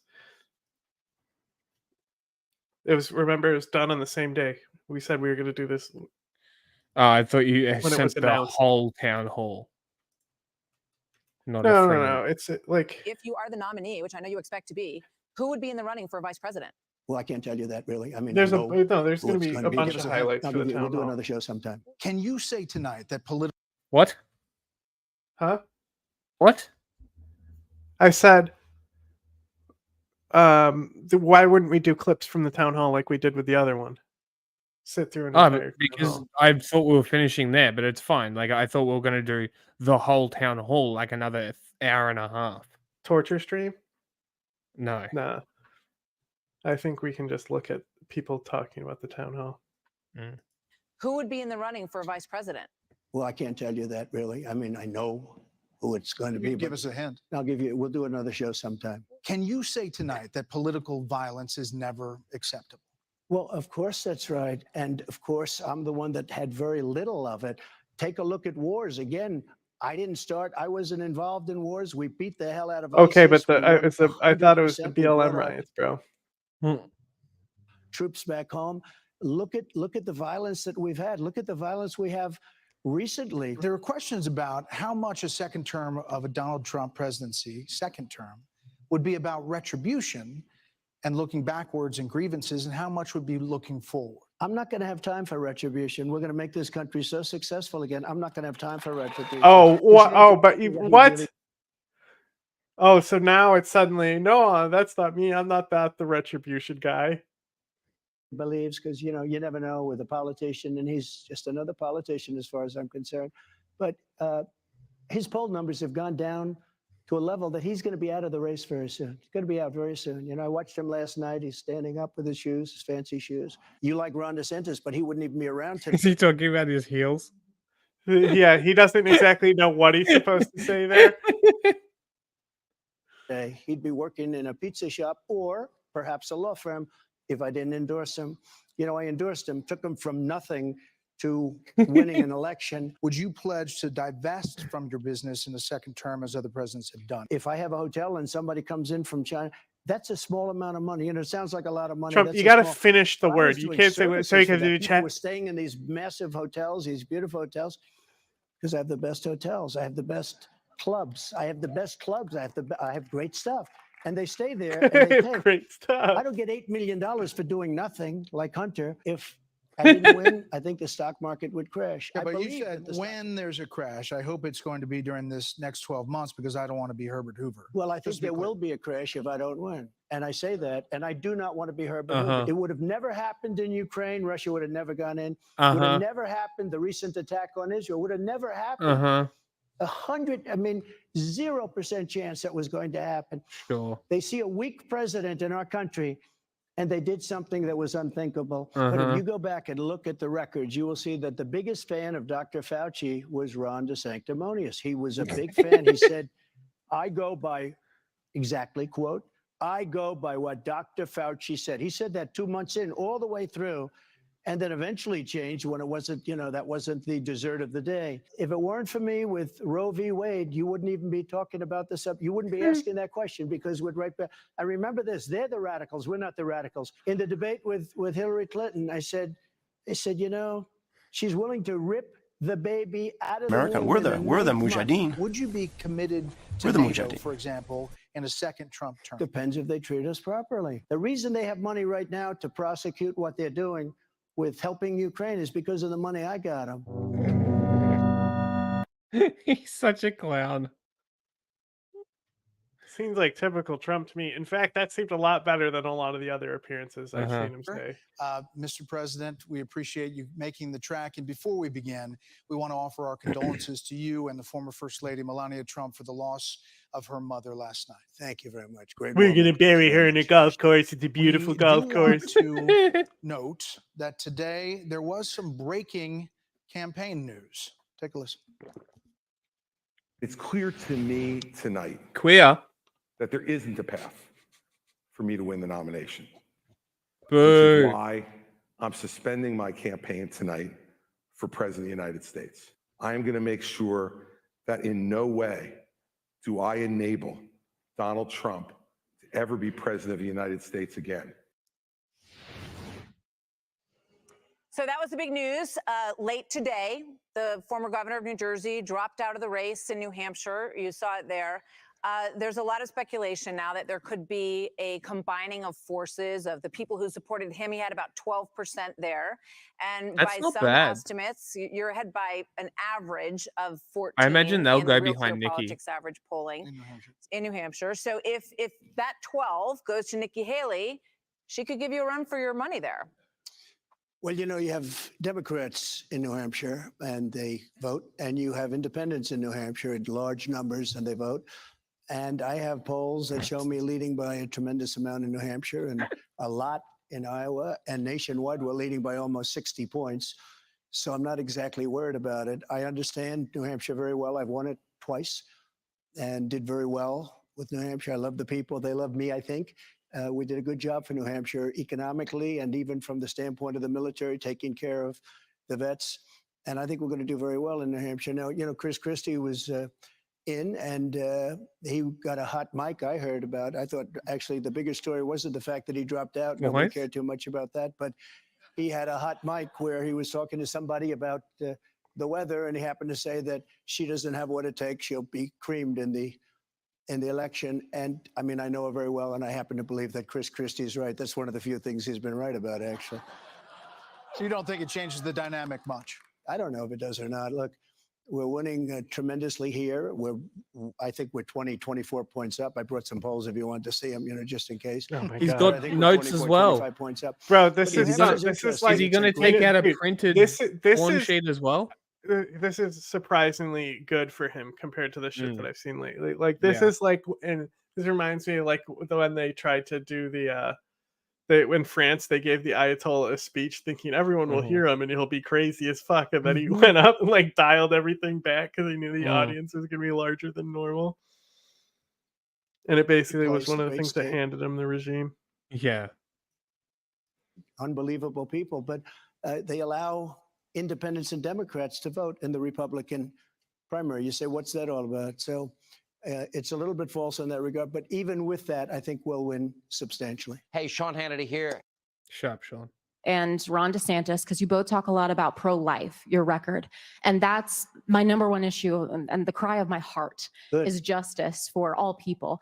And I've been, vocal and celebrating with you all of your pro-life victories from the past. But then in this campaign, you've also blamed pro-lifers for some of the GOP losses around the country, and you've called heartbeat laws like Iowa's terrible. And so I'd just like some clarity on this, because it's such an important question to me. I'd like for you to reassure me that you can protect all life. Every person's Pat me on the right to head, life without please. compromise. I hate her. She's so the way she's saying it is so transparently vampiric. Yes, you can say that too. So that's a great question. I appreciate it too. You wouldn't be asking that question, even talking about the issue, because for 54 years they were trying to get Roe v. Wade terminated, and I did it, and I'm proud to have done it. Terminated. They wanted to get it Funny back, choice of right? words. You wouldn't be have that. There would be no question. Nobody else was going to get that done but me. And we did it, and we did something that was a miracle. Tearing our country apart for 50 years. Nobody's been able to do anything. And again, you can only ask that question, and you ask it brilliantly. And I understand exactly where you're coming from. I love where you're coming from. But we still have to win elections. And they've used this. We have some great Republicans, and they're great on the issue. And you would love them on the issue. And a lot of them have just been decimated in the election. Decimated. I mean, absolutely. So we're going to come up with something that people want and people like. I would love you to, first of all, you have to go with your heart. Okay. You have to go with your heart first. Go with your heart, your mind, go with it. But you do also have to put in there a little bit. You have to win elections. But if it weren't for me with Roe v. Wade, you wouldn't even be talking about this. You wouldn't be asking that question, because we're right back. And remember this, they're the radicals. We're not the radicals, because they'll kill a baby. Remember, I had the debate with crooked Hillary Clinton, which I don't call her crooked anymore. I use that now for Joe Biden, as you know. I call her beautiful Hillary. She's a beautiful woman. But in the debate with Hillary Clinton, they said, she's willing to rip the baby out of the womb in the 9th month. And, I never heard this. It happened to me. It just came to me during that debate. I didn't go up there. You got the baby ripped out of you 9 months in? That's what happened to you, bro? Nobody wants to see that happening after a certain period of time. Nobody. They're the radicals, because they're willing to kill the baby in 8 months, 9 months, or even after birth. If you remember the former governor of Virginia, where he said, you kill the baby after the 9th month, or even after you set the baby aside and you have a conversation with the mother. And if the conversation, can you imagine? And then these are the radicals. stab it We're in not its the soft radicals. spot. We are not the radicals. Self-destruct button. But we're living in a time when there has to be a little bit of a concession one way or the other. And I think, I want to get it right. I have to get it right. But without what I did, you would never even be asking that question, because there was no chance that was going to happen. For 54 years, they campaigned on that issue, and nobody pulled it off but me. I mean, this is like pretty much hit all the highlights now. Yeah. So I think you're going to be happy in the end. And there it is. Donald. Cool. Click the one I just sent. It's for a final thing.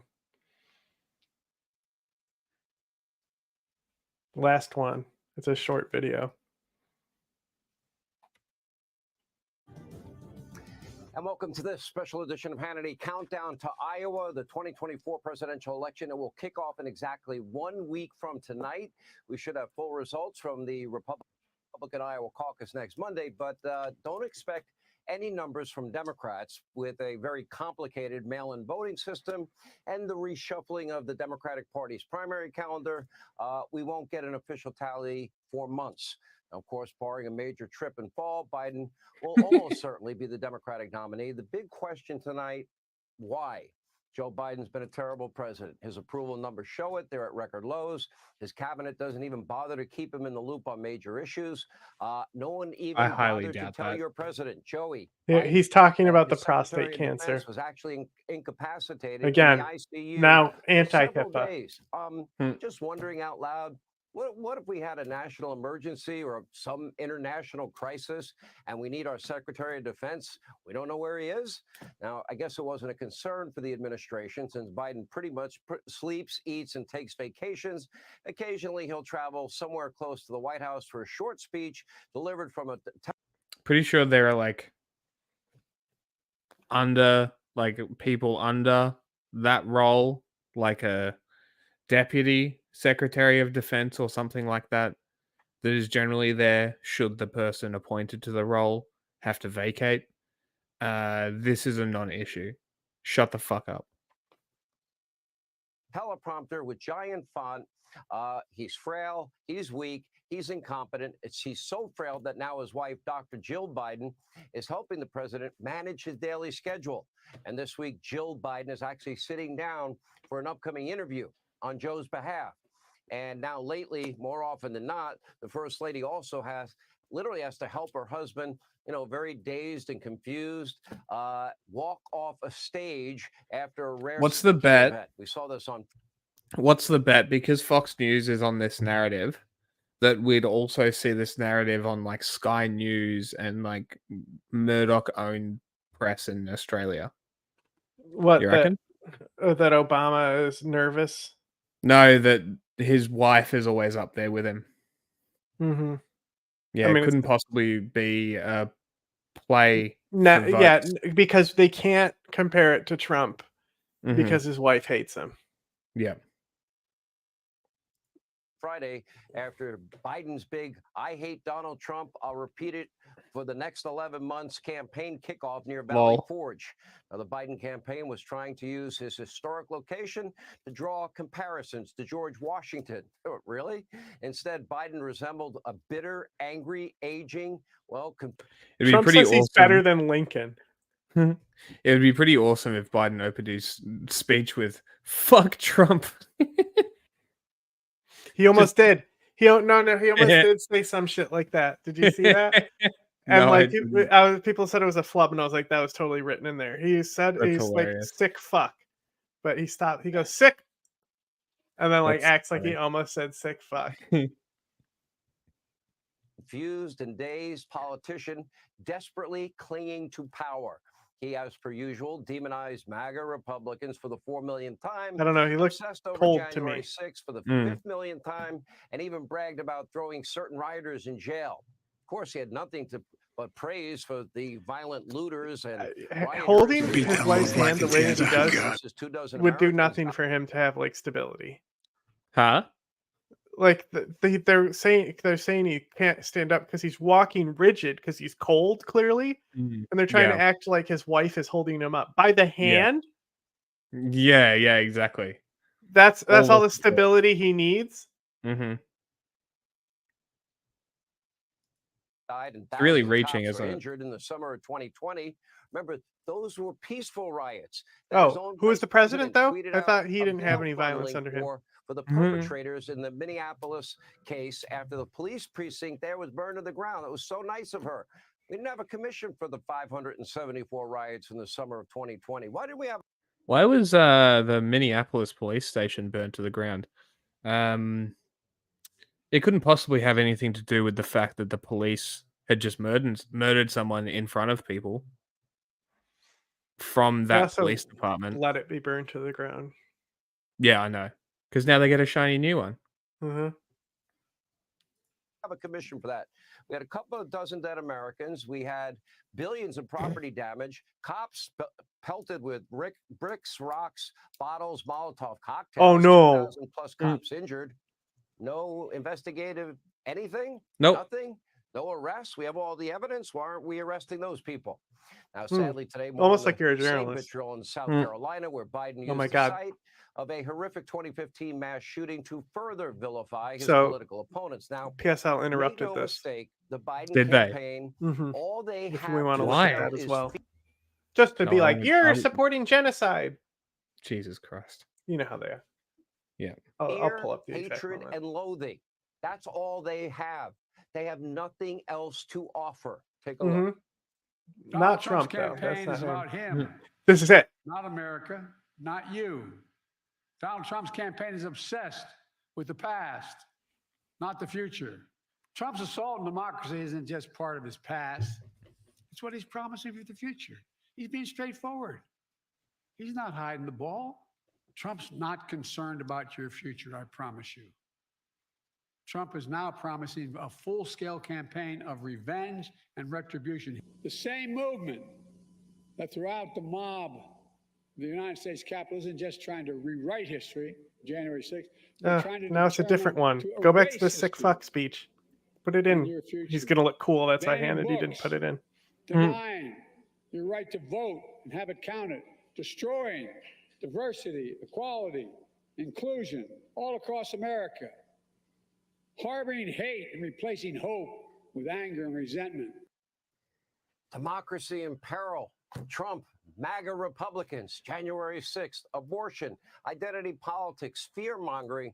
That's all you're going to hear from the Democratic Party and their surrogates and their willing accomplices in the media mob from now until Election Day in November. You're the media mob. Biden has given up on his fake pledge to fight for the soul of our nation. Instead, he's looking to divide and conquer. He's actually adopted the Eric Holder strategy of they go low, kick them. That's his style of campaigning. That's or you. At least that's what the Democratic Party's trying to do. Now, Joe barely knows what day of the week it actually is, and will spend most of the upcoming year in his basement or in the White House basement or on the beach somewhere, resting and relaxing. That was Trump. It's not working for Joe Biden. Voters remain angry at their president. Look at these polls. The president is down in nearly every single swing state in the country. And now two of the biggest Trump haters in America are reportedly freaking out. That would be former President Barack Obama and former First Lady Michelle Obama. They apparently are getting very, very nervous. Known Trump hater, Mr. He deserves to have a chance. Animated discussing the 2024 election and the former president. Donald Trump's potential return to power scares him. And meanwhile, Michelle Obama anybody who expressed knows her anything would say on a the recent same thing. podcast. Take a look for yourself. Going to happen in this next election. I am terrified about what could possibly happen because our leaders Jay Shetty, matter. Who we this select, motherfucker, who speaks for us, who holds that bully pulpit. It affects us in ways that sometimes I think people take for granted. You know, the fact that people think that government, you know, does it really even do anything? And I'm like, oh my God. I love that she's all dressed up. He's in a fucking hoodie. And we cannot take this democracy for granted. This fucking guy. And I took her at her word. For the first time in her adult life, she actually was proud of her country. What happened? Now, the government does everything for us? Really? Now, the Obamas are completely out of touch. We know that, but they are not you though, about Sean. Joe Biden's political chances. The Biden White House has mismanaged pretty much everything. The Afghanistan withdrawal, the disaster that is our border, the attacks in the Middle East, war in Europe, Bidenomics, inflation. Is there anything that's going well? Are you better off than you were 4 years ago? What drives elections? Peace and prosperity? Okay, well, the world's not so peaceful. Joe Biden's getting bullied by China, Russia, Iran, and seemingly everybody China's else. famously bullying the And on United States right now. 60% of our fellow Americans are living paycheck to paycheck. Democrats have done great damage to the democratic process, despite their melodramatic, pleas to save democracy and their Nazi analogies. They're the ones ripping Republicans off the ballot without any due process. Well, that's perfect timing. Question for you. Okay. I'm seeing it's legal and it's not at the same time. Yeah, well, yeah, I agree with you. It's going to be the most confusing election there is. So the thing is that this is the way that law works. Everything is legal or not legal. So like if a court decides something, like the next elevated court has to really, really care about that to overturn it.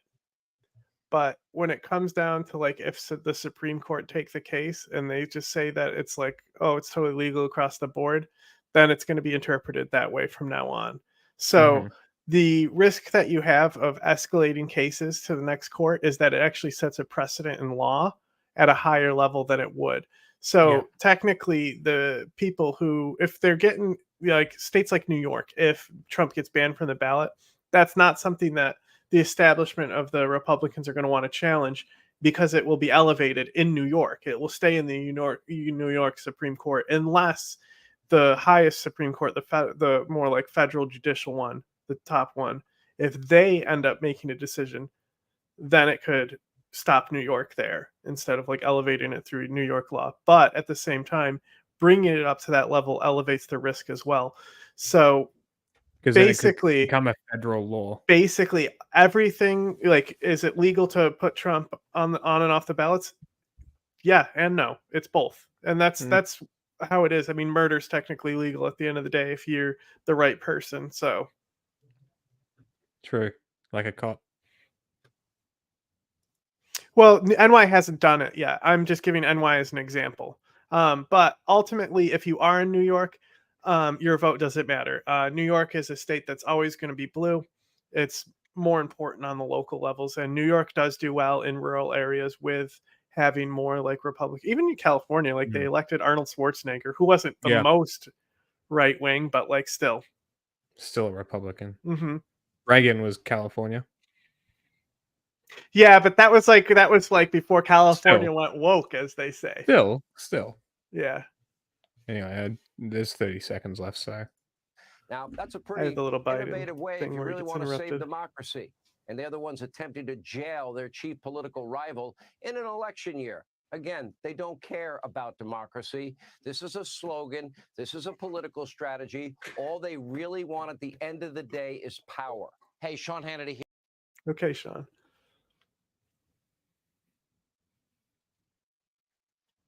Worthy of loved ones lost. Huh? Make them proud. Huh? So many of you were there for us during that loss, including my dear friend Jim and Emily Cleveland. Huh? Miss Emily, I miss. People of deep faith. The truth is under assault in America. As a consequence, so is our freedom, our democracy, our very country, because without the truth, there's no light. Without light, there's no path. Okay, Yoda. This is nonsense.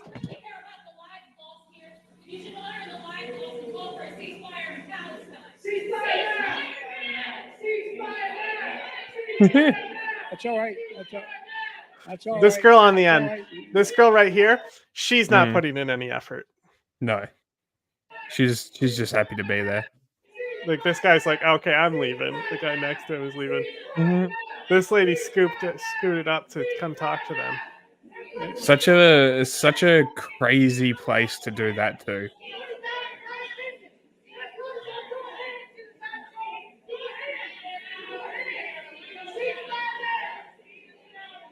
Well, everyone get your phones out to film it.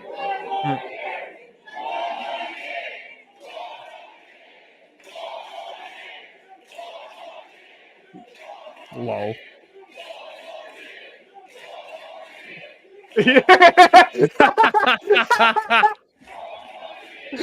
Bro, because I'm equally confused at this response. Like, because this is like South Carolina. Like, yeah. Wow. What? Yeah, that's wild. What a diverse crowd, you know, like to Crazy. immediately respond with that. I'm sure not all of them are doing that, but yeah, that was like that the was funny solid how right side of the spontaneous that road. kicked in. That was Yeah.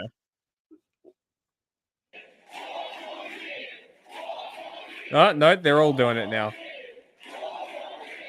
Thank you. NPC syndrome kicked in. Thank you. Look, folks, I understand their passion, and I've been quietly working with the Israeli government to get them to reduce and significantly get out of Gaza. I'm using all that I can to do that.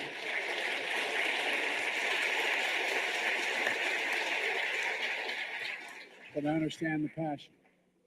Look, folks, after the civil... Thank you. Well, thank you. That's the most South Carolina thing that could have happened. After the Civil War, the defeated Confederates couldn't accept the verdict of the war. They had lost. So they say they embraced what's known as the lost cause, a self-serving lie that the Civil War is not about slavery, but about states' rights. They've called that the noble cause. That was a lie that had not just a lie, but it had terrible consequences. It brought on Jim Crow. So let me be clear, for those who don't seem to know, slavery was the cause of the Civil War. There's no negotiation about that. Now we're living in an era of a second lost cause. Once again, there's some in this country trying to turn a loss into a lie. Oh no. Stop. A lie, which if allowed to live. Joe. Oh no. Just compare it to 9/11 again. Please don't do this. Oh no. So anyway, that's how that went. Keep it going. Okay. Will once again bring terrible damage to this country. This time, the lie is about the 2020 election. Mm-hmm. The election which you made, your voices heard, and your power known. Just 2 days ago, we marked the 3rd anniversary of one of the darkest days in American history, January 6th, the day in which insurrectionists stormed the United States Capitol, trying for the first time in American history to stop the peaceful transfer of power in the country. We all saw with our own eyes the truth of what happened.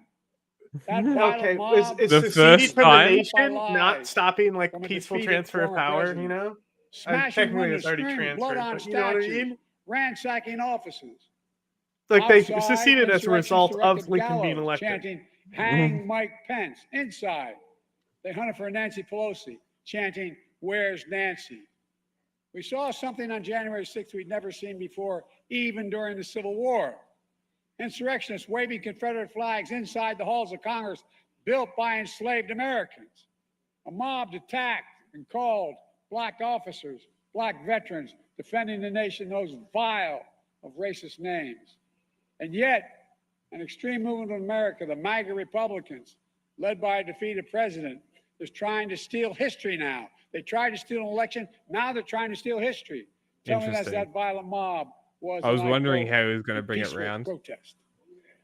That insurrection, those insurrectionists were, these are his words, patriots. That there was, quote, a lot of love that day. In fact, the rest of the nation and the world saw a lot of hate and violence. For hours, the defeated former president sat in the private dining room off of the Oval Office and did nothing, absolutely nothing. Okay. His actions were among the worst derelictions of duty by any president in American history. Okay, good. You get the picture. This is a good move to do this speech, though. Yeah. I like the fact that people can just like literally like they can call out to him. You know, like that's not something that Trump wouldn't do, because obviously Trump loves playing with the crowd. Yes. But it's not often that there is like a president that you can have like that almost, I want to say, intimate of a conversation, even though he's. I mean, he's a church just is talking. pretty intimate. Like, yeah, that's what I think is like the environment that he picked set the tone for what was going to happen here. So, like, honestly, like the interruption that people want to focus on isn't even like it's not even like that chaotic. You know, there's probably other times where he has less control of the crowd and needs them to calm down than that. Yeah. I mean, at the end of the day, it was like 4 people. Mm-hmm. Well, I think it was 3, and then like there was security on each end of them. I mean, yeah, good on him. But time, optics. You need people to be on your side. That ain't the place. Well, that's what's interesting too. Is like clearly the crowd here did not respond well to what happened there. Yeah, yeah. And his response to the crowd is, "They're right." You know, like they're you know, it's like, I understand why they're like this. And it's like you can't like just go on and like tell people how like this type of diplomacy can't happen in public, because all these we can't be open about how often we negotiate with the Houthis. We can only show that we've bombed them. Yeah. Because if you're open with Yeah, people exactly. about that type of stuff that goes on, these people lose face, and then you can't get into negotiations with them because Yeah. people find out that they're full of shit and don't stand for the extremist values that they actually have. Yeah. Anyway. You just got to learn that everyone is fake Yeah, exactly. on the Everybody lies. political stage. Everything's a lie. Anyway, Mhm. I think we're done. Mhm. So, good night, everybody. Thanks for tuning in. Don't forget. But I'm trying to figure out how we get them to have Pokemon go to the polls. Subscribe to the Patreon. We need help. YouTube took me money. We can't make money on YouTube. Now I'm in need.